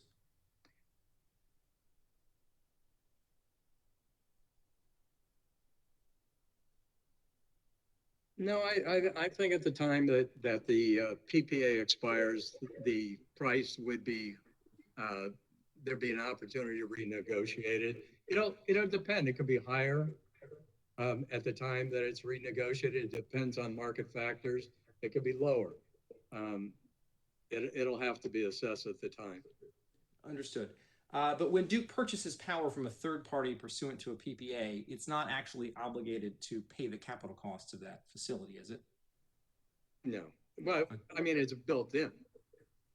Understood, but it's only obligated to pay what it's obligated to pay under the PPA. Correct. Okay.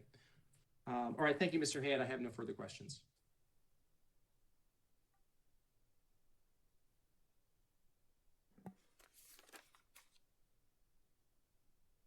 South Carolina Coastal Conservation League, Southern Alliance for Clean Energy, Sierra Club, Natural Resources Defense Council, Upstate Forever. Thank you, Mr. Chairman. This is Kate Mixon, and we have no questions for this witness. Johnson Development Associates. Yes, sir. Weston Adams for Johnson. Mr. Chairman, we have no questions. Vote Solar. Taylor Spear, Vote Solar, no questions. Thank you, Mr. Chairman. Duke companies. Thank you, Mr. Chairman. Good afternoon, Mr. Hayat. Brett Bryce-Ward on behalf of Duke Companies. How are you? I'm doing good, thank you. And I've just got a few questions for you this afternoon.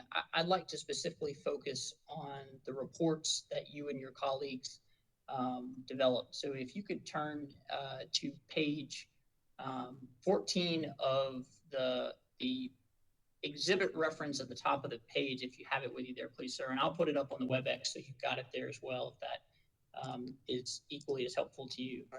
I missed what you asked me to refer to. I heard page 14. Yes, sir.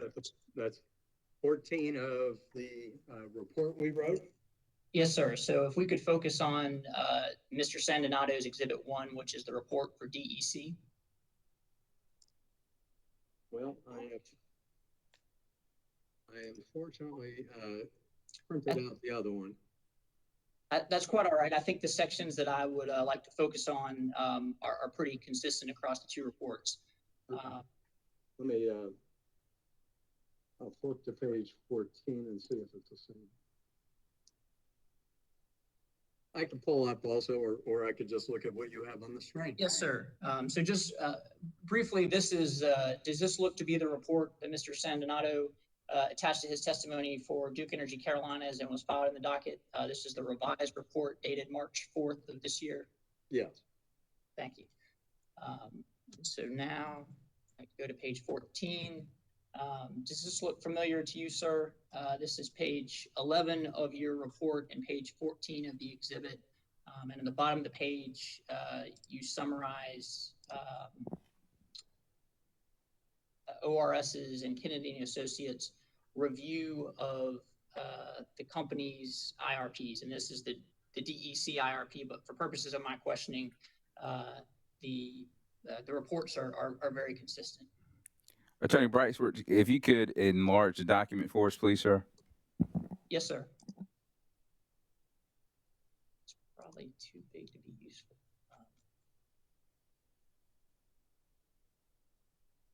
Is that good, Mr. Chairman? Is that visible to you? We could stand a little bit more.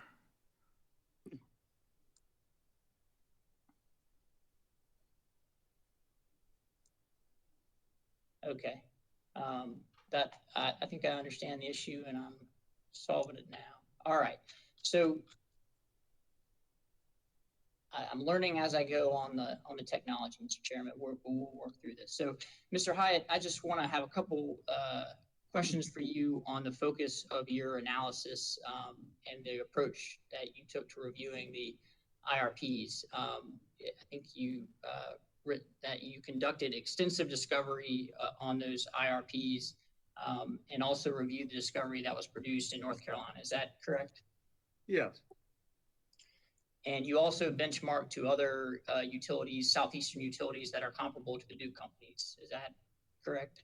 Well, I don't think we wrote benchmark, but I think in essence, when we looked at these other IRP reports, the intention was to gauge the difference between Duke's report and these other reports. Fair enough. And so you were trying to evaluate the reasonableness and prudence, let's say, or I'll leave the word prudence alone and just say the reasonableness of the reports relative to what other utilities had filed as their resource plans. Is that generally fair? That's fair. Okay. And so the ORS and I would presume Kennedy Associates also participated in the stakeholder engagement process held throughout the year 2020 as the companies were developing their IRPs? Yes, we did. And would it be fair to say, based on that experience, that the companies undertook significant efforts to engage in that stakeholder process? And I think even in your introduction, you suggested that was a constructive process that should be continued. Very much so. I think it was constructive. I highly recommend that parties take advantage of that opportunity. It is not available in all these states where all these other IRPs are performed. It is available in some, but to the extent that Duke has it available, I think parties should take advantage of it. Thank you. All right, and then I'd like to turn just to the next page. This is page 16 of the exhibit, and I believe it's page 13 of your report. And this is the section that I think Mr. Snowden was briefly touching with you on, where you evaluate compliance with the requirements of Section 40, which is the IRP statute of Act 62. Is that right? Yes. Okay, and then over the next 8 or so pages, you walk through in detail each of the statutory sections of Section 40B1 and B2, and provide Kennedy Associates, and I would submit that ORS has adopted those recommendations. Your perspective or the results of your investigation on each of those sections, is that a fair characterization? Yes. Okay.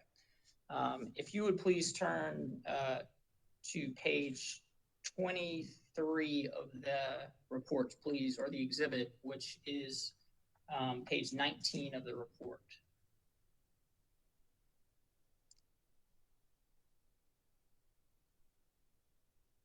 All right, so I would submit that if the commission flipped ahead through all the various pages, you've now worked through section B1, and so on this page, you're summarizing kind of your ultimate conclusions and recommendations. Is that a fair characterization? This is kind of the getting to the good part, so to speak.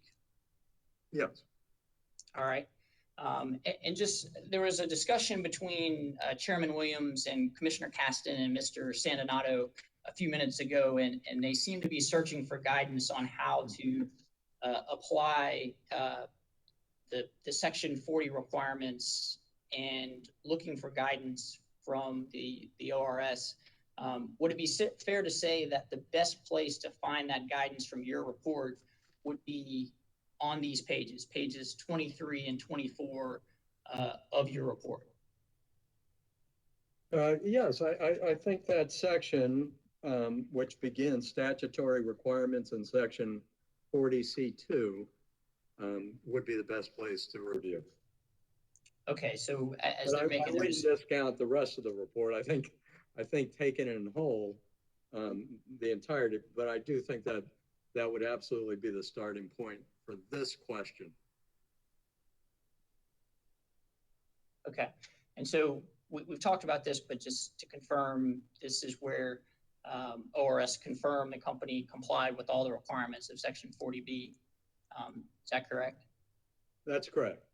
And then, and you were a witness in the Dominion Energy IRP proceeding. You stated that earlier. Is that correct? Yes.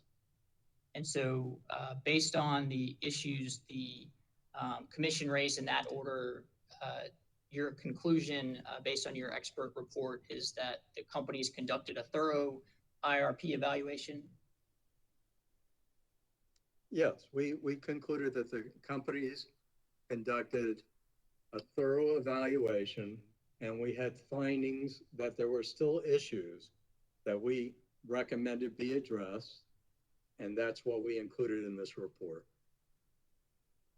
And those improvements, the companies made significant efforts to respond and resolve nearly all of those issues through the rebuttal testimony that was filed. Is that correct? I would say so. Yes, I agree. I think the company made significant efforts to address them. There are still some outstanding issues. However, I would agree with you that the company did make significant efforts to address them.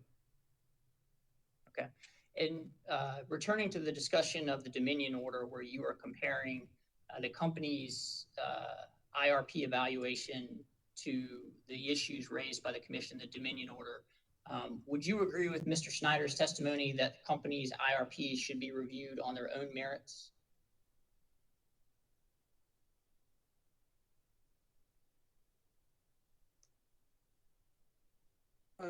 I do agree that I think it's important to consider the assumptions that the company made, the results of the company. So I think the merits of the company's IRP, it's important to consider that. But I also think that just as we did looking at other IRPs for a consideration of reasonableness, I don't think you could close your eyes to what's being done elsewhere. And fair enough. And so maybe a way to frame that is IRP is an iterative process. It is a planning process that continues, and over time, recommendations, improvements, new analysis will be raised with the company or discovered by the company, and they'll incorporate it into future IRPs. Well, I'm sure I'm going to get this question several times. I'm thinking today, and the answer is I believe that IRP is a process that I think that it evolves. It's constantly revised. There are new assumptions, better modeling tools, better modeling practices, industry best practices that change. So yes, I agree with that. Okay. And continuing on with this kind of your conclusion section, summarizing your core conclusions of your analysis, you reviewed the 6 portfolios the company's developed. And it doesn't say it explicitly, but can we infer that subject to the 2 outstanding issues that have not been resolved between the company and ORS, that you found these 6 portfolios to be reasonable? Yes, I think we found it to be reasonable. I do think as time goes on, improvement, especially to the cost of the solar, before we get too far down the line where commitments are made. I think it's very important that you address the issues that we raise. But yes, I think that you evaluated a wide range of portfolios. Thank you. And so to maybe characterize the company's IRPs, you had 6 portfolios, 4 of which were advanced resource alternatives is the term that you use. And then you had 2 that were the 2 base cases. Is that your understanding of the way the company's developed the 6 portfolios? Yes. And in your expert opinion, was it reasonable for the companies to include these 6 advanced resource portfolio alternatives as part of their resource planning? I think so, yes. I think that's part of best practices. I think that other IRPs that I review, they do include alternative portfolios, future scenarios. They evaluate based on different gas price forecasts and CO2 forecasts. So yes. And so Mr. Snyder's testimony and the IRPs themselves identify that those advanced resource alternatives are subject to future evolving technology and evolving regulatory framework, changes in law and statute that would better enable those plans to potentially be the plan of the future. So would you agree with me that those are appropriate to include as part of the company's resource planning going forward? I'm not sure I'm following your question. Well, there's been a discussion about whether the company should pick a plan or continue to develop the 6 portfolios that they've identified as part of their resource planning process to ensure they're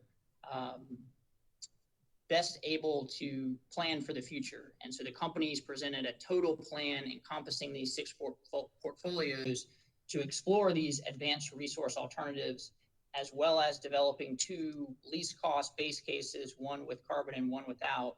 And so my general question to you, sir, based on your analysis is, does that seem reasonable and an appropriate objective of resource planning to maintain these advanced resource alternative portfolios, as well as continue to develop these 2 alternative base cases? I think it is. I think, though, the question that you did mention at one point is to pick a plan. I think you did say that as part of it. Yes, I think it's absolutely reasonable to develop the 2 base cases and the advanced resource alternatives. Certainly things like the small modular reactors, that's far in the future, or maybe sooner than we think. I mean, but none of these things happen, overnight. But the question is, on the 2 base cases, or any of the six cases, whether or not there is a specific case that is considered the plan. And that is a question for South Carolina to consider, particularly because there are other proceedings that do require a plan. And I know that the company has derived the appropriate, what it calls the appropriate plan, and that is, but the company would not refer to that as the preferred plan. And that is a question for the commission to consider, whether or not a single plan must come out of the analysis. I think the company might say that two plans came out of it, but, and it's not, to me, it's not unreasonable that the two plans be a case with and a case without CO2. That's not totally unreasonable. And would you agree with me that it's not unreasonable based on the fact that if the commission were to decide they were going to reject either the base plan with carbon or the base plan without carbon, they would essentially be taking that planning pathway off the table in a way that either had one of two outcomes. It either didn't allow the company to plan for the regulatory and statutory requirements that exist today, or as your testimony suggests, it didn't allow the company to plan for a risk-adjusted future that overlays the possibility of CO2 carbon regulation, which does not exist today. So it doesn't have to be a binary decision, but if the commission did make that decision, they would be taking one of these planning pathways off the table. Well,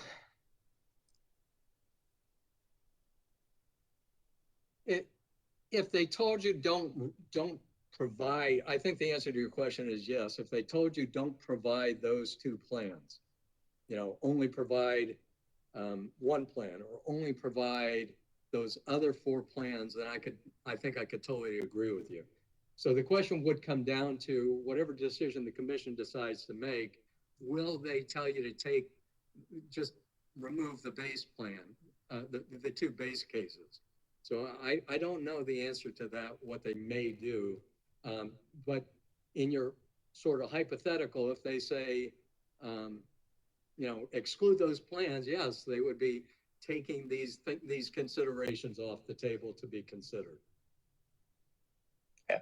And in your testimony, in your conclusion, you determined that the base case with the CO2 plan, without CO2 in this paragraph includes I think what you said is a significant amount of, well, let me read the language. It says, in the base case without CO2, DEC included 1,981 megawatts of base solar, 739 megawatts of base solar plus storage, 161 megawatts of base battery energy storage. This is significant and could increase in the future as statutory, regulatory, and other circumstances change. So based on your investigation and your review of other resource plans and your review of the company's operations and resource needs, you determined that this was a significant amount of solar and storage the company's base plan included. Is that the result of your analysis? Based on what we know today, I think it's significant. However, I do consider that it's an issue for the next IRP, the update, that you lower the cost of the solar, put in proper cost for solar, PPA costs, to consider if there's more economic opportunity, considering the fact that reliability is an issue and recognizing that it has small winter capacity value. But when all those things are taken into consideration, I think that A, this is a significant amount of solar, and B, as we've already discussed, as we move forward in time, it's entirely possible that could go up. There's every IRP I see, as we move forward through time, things like solar and battery, as the prices drop, as further analysis is conducted, as considerations of reliability are taken into account, we're typically seeing the levels of solar and battery grow in IRPs as we go forward in time. And I fully anticipate that could be the case here. Thank you. And so I've moved on to page 24 if you're following on the hard copy, but on the WebEx here, you were discussing, maybe I need to jump back just to the very bottom, but your conclusion is that at this point in your analysis, you suggested that the base without CO2 was the company's preferred plan. And I think your testimony a few minutes ago was that you now understand that to be the appropriate plan as the company would, not to use the word too much, but plan to use it going forward. Is that your understanding? That's the company's choice of appropriate plan. That's my understanding. Okay, and that's because amongst considerations, it reflects current regulatory and statutory policy that's in place today. Right, but I think it's important to note that we're surmising the reasons. We're not necessarily disagreeing with those reasons. We're surmising the reasons why you've considered it to be your base plan. That is the base plan without CO2. And just to be clear, the appropriate plan as witness Snyder has presented it in his testimony, that was for a specific use case. Do you recall that? I'm not sure I do. That's all right.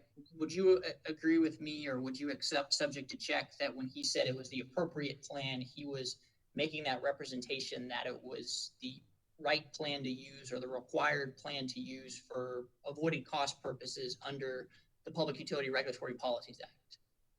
I think I agree with that. I think we have that in a data response as well. So, yeah. I spoke over you there. Are you generally familiar with PURPA and the avoided cost requirements that are provided for in federal law? Yes. Okay, and would you agree with me that in the process of calculating avoided costs, the companies are obligated to do so using regulatory and statutory policy that is in place at the time those costs are calculated to be avoided? So that's why this would be the appropriate plan for that purpose. I think that's true. I'm not going to say that there's only one way that it's done across the country. I would say there are differences in how different states do calculate their PURPA avoided costs. Fair enough, but you would agree with me that as a matter of the limits of PURPA, you're limited to regulatory statutory policy that exists today. For example, the company could not include a carbon price in its avoided cost calculation if there's no mandatory carbon policy that established a cost to be avoided. Right. I'm not going to say that there's no states that do. I'm going to say that I am familiar with the states that I can think of that I'm familiar with. I would say that most of them do not include a CO2 cost in the calculation. Fair enough. And in some states that may include a CO2 cost is because there may be a state level regulatory requirement like the Regional Greenhouse Gas Initiative that creates an avoidable cost. Would you agree with that? Or the state legislature or something of that order. Fair enough. All right. Thank you, sir. That's all the questions I have. All right. Before we get into commissioner questions, I want to check in with Attorney Burns. Attorney Burns, are you still with us? Yes, I am. Yes, I am, Mr. Chairman. I'm still here. All right, sir. Now, it's my understanding you have a matter to attend to at approximately 6:40, and you requested excusal just in case we made it to Dewey Roberts in rebuttal. Is that correct, sir? Well, I intend to cross-examine Mr. Roberts. Yes, sir. And I'll stay here and do so if the commission wishes to hear from Mr. Roberts. I just wanted you to be aware, because when you asked earlier, did anyone have any problems going past 6, I didn't think we could possibly get to where my problem would take effect. Oh, no. I'm not asking for that reason. I just want to make sure that your client will have representation if we try to get through witness Colin today. That would mean Mr. Roberts would go? No, sir. Mr. Roberts would not Oh. go today. Oh, yeah, we have plenty of representation. Mr. Snowden's here, that's for sure, and Mr. Witt. So we're Okay. good. All right. So you are excused, sir. We're not going to get to witness Roberts today. Thank you very much, Mr. Chairman. I appreciate that. All right. Commissioner questions for this witness. Mr. Chairman. Commissioner Irvin. Thank you, Mr. Chairman. And it's good to have you with us, sir. I appreciate your appearance and your testimony. Thank you. You mentioned earlier in your testimony that, circumstances may change and in terms of environmental regulations and statutory regulatory changes. So we have to be sensitive to that going forward, don't we? To some extent, certainly, yes. I just read that the United States Senate has adopted today methane gas emissions regulations that are predicted to pass the U.S. House and be signed by the president. And so I'm just wondering if that development is something we should factor in as we go forward in evaluating the IRP. I think it is. I definitely think it is. I think that if that's something that will impact the company going forward, then it absolutely should be factored in. Well, I agree. And, the fact is, and I'm sure you know this, that methane gas is a potent greenhouse gas that really is much more potent than carbon dioxide, right? Yes. And if we really scale up methane reductions, we could see much more tangible benefits much sooner. And so this kind of changes the paradigm in terms of how we should approach RFPs and maybe even net energy metering, because that becomes a benefit if we can reduce methane emissions. Would you agree with that? Well, I'm not sure. I'm not quite sure I could agree that we should change our methods, because the utilities have been having to deal with environmental regulations going back to probably the late, sometime in the 80s. And every time those regulations change, the IRPs have to adjust and have to account for it. And so what we need to know about the legislation you're referring to is, when will it go into effect? What are the specific details, and how does that affect the utility? And so, yes, as IRPs are revised over time, we must take into consideration those kinds of factors. Thank you. And it's been established by the scientific community that in the short term, methane is far more effective at trapping heat.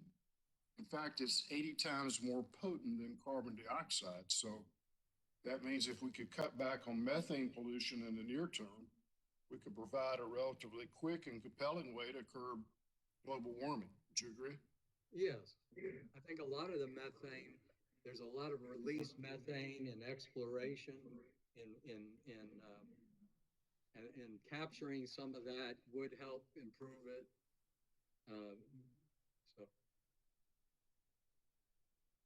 Well, I just thought that was an interesting development, because that shows how rapidly changing environment we're living in. And I appreciate your responses, because I'll have to compliment Dominion. Did you know that Dominion Energy is doing a pilot project in North Carolina where they're trapping methane gases on pig farms, and they're putting that methane gas back into the mix with their natural gas? Did you know that? Right. No, I wasn't aware of that. It doesn't surprise me. They have a very large gas operation across the country, in addition to their electric utility operations. So that seems consistent with what they do in their gas area. So something to keep an eye on, would you agree? Yes, yes, certainly. Thank you. You've looked at a lot of IRPs in your career, I'm sure. I have. You want to guesstimate how many? If I've looked at 4 or 5 a year for, 30 years, over 100. I believe it's 150 if you do the Well, math. I didn't want to go quite so high because maybe there were some years I didn't look at. Okay, fair enough. Would you share with us, looking, at the best practices of IRPs, would you agree that one of the best practices is to have action plan? Yes. And what that does is it kind of sets some time parameters for the investor-owned utility to meet certain goals. Would you agree? Yes, I think the question there is the length of time that you establish that sort of requirement, and what are the best practices with regards to setting that time period. But yes, I think absolutely short-term action plans should be incorporated as part of the IRP. And I think Duke does incorporate such a action plan. And being more specific, did you find Duke's action plan to meet the best practices test? Well, I think that we made we had several recommendations on the short-term action plan and what should be included on it. So I'll say no to begin with. I didn't think that they met the best practice. However, we made recommendations in our direct testimony in the ORS report, and they addressed each one of them, and there's a commitment on their part to include the changes that we recommended into the future. So with that, I think they're achieving what we thought they ought to. Thank you, Mr. Hyatt. No further questions. Commissioner Caston. I believe it's evening, Mr. Hyatt, so I can say good evening. Thank you, Commissioner.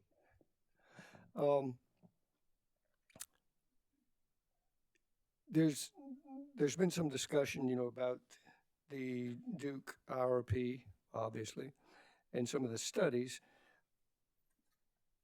And I am assuming that J. Kennedy and Associates read all of those, correct? The IRPs and the studies that back those up. We did. Between myself, Mr. Cullen, and Mr. Barron, and maybe even other staff at Kennedy, we did review all the studies that have been put forth in this case. Did your analysis or report or conclusions come from reading the report and making assumptions, or was there a deeper dive into the data? Did you ask for more data? Did you get more data? Go ahead. I'm sorry, I think I was talking over you, sir. I apologize. No, you go ahead because I was dragging the question on too long. The answer is very definitely we did a deep dive. There's no question in my mind of whether or not we did a deep dive. I could go through a few areas for you. For example, in the area of load forecasting, we put in probably 3 or 4 levels of discovery. We found that the information they provided didn't go far enough to suit what we needed to get to in looking at the equations that they studied, their correlation functions that they studied to develop their load forecast. And we came up with recommendations that in the future that they need to a technical appendix. That's a recommendation. It may continue through the discovery, but we think that more information should be supplied in that.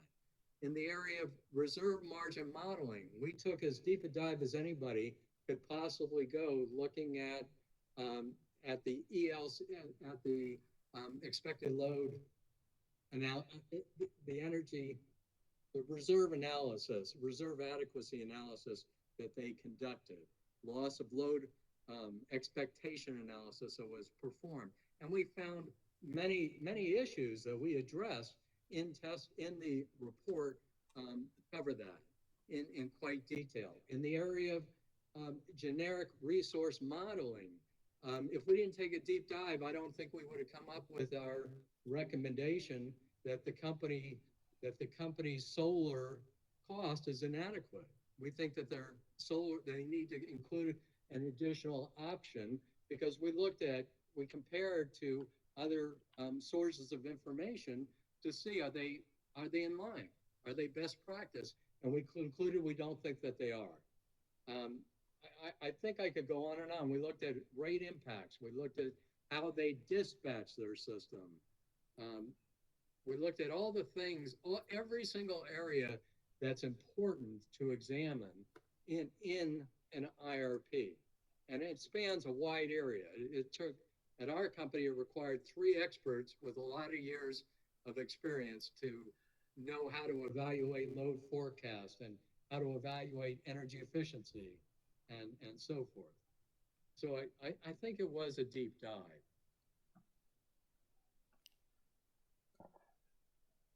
So in the development of the review of Duke Energy Carolinas LLC 2020 Integrated Resource Plan,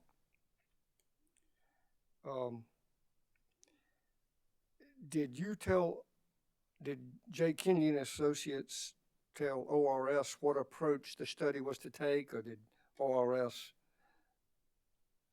tell J. Kennedy what approach the study was supposed to take? Well, I would say that it was we were hired for a purpose. We performed the way that we were permitted to perform our duties in the way that we typically do in other IRPs.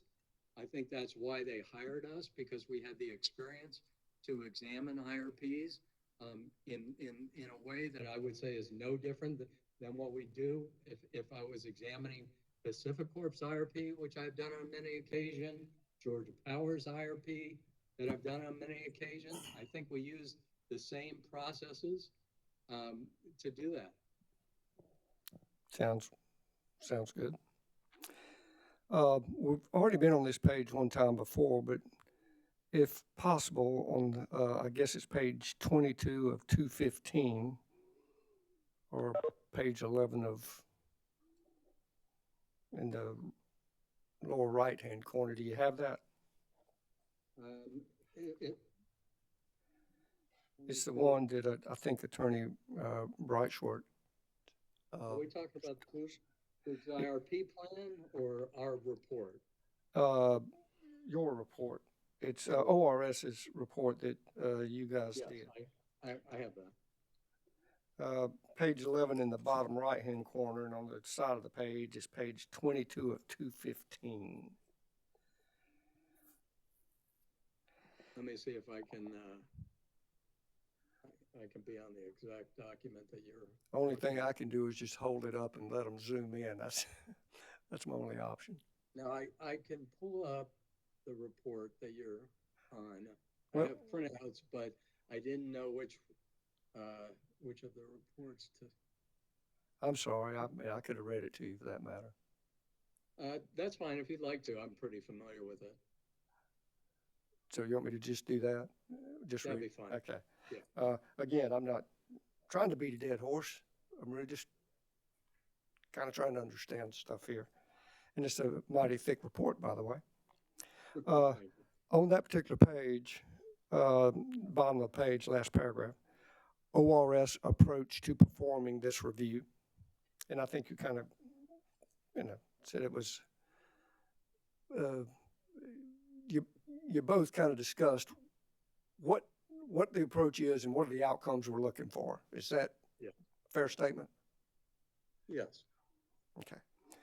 Well, when I read that first sentence, it says, ORS set objectives for the review, analysis, and recommendation to determine if the company met the statutory requirements of Section 40 and to provide a recommendation to approve, modify, or reject the company's IRP.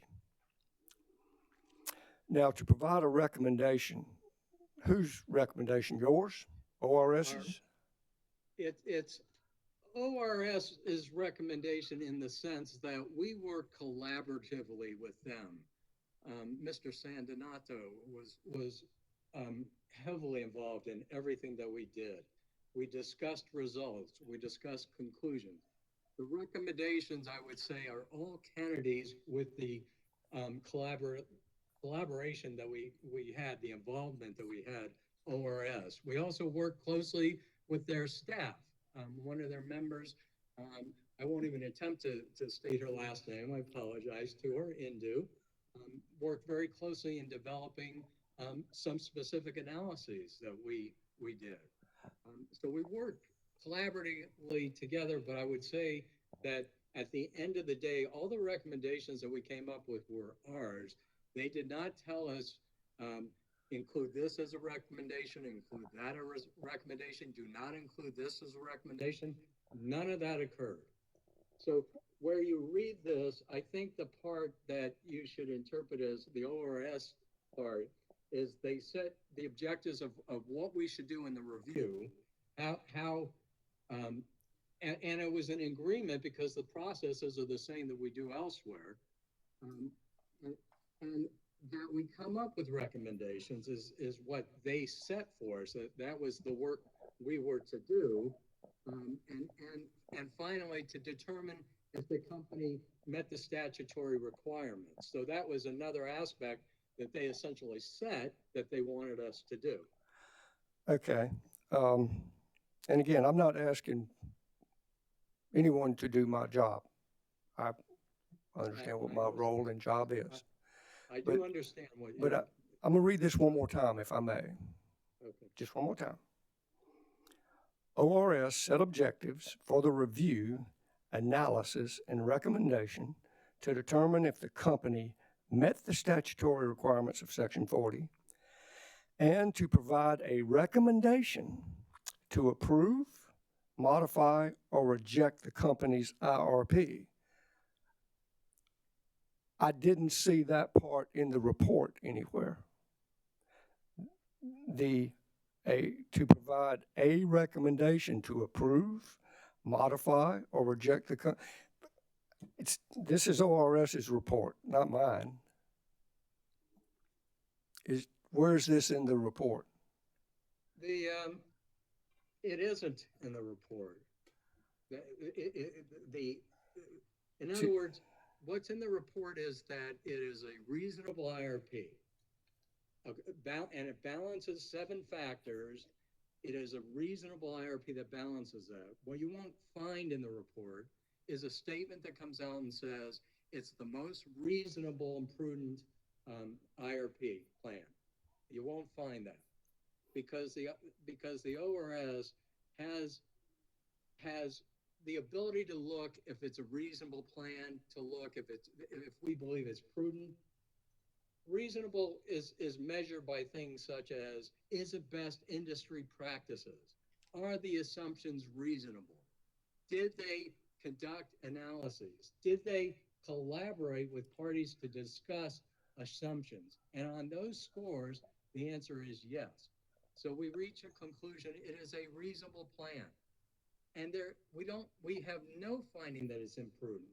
We think the company went to a great deal of effort in developing its plan. And I think that comes out. But if you're looking for the sentence that would read, we think, commissioners, that this balances the 7 factors that you've got to consider such that you can reach the conclusion that it's the the most reasonable and most prudent plan, we don't provide that. We believe that that's something that is going to have to be determined by the finder of fact based on the information that we've supplied. And we've attempted to supply a great deal of additional information and hold the company to the requirement that they provide additional information when we found that the information was insufficient.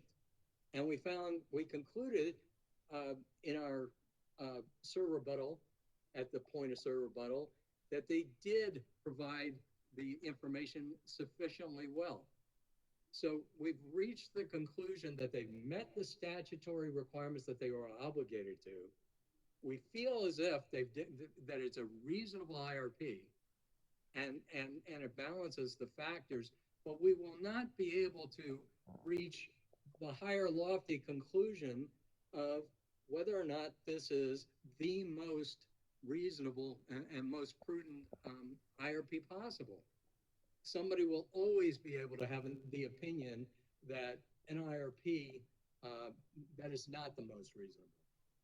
And we can't reach that conclusion, but we do believe, based on our experience and benchmarking to other IRPs and looking at the results and the analysis, that it's reasonable. And we also emphasize over and over again that to make it even more reasonable, that we use and this is what's done in other states, we use the stakeholder process to insist that certain analyses are conducted. And I do recall hearing today that if anybody has concerns that they're not getting their voice heard in the stakeholder process, well, I have a problem with that, if that's true. And I think that should be brought to the attention of the commission. But they do have the opportunity for the stakeholder process. The stakeholder process should be used to make improvements, and there's absolutely time to be able to do that. In fact, they should make improvements by the time of the IRP update that's coming out this very year. So that's the position that we take. I understand. And having said that, and I won't belabor it, promise you. I understand what you're trying to get to. This doesn't say provide a recommendation of the most reasonable, that this is the most reasonable or whatever. Doesn't say that.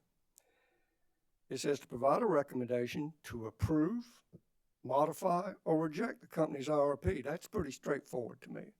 So what is your recommendation? To approve, modify, or reject the company's IRP or ORSs. I mean, this is what it says, that this study, one of the things it's supposed to do. Commissioner, I feel as if I can give you a statement. If you're asking me on the basis of, do I believe it's reasonable and prudent, and if I answer that it is reasonable and prudent, I therefore do think it's reasonable to approve. I think that I can't give an answer on, is it the most reasonable and prudent? I can't do that.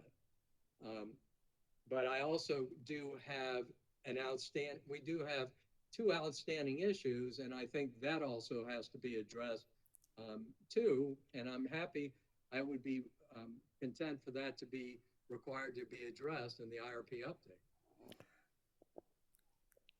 You're a very good dancer, Mr. Head. I appreciate that. Can we agree to this at least? This doesn't say the most reasonable. I agree. But can we at least agree in this document? It does say provide a recommendation to approve, modify, or reject the company's IRP. Do you agree that it says that? It does, and it says that, but I think what we're really trying to get across is we didn't have the objective and set out to give you the recommendation to approve on the basis of the fact that you've got to make a finding of most reasonable and prudent. We didn't do that. But Well, I will come back over and over and over again to the same thing. And that is, what we're trying to do is give you a sense that we think it's reasonable and prudent. We compare it to other IRPs in other states. We did find numerous issues that needed correction, and they did a lot. We still have an outstanding issue that we would like to see, recognizing that IRPs are improved all the time, and we would like to see improvement in the next IRP. But we can't, I just can't get to, or ORS didn't and can't, and Mr. Sandinato didn't, is unable to give you the answer that we think it's the most reasonable and prudent IRP. It's a very hard thing to get to. It's a standard of perfection. Thank you, Mr. Hayat. Go ahead. One person's perfection is going to be different than the next. Some say it's unachievable. So if the standard is, and I believe, I don't want to misquote any of the commissioners, but I heard one of the commissioners several times during the course of the hearing sort of acknowledge that most reasonable and most prudent may be, an impossible standard. Then, therefore, if we establish based on standards that we can achieve, that all utilities try to achieve, then it becomes, the interpretation of most reasonable and prudent is slightly different. Well, let me ask you this. I was going to wrap it up, but you've done, I think, somewhere between 100 and 150 of these?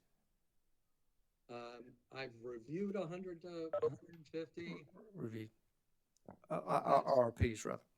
Yeah.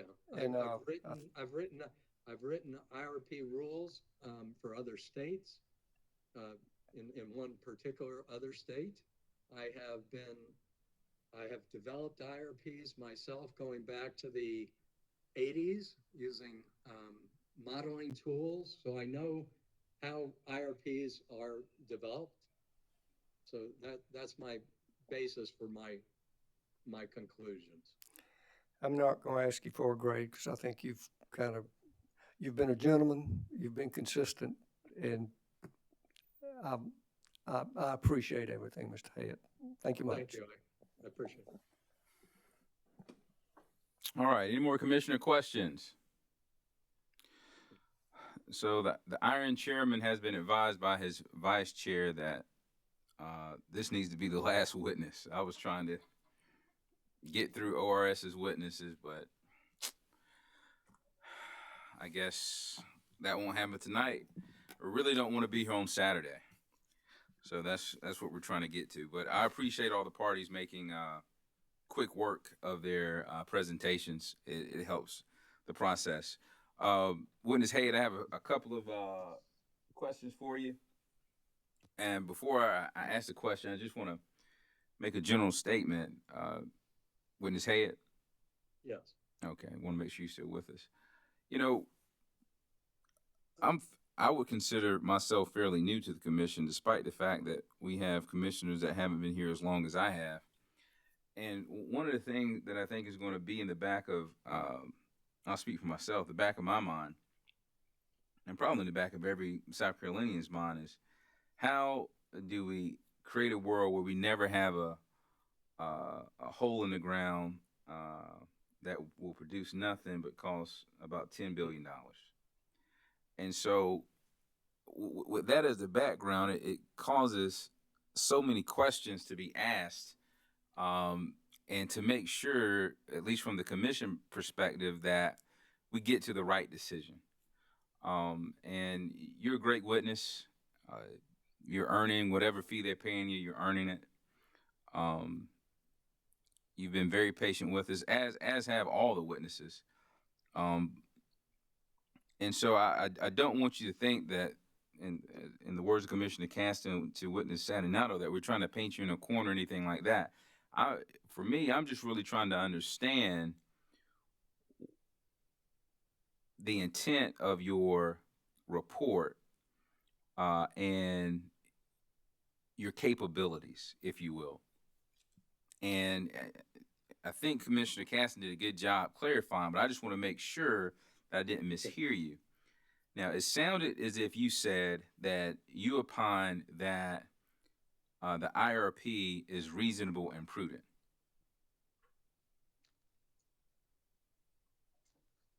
Yes, Commissioner, I think that you cannot read our report and not come, or you, our intention is that you read our report, you come to the conclusion that our view is that the IRP is reasonable. We looked at load forecast. We looked at resource adequacy, 17% reserve margin. We came to the conclusion it was fine. Others may have thought 16.5% is the right number. We thought 17% is fine. We looked at fuel cost modeling. We had some issues. We raised concerns. We know that all utilities will do things differently. We compared to other forecasts and other sources. We came to the conclusion that there was no outlier. It wasn't the company's forecast wasn't an outlier. It was reasonable. We suggest that they consider improved approaches as the IRP goes forward in time. We looked at the optimization modeling. Well, before that, we looked at the price assumptions on things like batteries and wind and solar. We came to the conclusion that we thought that, well, they probably need to consider another alternative than they're considering, which may be a reasonable alternative that could lower costs for ratepayers in South Carolina. And we think that by the time the next IRP takes place, they ought to absolutely model that. So we feel as if that the IRP, our conclusion is it's reasonable and prudent. We recognize that you're going to have to make decisions in the future. For example, if the company comes here and says, we want to turn dirt and start to build, there's a statement in the statute that basically says, anything that you approve in the IRP doesn't give the company authority to recover their costs for the construction of a project. And that's where rubber is going to meet the road. The company is going to have to perhaps, and in most states, after the IRP process is finished, it establishes need date. It gives an idea of what kind of capacity to build. But typically, for example, if they were to build a combined cycle, which right now is further out in the 2020 time period, they're going to have to go through an RFP process. And there's going to be arguments for all source RFP, not just for combined cycle. So they're going to have to actually take bid. They're likely going to go out there and seek bids and try to get offers. And by then they will have done several more IRPs, and they will have made several more evaluations of the reliability benefits of solar and battery, which are in dispute now. So there's no decisions that are being made here. That the IRP is important. Don't get me wrong, because it establishes the plan for use in these other proceedings that you're going to be involved in, and it establishes the type and timing for the need of resources. But there are many more opportunities before we get to the point when you're going to have the kind of situation that you described that was painful for South Carolinians, that I totally get.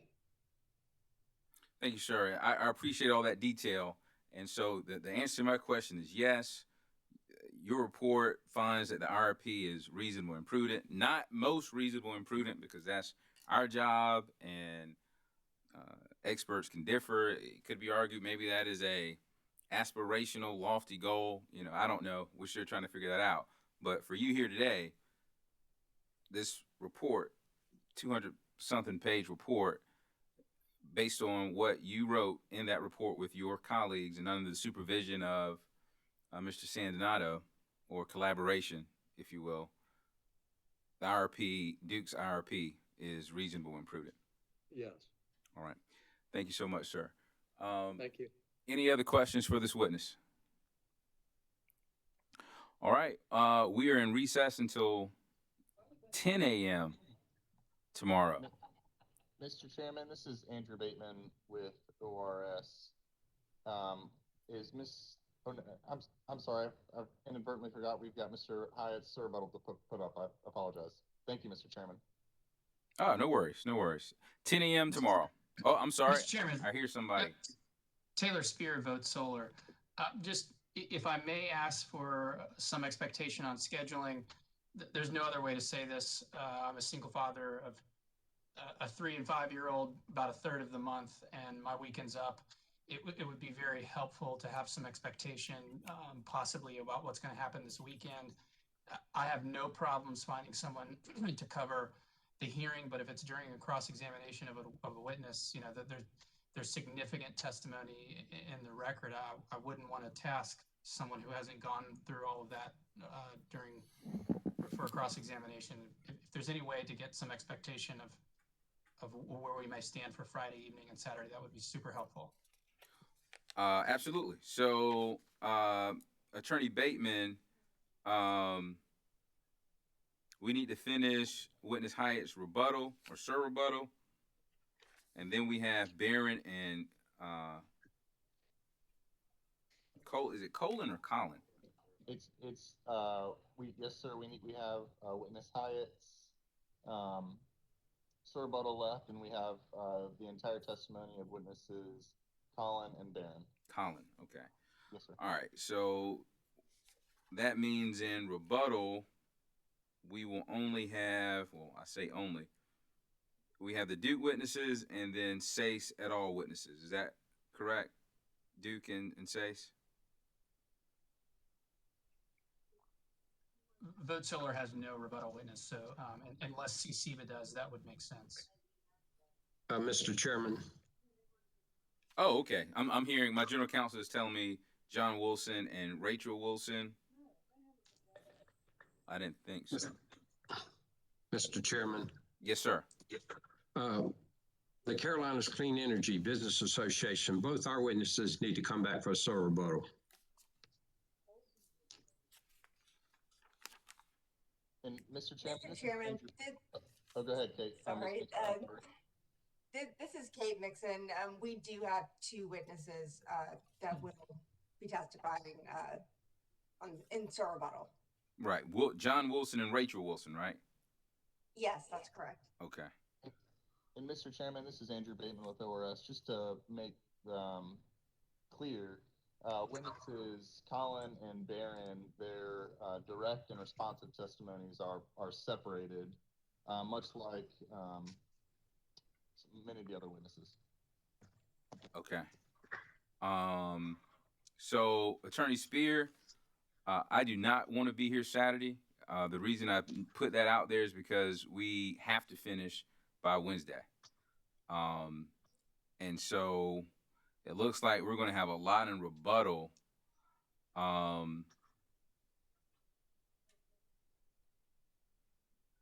Is it okay if I have an answer for you tomorrow morning? Yes, sir. And I certainly appreciate the commission's consideration of this personal issue. Like I said, happy to get someone here to cover the hearing. I don't have to personally be here unless it's a witness that I've prepared cross-examination on, and that would only be Duke witnesses. Happy to identify those now. If that helps, it's not going to be any surprise to my opponent. That would be helpful. Oliver, Santoyani, Snyder, Roberts.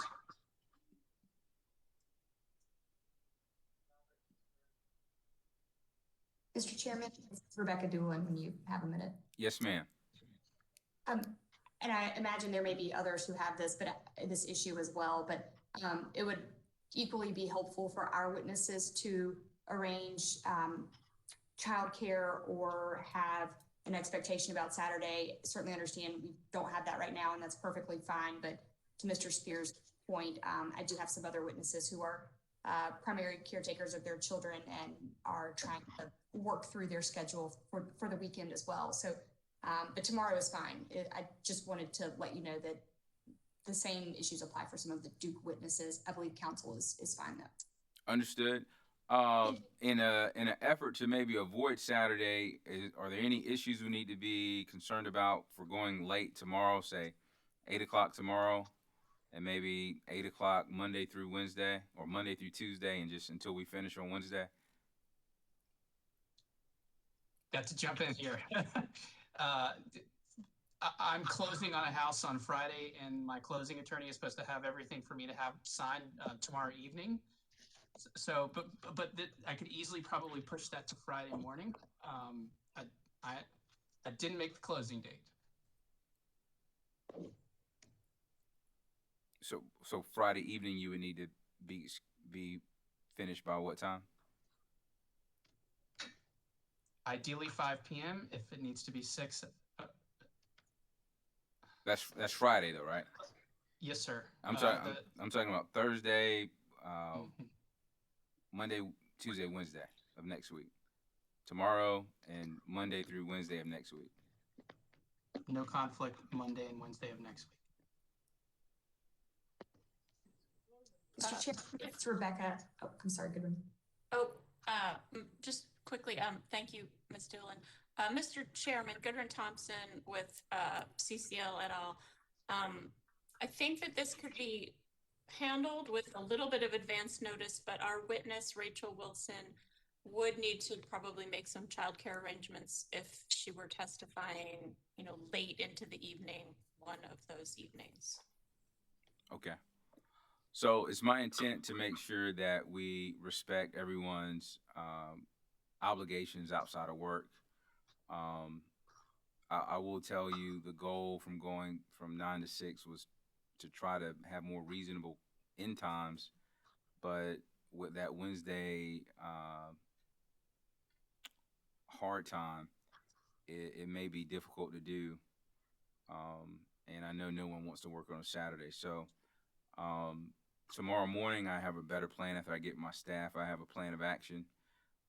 Would like your input, and we will try to work together to finish this hearing and also respect everyone's obligations outside of work. Thank you so much for hearing me, Mr. Chairman, on these issues. I do appreciate it. I'm happy to. Thank you, Mr. Chairman. Yes, sir. All right, we are adjourned until 10 a.m. tomorrow morning.